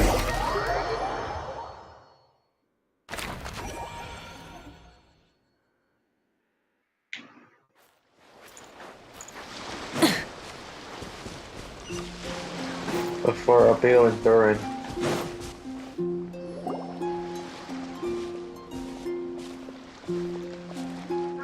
Traveler, Paimon, it's good to see you. Everything going smoothly over here? Sort of. As you're probably aware, Varka, Durin, and I captured some abyssal creatures from the Wild Hunt. Per the plan, we dissected and analyzed some samples of these creatures. The process went very smoothly.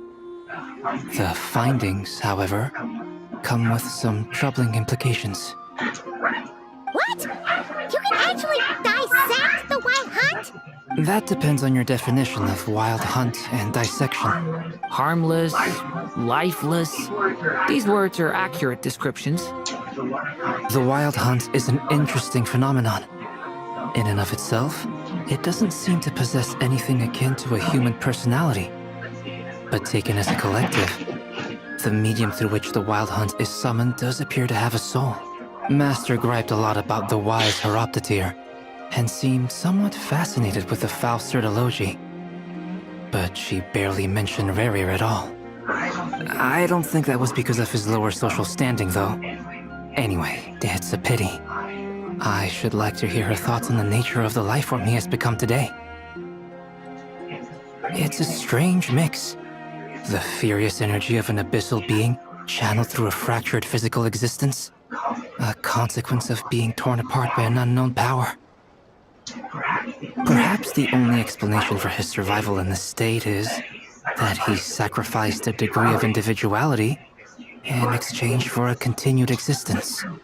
Oh, sorry. Once I get talking about interesting research, I have a tendency to go on indefinitely. Back to our research findings. Essentially, they confirm my hypothesis. Rerir's corpse is completely contaminated by the Abyss, and the effects are irreversible. You could think of this as Rerir in mutated form. But in my view, even that would be inaccurate. In reality, his whole being has been consumed by the Abyss. In other words, he is now nothing more than a manifestation of abyssal power. Unfortunately, at present, we have no means of completely eradicating abyssal power. Hence, we cannot fundamentally destroy the Reihir of Solnari either. Oh, that's terrible news! So, that's it? We can't defeat him? Not even if we get the power of the Three Moons? Miss Columbina's situation is a difficult one. She can never achieve wholeness when the world does not accept her presence. It's as if her creator banished her to a place she can never be accepted. It means she spends most of her energy just on her own survival. Given the circumstances, it's only natural to despair. But we must see this plan through to the end. Time to kick off the backup plan. Oh, I almost forgot! This is for you. Dory asked us to bring it. Ah, how wonderful. Well, thank you for making the trip. Durin and I will be heading off shortly. I'm sorry I won't be there to protect you in person this time. Please be careful. All right then. Stay safe.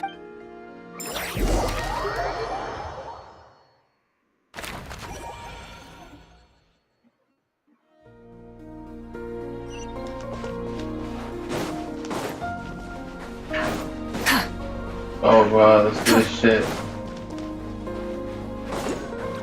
There's Llama and Barca. Miss Lauma, is everyone here? Yes. The fate of my flock is in your hands, Grandmaster Varka. Please keep them safe. My lady, what are you saying? Within the next 24 hours, we will face the biggest crisis the world has ever seen. This is not a burden that we deserve to bear. But I believe that we reap what we sow in this life. So I intend to act. I must do what I think is right. For me, that means fighting for the future of Nodcry. This gentleman is the Grand Master of the Knights of Favonius, Varka, Knight of Boreas. In my absence, please follow his lead. Hey everyone, guess I should introduce myself. Well, to start with, I know my way around a battlefield. The biggest strengths are honesty and hard-workingness. Anyway, point is, I don't intend to let Lauma down. I'm gonna do everything in my power to keep every last one of you safe and sound. Alright. Now, Bane and Columbina. Wait, there's a chest, well. The rewards of an adventure worth remembering. Not in the mood. Slime and Helicho. Not in the mood.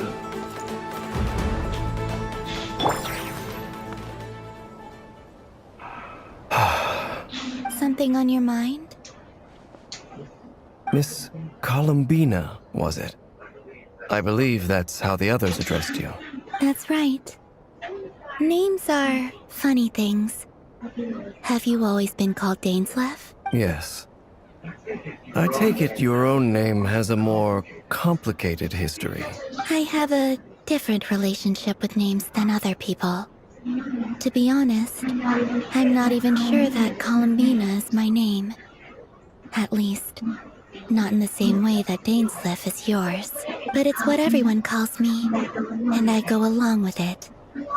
A lot of my life has been that way. I get so used to things that I forget to question why they are so. I never used to think much about where names come from, or what they mean to people. Maybe something's wrong with me. No. You're different from other people. I sensed it the first time we met. You're more perceptive than most. I'm sure your long life and rich range of experience explains that. Do you ever find yourself missing Conria, Mr. Dainsleif? Difficult to answer. I have dreamed of the past many, many times. Sometimes I'm fighting tooth and nail. Other times I'm lying on the ground, defeated. I don't recall any happy moments from that time. It has been too long. Is that because hatred survives longer than love and affection? That would not be for me to say. I make no excuses for the grudges I bear. But whatever the reason, I remember little that was beautiful or sentimental. Thank you for your help with the Rerir situation. Without your efforts, I never could have learned the hidden truth of his story. You're welcome.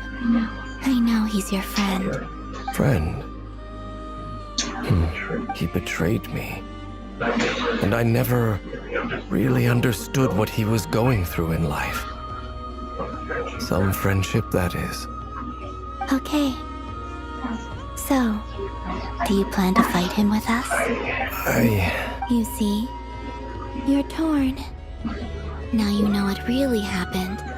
You see the things he's done in a new light. I need some time. Of course. I completely understand. Anyone else in your position would feel conflicted too. Actually, I went through something similar myself recently. Something happened that changed my perspective on a situation. A situation I took for granted at the time, but now I feel very grateful for it. You mean the Harbingers who still support you, even though you've left the Fatui? Yes. I always thought they were only helping me because Harbingers are forced to work together. But then I abandoned them. A warrant was even put out for my arrest. And even now, they still support me. Which means I was wrong about them all along. Clearly, they view you as a friend. I feel a little guilty now. I regret not seeing her help for what it was, and not treasuring it. I see the guilt that you're feeling now, because I feel it too. Hopefully, talking about it will do us both some good. Have you noticed that the Traveler and Paimon are over there? I think they've been listening. Huh. Shall we say hello? Sure. Hello. Ah! It caught us! Sorry. Just concerned about you. I apologize for making you worry. No doubt you wish to know where I stand on the plan to take down the Raker of Solnari. I'm afraid I need a little time, but I will seriously consider joining you. You will? Oh, thank you so much! Everyone will be so grateful. He said he'll to hear consider it. Paimon. They needn't be. This was something that I was going to have to face up to eventually. That doesn't matter to them. They're grateful to you regardless. You can't control their gratitude, so just accept it. And then, have a think about whether you're willing to join us.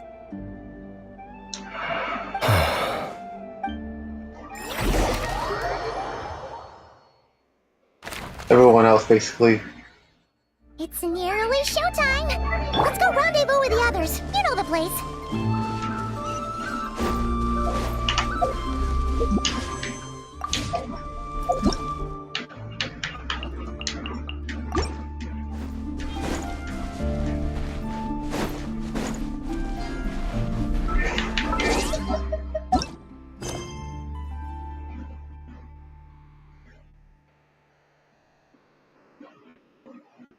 Oh, damn, bro.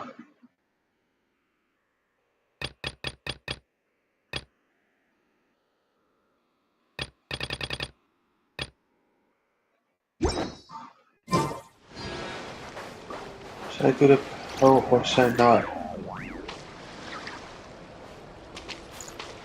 I thought it was like 2 days time, bro. Honestly thought it was 2 days time, bro. Ah, you're earlier than I expected. Hey, Flint's! Been waiting here long? Not too long. I came a little early so I'd have some time to think. Are you nervous about the battle? Quite the opposite. I'm reminiscing on my past battles. When I was awakened by the Ratniki, I had not touched a weapon in many years. I felt like the battlefield was not where I belonged. But after waging war against the Wild Hunt for so long, I came to realize something. A life of absolute peace is simply not a possibility for me. My restless flame indicates that somewhere inside of me, there is a deep yearning to root out the evil in this world. That doesn't sound like such a bad thing. Well, in the past, when I was a Fae whose primary concern was hibernation, it was hardly ideal. But it certainly serves me well here in the present. And I am delighted to be able to join forces with you in this endeavor. Looks like I'm not the first to arrive. Ah, Miss Lauma. Did you sleep okay last night? I struggled to settle down at first, because of the nerves. But don't worry, I got enough sleep in the end. I'll be just fine. Please, I'm just doing my part. Never! Over here! The girls have been delivered in the background. Aino asked me to relay a message. She said Anefa will be on high alert and keep a close watch over all secondary districts where defense is required, providing support as necessary. Meanwhile, Aino herself will provide range support to us directly, using her latest invention. Excellent. My thanks to all involved. The chest set's looking a little unstable. It won't hold him much longer. We should be prepared to engage at a moment's notice. No sense sitting around waiting. Let's make the first move while we still have the option. I agree. Paimon, find a safe hiding place. Got it! Be careful, traveler! I will.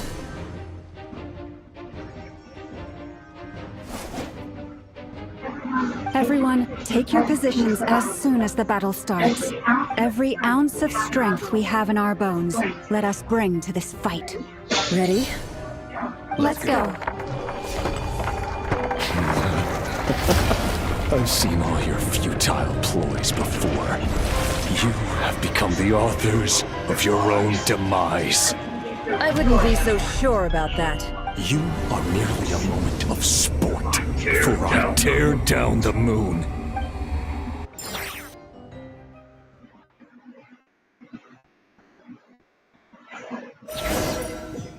Wow, that's an awesome ass. Stay on your toes. Thank you, bro. Yep, you too.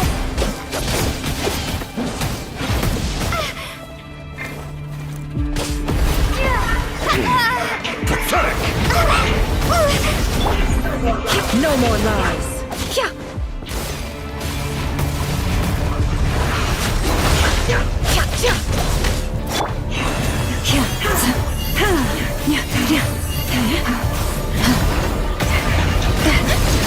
Is it playing again? A grave transgression. Forest, protect us. Let me help you guys. Eat this! Moonlight betrays you. Hunt him down!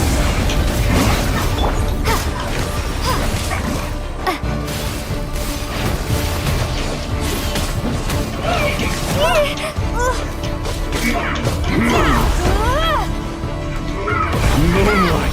Oh, so this is hydro travel. Your poor lost lamb.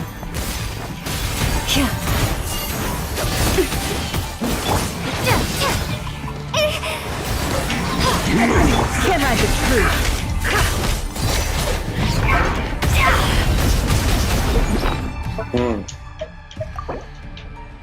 Wait, hold on a second. Originally I was going to end it earlier, but I decided to actually try my best at actually... And I know this one's going to sound crazy, bro, but I'm going to try to finish it in all in one episode, bro.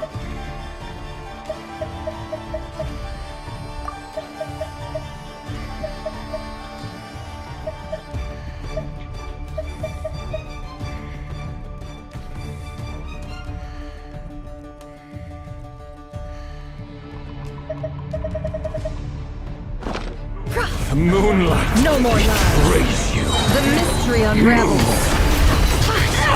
Futile. Absurd. The moonlight betrays you. Bombs away! Pathetic.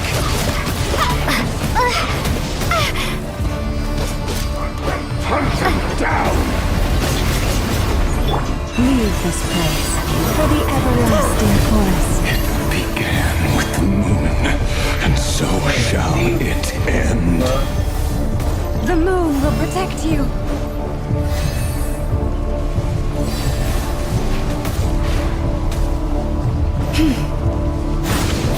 Forest, protect us.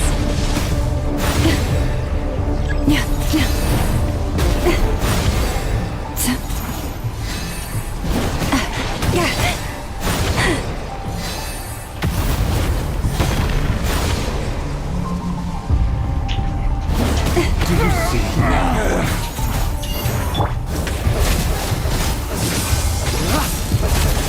Careful here. When will it be as you foretold?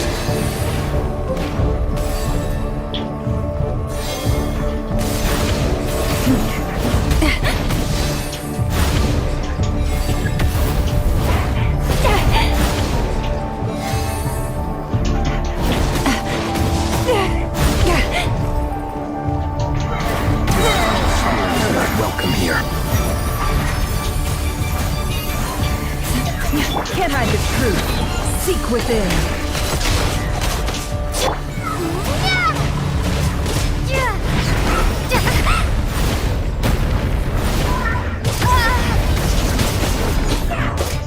Be silent. Beware the creatures of the night. Raise you. It is a little challenging, but...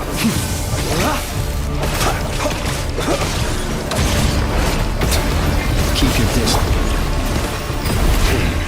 Pathetic, hunt him down. Leave this No more lies. Can't hide the truth. Futile. No more lies. Move. Moonlight. Steady now. Pathetic. Observe.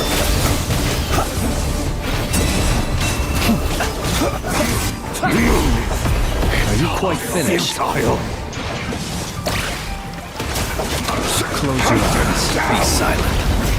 Night falls. The moonlight betrays you. Can't hide the truth. The mystery unravels.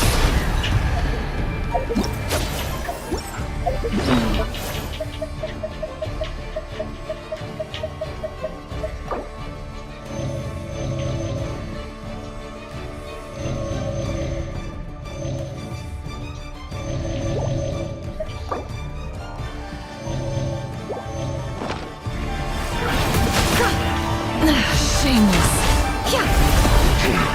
Pathetic. How unfortunate. Observe. Fear the dark. You poor lost lamb.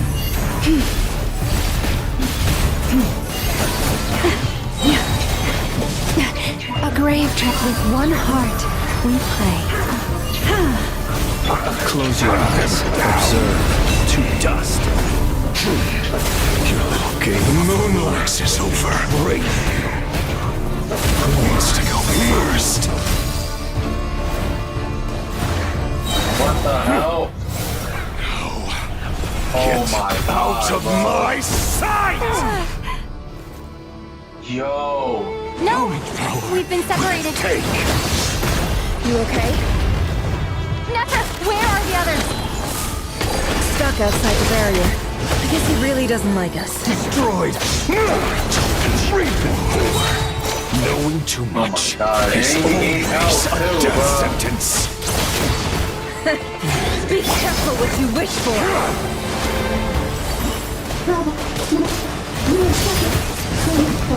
Lama! Can you hear me? Hold on, silence. Destroyed. Reborn. We need to focus. Stick to the plan. Remember my most important task. Just follow him. If I can solve him for long enough, the moment will come. The deception ends here. Can't hide the truth.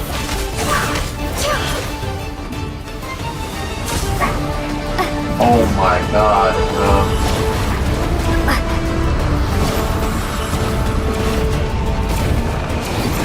I've got this.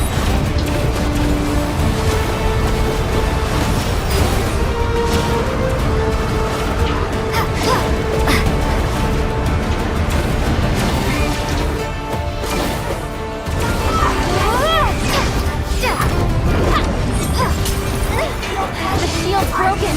I can't keep this up. Don't push your luck.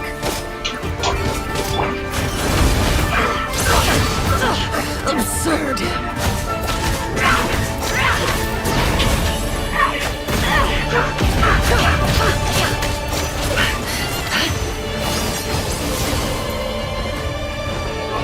Run. No more lies. Seek within.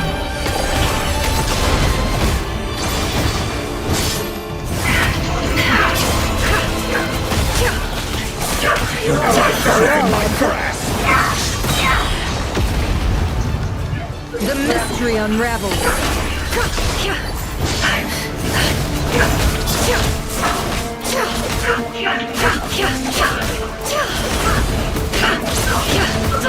Absurd.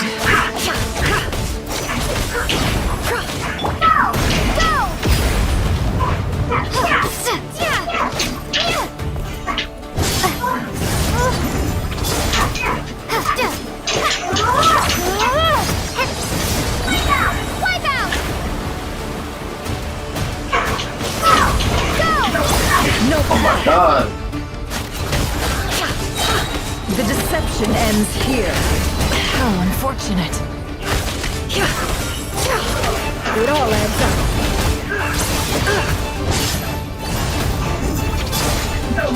No more lies. Can't hide the truth.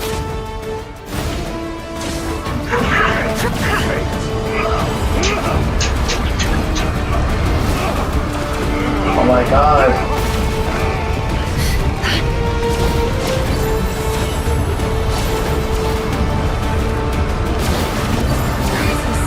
There's no other way.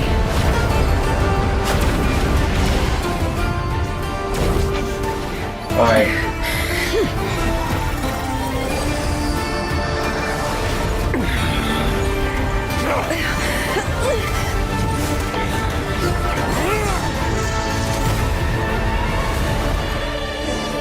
That was one crazy ass battle. The only way to defeat Rarer is to borrow his own power.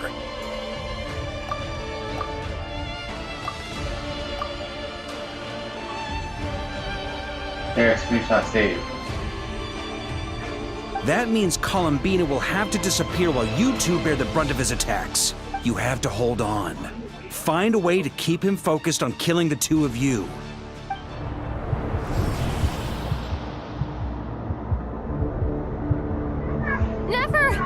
Your eyes are bleeding. Damn. Soon you will be powerless to resist. And then, I will reduce you to dust. But that dust will plague your memories. Come on. Keep holding on. Any other tricks up your sleeve? Let's see them. As entertaining as they are, you've backed yourself into a corner.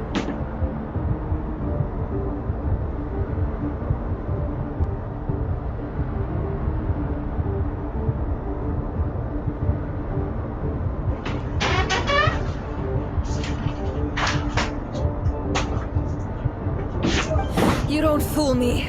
I see your fear clear as day. I have to stoke his rage. Make him unleash everything. You fear what you could never defeat. You fear the thought of never being able to save your beloved. You cannot win the fight against fate, Rarir. Is that what you think? Well, now it's your turn to feel afraid! Damn. You fear the sound of your own name? Is it us you hate? Or is it what you've become? Let's see what becomes of you!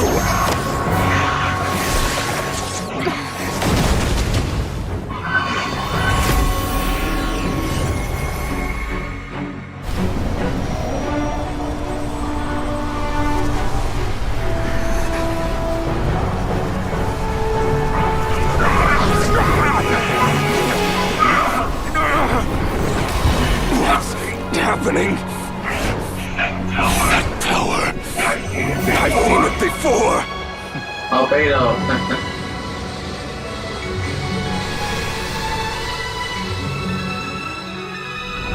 His power is on another level.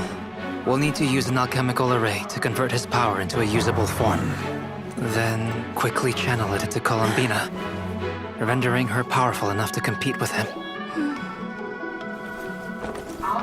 I'll join you. I can help. If I release enough abyssal energy into a confined space, it'll create a potential difference, allowing us to extract a huge amount of elemental energy. Next, I'll synchronize with everyone's minds using Pyro, then give you temporary access to their abilities and fields of view. But it won't last long. Can you see? Well enough. It's great how Columbine said that she could fall We have a student of gold Rhine-Daughter in our midst. With her eyes closed. How bro. about that?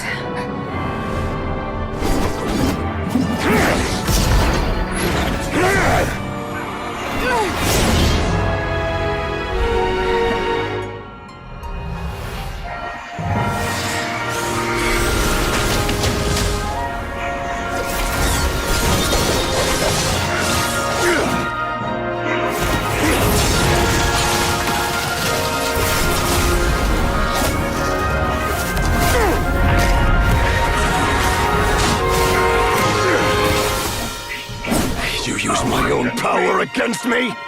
Just like how you stole Kuvaki. Look familiar?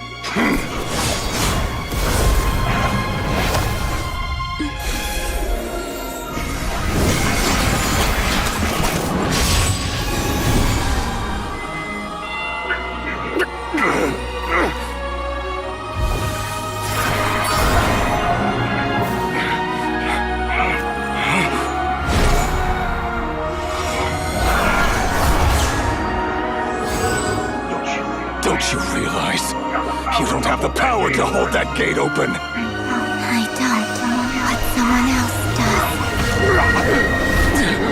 Hey. The person that you once called your friend, bro.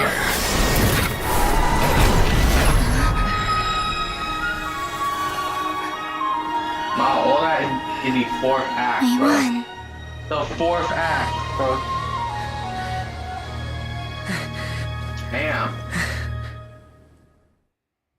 Nowadays, these big battles, ever since Natland, have been taking place in the 4th act, bro, as opposed to the 5th, bro. Damn. You really did a number to your eyes, Nefer. Nefer, how are your eyes? They're fine. Apart from the blindness, of course. It's not too late. Let me handle it.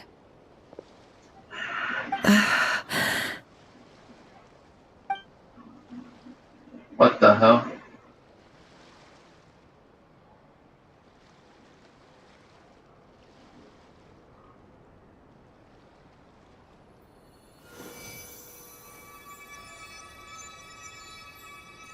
Miss Nefer, it's not like you to lose your composure. That was the most reckless thing I've ever seen you do. Reckless how? The situation was critical. Our lives were at stake. We had to do something. Even so. Okay. I guess you're right. Under the circumstances, it was a wise decision. You traded your eyes for an incredible victory. In business terms, I suppose that's a huge return on investment. I'd be hard-pressed to argue otherwise. Still, I don't like this outcome, and I don't want you to lose your sight for good. People suffer when they make sacrifices they shouldn't have to make. Whether that means faith, strength, or in this case, your ability to even see. I had hoped you could win without sacrificing so much as a single hair on your head. Thank you. Really. All done. So I think this is one of the few times we actually see blood in the game, and it's not like it's not the silver blood that you see from Llama. No, it's actual red blood, usual stuff. Don't try and open your eyes just yet. We'll see how you're doing in a couple of days. Until then, please follow your recovery plan to the letter. I'll send full details through Yehoda. For now, just get yourself home, relax, and rest. My dear friends, we have fought bravely and achieved a spectacular victory. A dark cloud has been lifted from the skies of Nodcry. All in this land will be grateful for what you have done. The moon will remember this day. Thank you both. It shows up and helps Nefer get home. Yeah, because at the moment, Nefer is currently suffering from blindness because remember, Reaver attacked her in both of her eyes. So yeah, meaning that at the moment she's unable to see. She's blind at the moment. So yeah.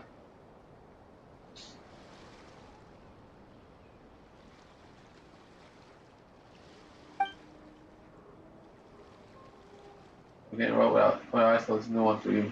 Who sees cautiously, but silhouette disappears into the distance. No, she's all smug. There's something I want to let you know. What is it? When Durin connected everyone's minds so I could access their powers, I also felt everything they felt. And since Nefer's eyes were injured, my eyes are hurting now too. Huh. Hold on. Let me try. I only feel the pain. There's no actual damage. I just thought I should tell you. You're right. There's no damage. That's a relief. But I must say, I'm surprised to hear the Kutar share something like this with me. In the past, you never used to open up about yourself. Things are a little different now from how they were. I'm learning to share how I truly feel with my friends. Friends? You have no idea how glad I am to hear that.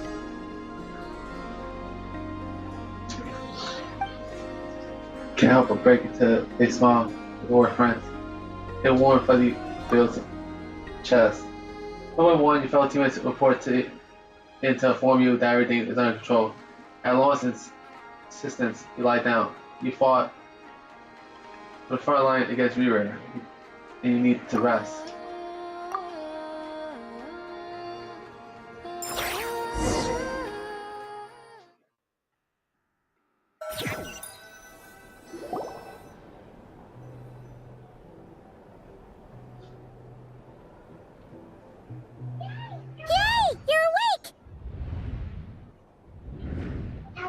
How are you feeling? Any aches and pains? Did you sleep well? I'm doing all right, Paimon. No need to worry about me. At least, damn. At least now we're getting like conversations between the two now. Like these conversations is what they should have been doing the entire game, bruh. These conversations between the Traveler and Paimon, like this should have been they should have done this for the whole game. But sadly they didn't, bruh. They waited until Nod cried to do conversations like this, bruh. After they both introduced each other, bruh. Not really introduce each other, but hear them talk for the first time ever together, bruh. Phew! Well, that's good. Paimon's been sitting on the edge of the bed worrying about you for ages. You slept a whole day and night. Poor Paimon had to eat all by her lonesome. Glad to hear you didn't starve. How was the food? Well, it wasn't the same without you there to share it. Honestly, Paimon just can't relax when you're not your usual self. She couldn't enjoy the food and settle down to sleep. Well, I'm back to normal now. Oh yeah, and Albedo swung by earlier. He said to tell you to head to the tavern when you woke up. Barker and the others are organizing a victory feast and they want to celebrate with you. He also dropped off some medical supplies, but you seem fit as a fiddle, so guess you won't be needing those.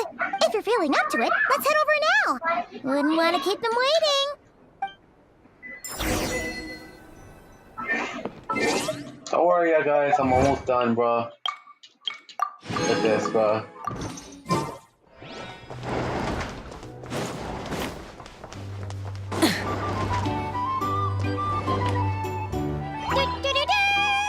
We're here! Traveler and Paimon! Perfect timing! We were literally just saying how there's no way we're holding this victory feast without you any longer, and we would have postponed it till tomorrow. How are you feeling today? Much better, thanks. Don't worry about me. The good part about that's the part I like about Nagpie is that the Traveler got to speak more in the story, bro. So yeah. Hell, they even the Traveler themselves started speaking way more. They spoke a lot in Act 4, bro. So yeah. Relieved to hear it. If that changes, just let me know. Happy to check you over at any time. Yep, we're here for you. Anything you need, just let us know. Oh wait, where's Nefer? How are her eyes doing? Nefer's right over there. I'm sure she'd love to catch up with you. Okay.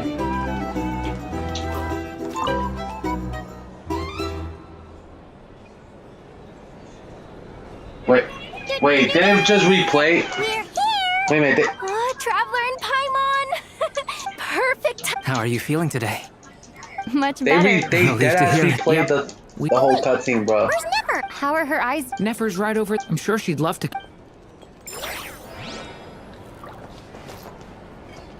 Wait, Dory. Hello, you. Recovered from the Let's see battle? recovered, thanks. Come on, what do you mean? Of course I'm gonna ask. I care about my friend's well-being. And we are friends, aren't we? Get yourself a drink. You've more than earned it. In fact, today, your drinks are on me. Lord Sangama Base got you covered. Wow, really? What about Paimon? Has she earned it too? Has she? Nope, you don't. Hell, you was hiding the entire time.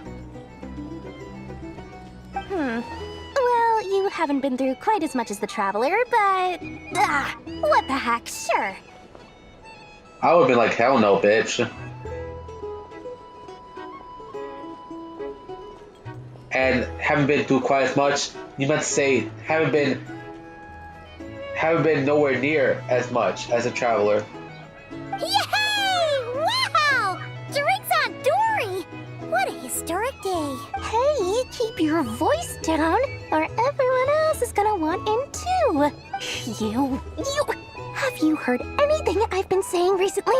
Doing business in Nodcry has been an absolute nightmare. If I'm buying for everyone, I'll... Okay. Paimon will speak more quietly. Jeez. You're loud as fuck, Paimon, bro. You've always been loud as fuck. That's more like it. Don't you forget, Lord Sangama Bay doesn't just go around buying drinks for anyone and everyone. Then what do you do with all that Mora? Huh? Varka, bro. Let's see about Varka. I thought of 1,000 ways to congratulate you, but now you're here, words are failing me. The honorary knight stuns them speechless once again. Well said. The honorary knight showed us all how it's done. The other knights tell me that Mondstadt was the first stop on your journey.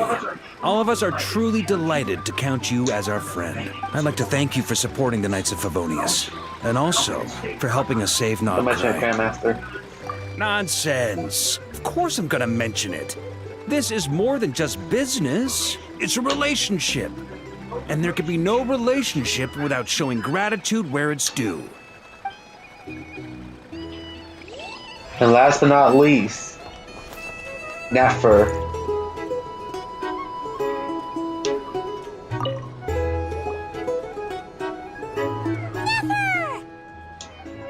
Traveler, Paimon, are you recovering? Much better, well? thanks to good rest.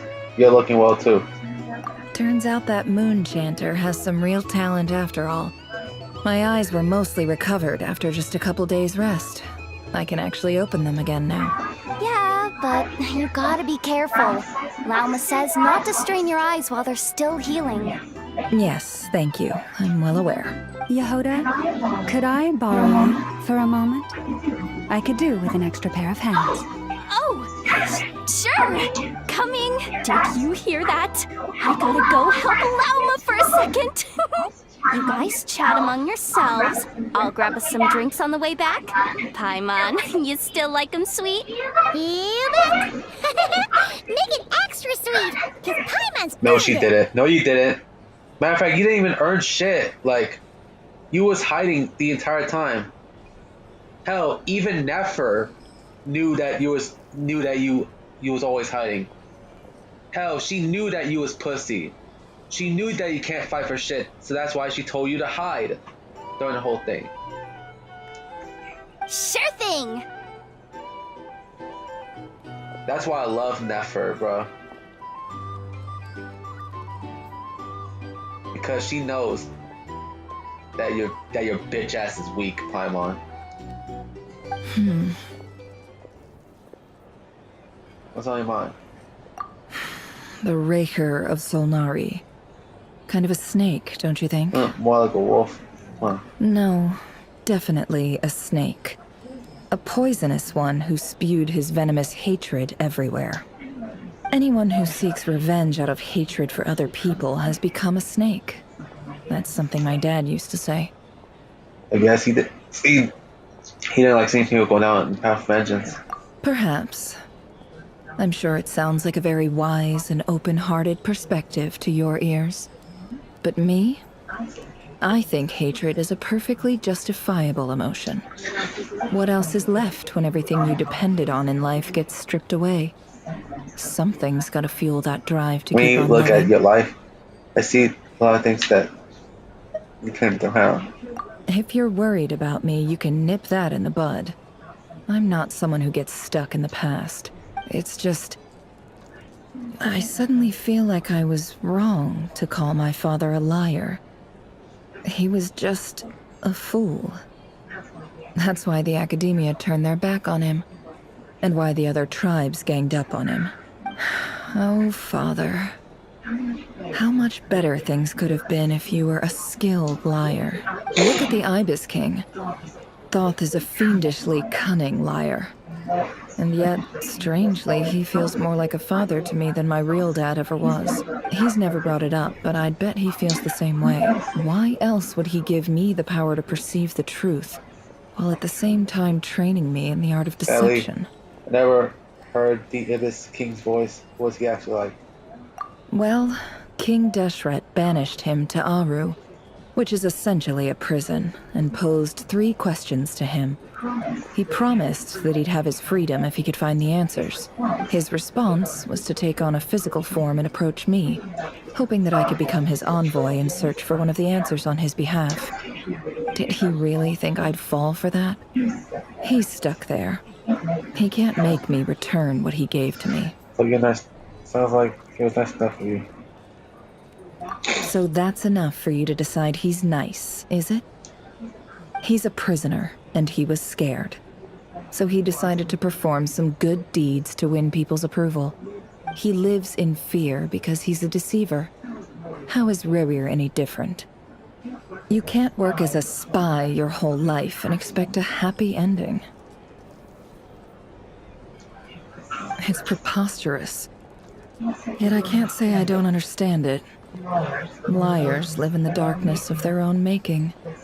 But it's still human nature to want to go on living. They say that a liar's soul is the most worthless thing in the world. What do you think? Yeah.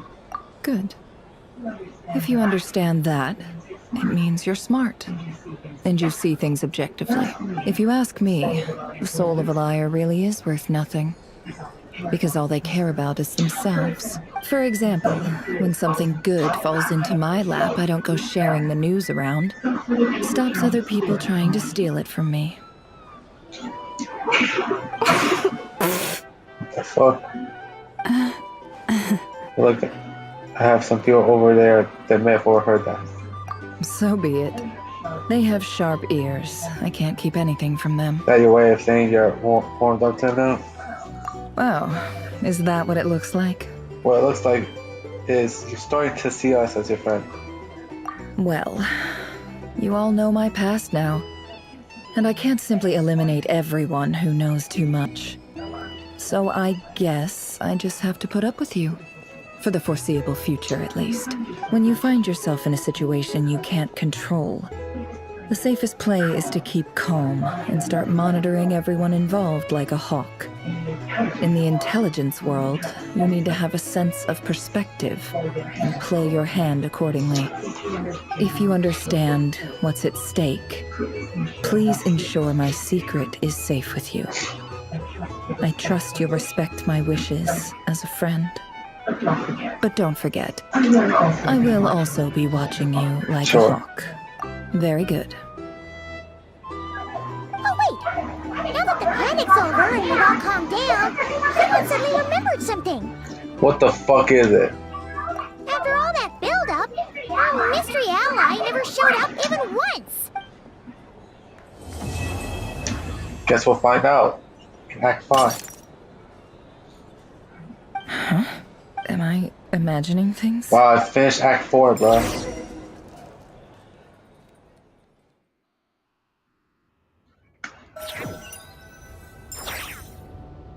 So, that close Oh, colleague who Valentina. stayed behind with you?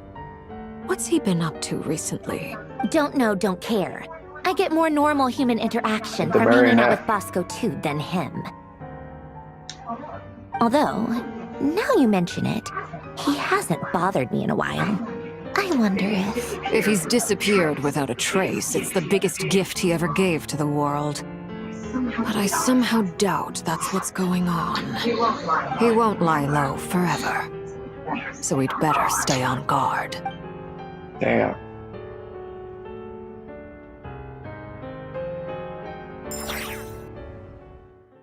That's gonna leave us in a cliffhanger, bro. Poor fact, bro.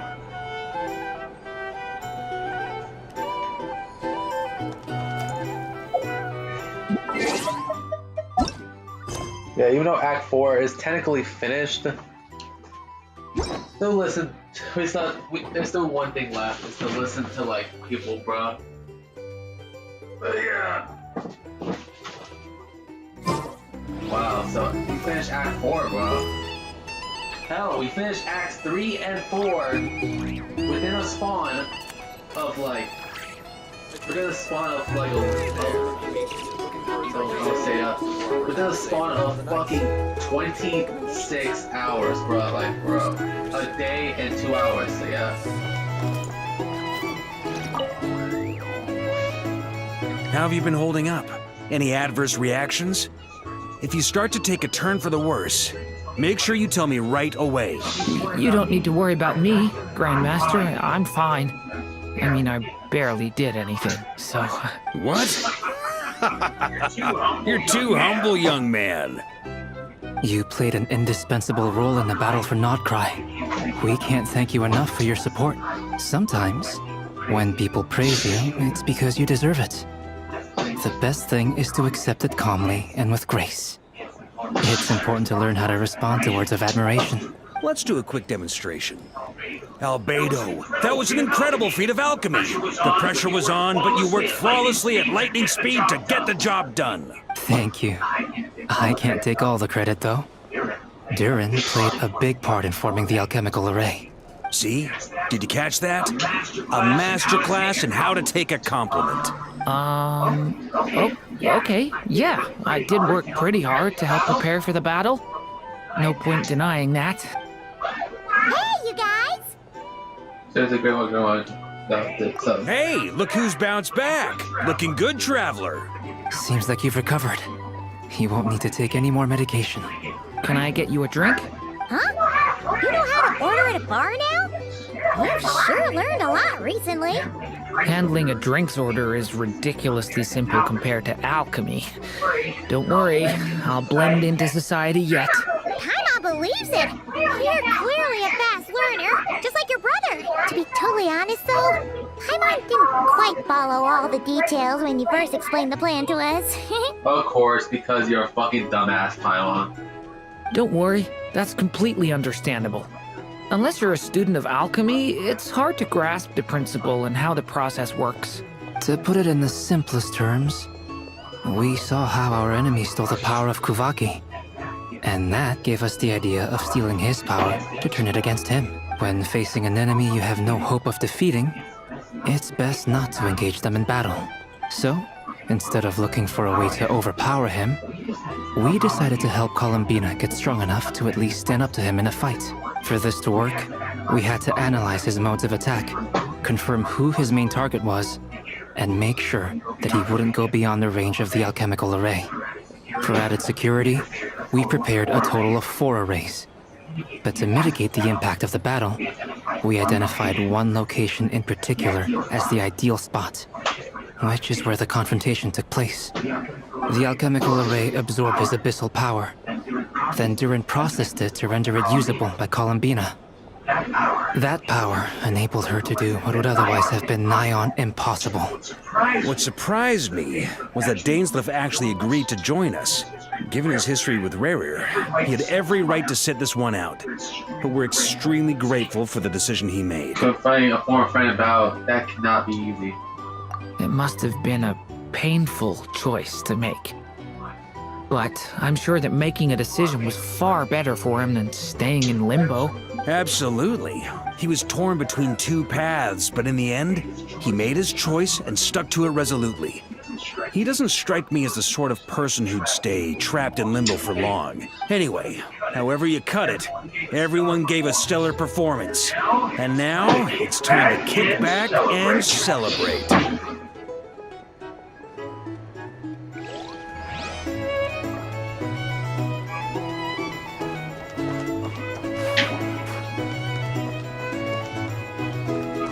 And last but not least, Nefer. And Dory's bitch ass. Ah, Lord Sangamabe. How lovely to see you. I must thank you for the device you provided. It was an enormous help. Would I be right in thinking that it was developed by the Academia? Why come and ask me when you clearly know already? I mostly came to thank you.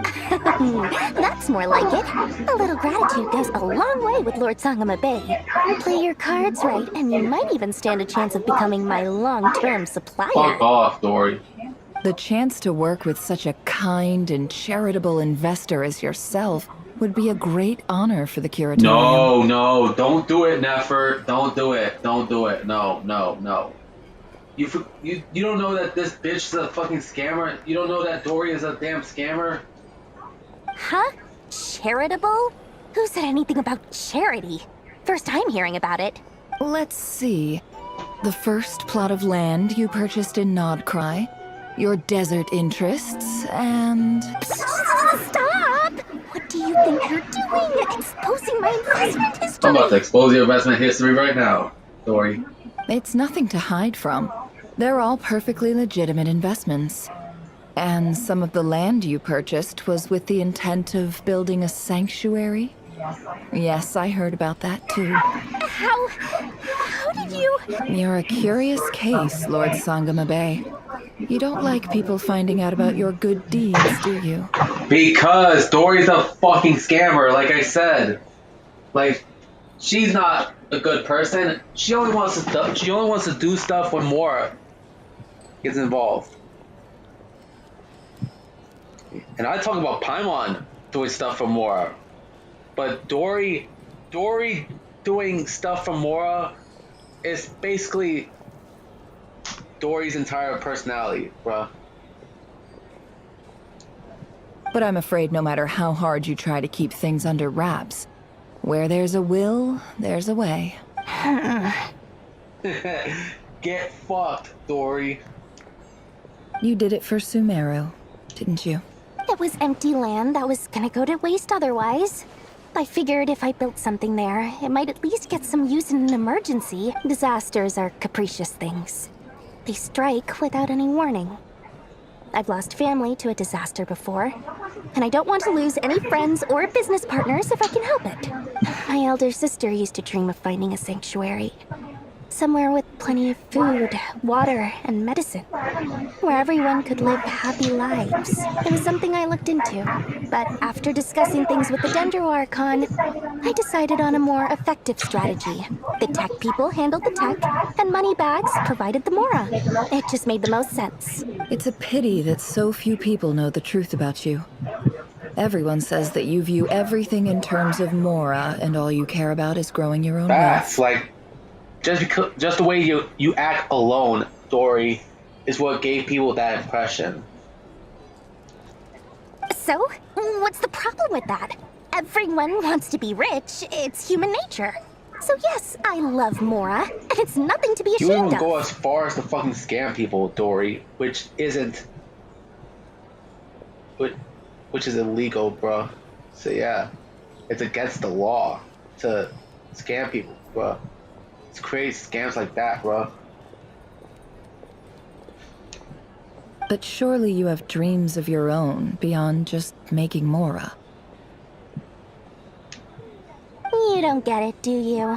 My dream is to invest in other people's dreams. And, you know, make a nice little slice for myself along the way. You just scam people, that's all you do. Like...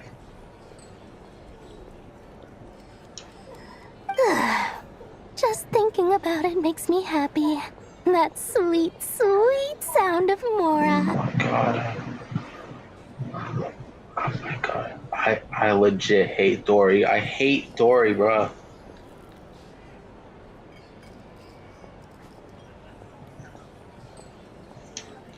Thank you. For the device? And the pendant. Oh, that. I was just returning a favor. Don't worry about it. Seems like we've both been away from home for a very long time. Yeah. So long that I barely remember what my family even looked like. That would be your mother, father, and sister? Yeah, though it's been years since my sister passed away. It's not like I want to forget them, obviously, but memory can be even more ruthless than the most calculating business person. Beyond a certain point, if something isn't helping you, it just gets rid of it. My sister can't help me now. Slowly but surely, her face is fading from my mind's eye. It's become a vague impression. Not everything will fade. When loved ones pass away, the beautiful memories are the ones that last the longest. Yeah, that's true. If you ask me, that's the one silver lining in all of it. Well, that, plus, I'm sure that life is much better now than it was back then. Oh, absolutely. I have tons of Mora, a big beautiful house, business is booming, and I'm as happy as can be. Oh, Dory, once people find out that you're a scammer, all that will end up going away. Like, You've got a lot going for you too. Boss of the Curatorium of Secrets? I'm sure there's plenty of Mora to be made in that line of work. I appreciate the vote of confidence. anything else before I end the fucking stream? That's the only reason you're here. Yes. I've thought a lot about it. And I've realized that you, me, and Arlecchino should be friends. I think this is very important. So I felt I had to come and tell you. Well, this is a new one. I'm so moved. I can't even hold my teacup. If that's all, you can leave now. Do you not want to be friends with me? Or is it that you prefer being co-workers? What is this, Columbina? Are you deliberately testing my patience threshold? Right now, my politeness module is active. But if you say another word, I swear I'll shut it down. If your politeness module was active, wouldn't you say the word please at some point? Damn. Polonia, please see Lady Columbina to the door. Will you still invite me to your next tea party? What? Yes, I think you will. Bye-bye, dear Sandrone. Oh, shit. Catch up with a friend? Last time, the Wild Hunt escorted you out. Would you rather I handled it myself this time? We just wanted to, see how you're doing now that it's all over. Why? Out of concern for my safety? I hope you didn't seriously think that the Rahier of Solnari would be able to lay so much as a finger upon me, given how prepared I was. Mostly because you kind of helped us out, so we just wanted to check you were okay. Looks like all your robots are fixed, huh? Put some teacups on the table. Those tea. Oh, don't you worry about that. Tea time is already a write-off. The visitor before you managed to kill my appetite. If you're in the mood for tea, go ahead and help yourself. Otherwise, it's going to waste. My coasters are still missing in action, though. Use this notebook instead. Whoa! Pretty hefty notebook. Look at all those calculations. You can ignore those. They're just dumb scribblings. I doodle and write in my free time. Sometimes I remember the distant, dreamlike past. Sometimes I imagine the far-flung future. And other times, I grit my teeth and note down all the crazy nonsense going on in the present. Some people do the crosswords in the newspaper. This is my equivalent of that. Trying to predict the future is like daydreaming. And writing about the present just makes me furious. The past is my favorite. If nothing else, it's already set in stone, so I don't have to rack my brains trying to figure it all out. Huh. Although, having said that, the only vaguely interesting memory in my past is probably that guy they call Lord Artificer. What Artificer you mean? Elaine? Who else? Pretty much all the mecha and Fontaine are his personal handiwork. Wait, are you saying you know him? Like, personally? As a friend? I mean, I guess we were friendly enough. Wait, you actually met him? Yep. In fact, I'm probably the only normal person left who knew him at all. We used to chat occasionally back when he was still around. Before he passed away, he asked me to destroy all his manuscripts.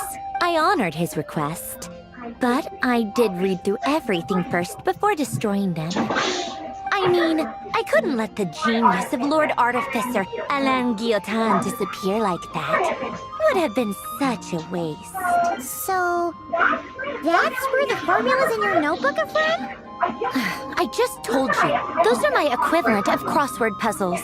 They're just dumb formulas that I solve for fun when I'm bored. Alain's work was like epic poetry. The formulas in my notebook are just silly little riddles in comparison. Not that there's anything bad about them.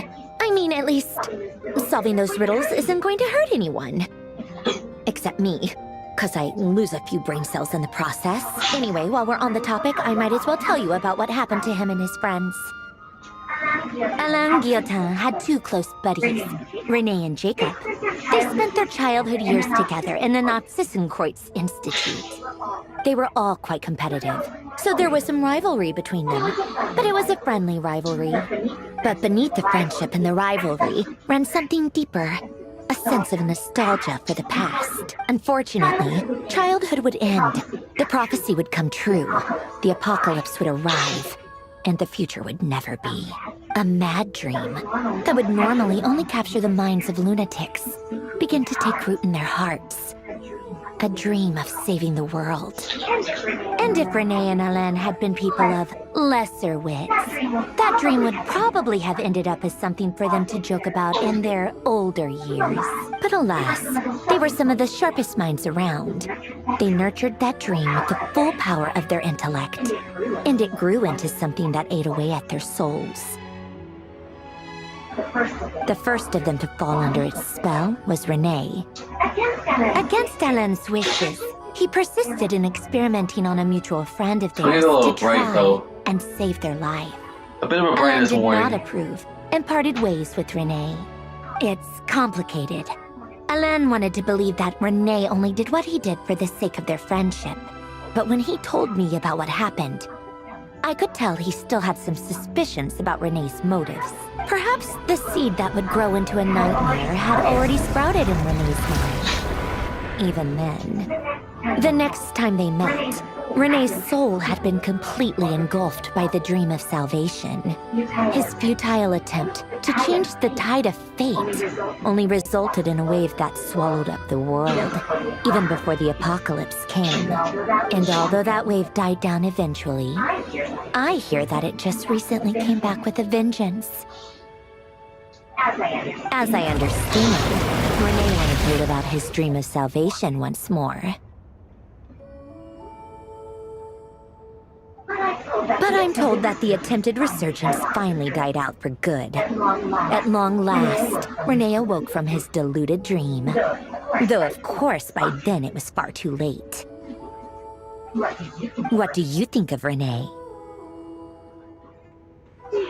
Do you admire his transcendent genius? His view that any price was worth paying to achieve the lofty goal of saving the world?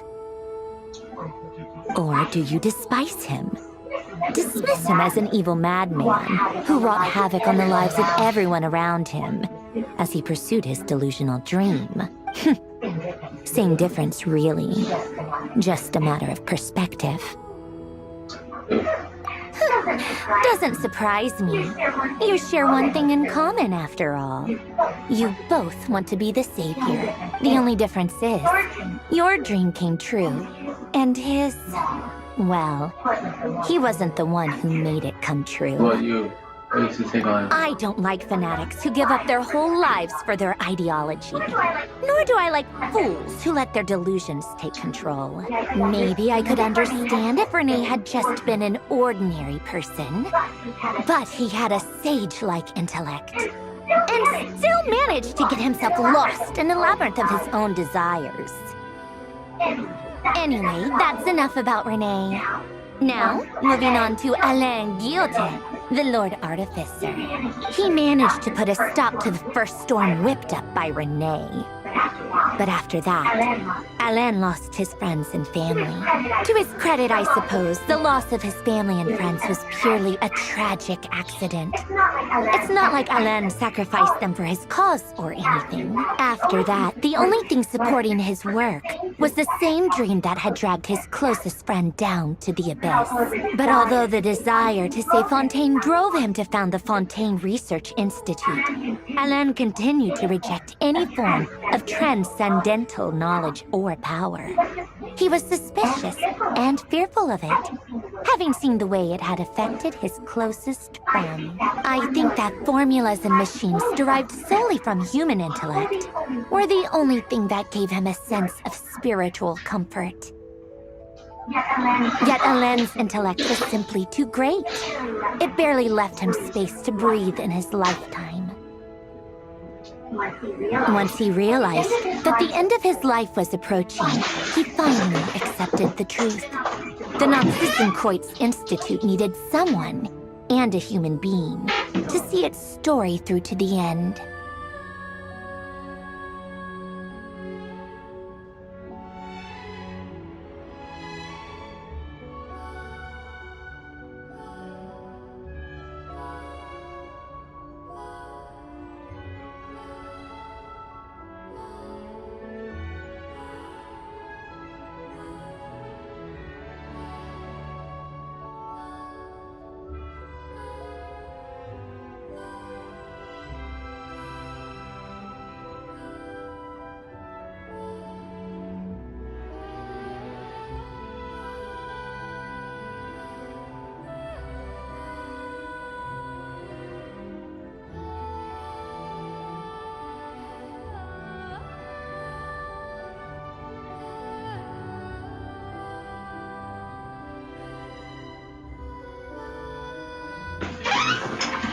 Back.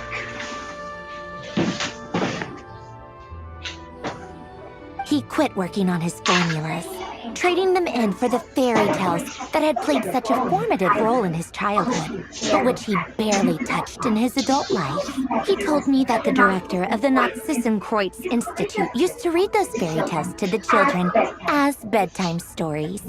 Apparently, they worked wonders at sending kids off to sleep.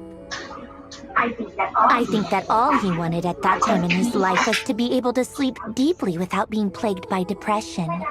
By that point, nothing else really mattered. At the very end, he laid down to rest in the ruins of the former Nazissenkreuz Institute orphanage, while the Fontaine Research Institute he had founded continued tirelessly with its work. Many years after that, tensions over competing dreams would once again cause a rift, this time between members of the Fontaine Research Institute. But the actions of those fools had nothing at all to do with Alain. And that is the story of two people from the Nazissenkreuz Institute who both wanted to save the world.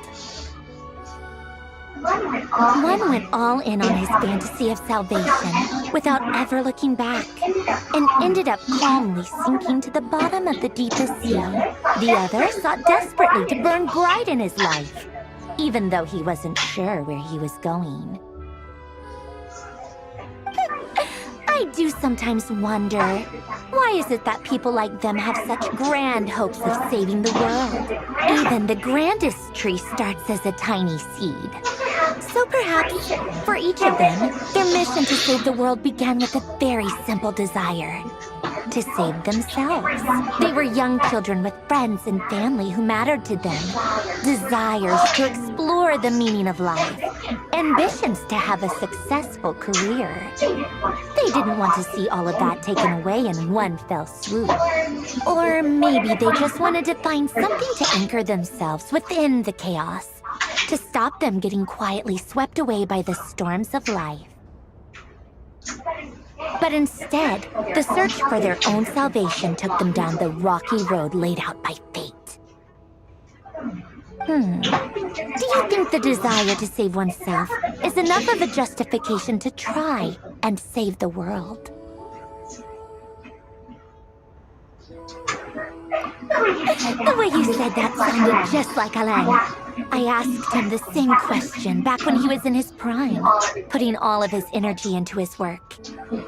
He gave the exact same answer as you did. No elaboration. Just a quick short answer before getting right back to his work. He was always that way. All right, tea time's over. I owe Arlecchino a favor for telling me these stories. I'll have to bring a whole sack of gifts the next time I visit the House of the Hearth.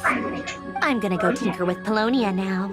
You guys can do whatever you want, as long as it doesn't involve interrupting me. Polonia, exit hibernation mode. Begin diagnostics. Sorry.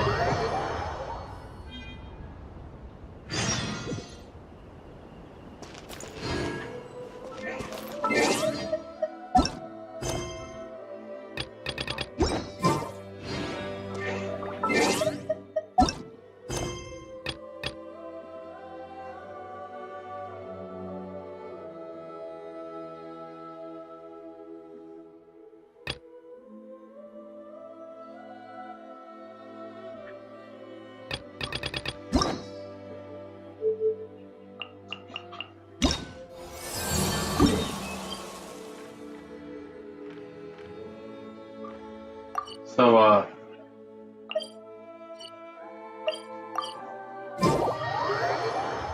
note that next episode I'm gonna be doing. Next episode I'm gonna be doing the fucking Masters of the Night one, bro. Next episode, bro. It's already 3 in the fucking morning, bro. Like, damn. Alright, done it for that long, bro? Yeah, I did, bro. Just like fucking last night, bro.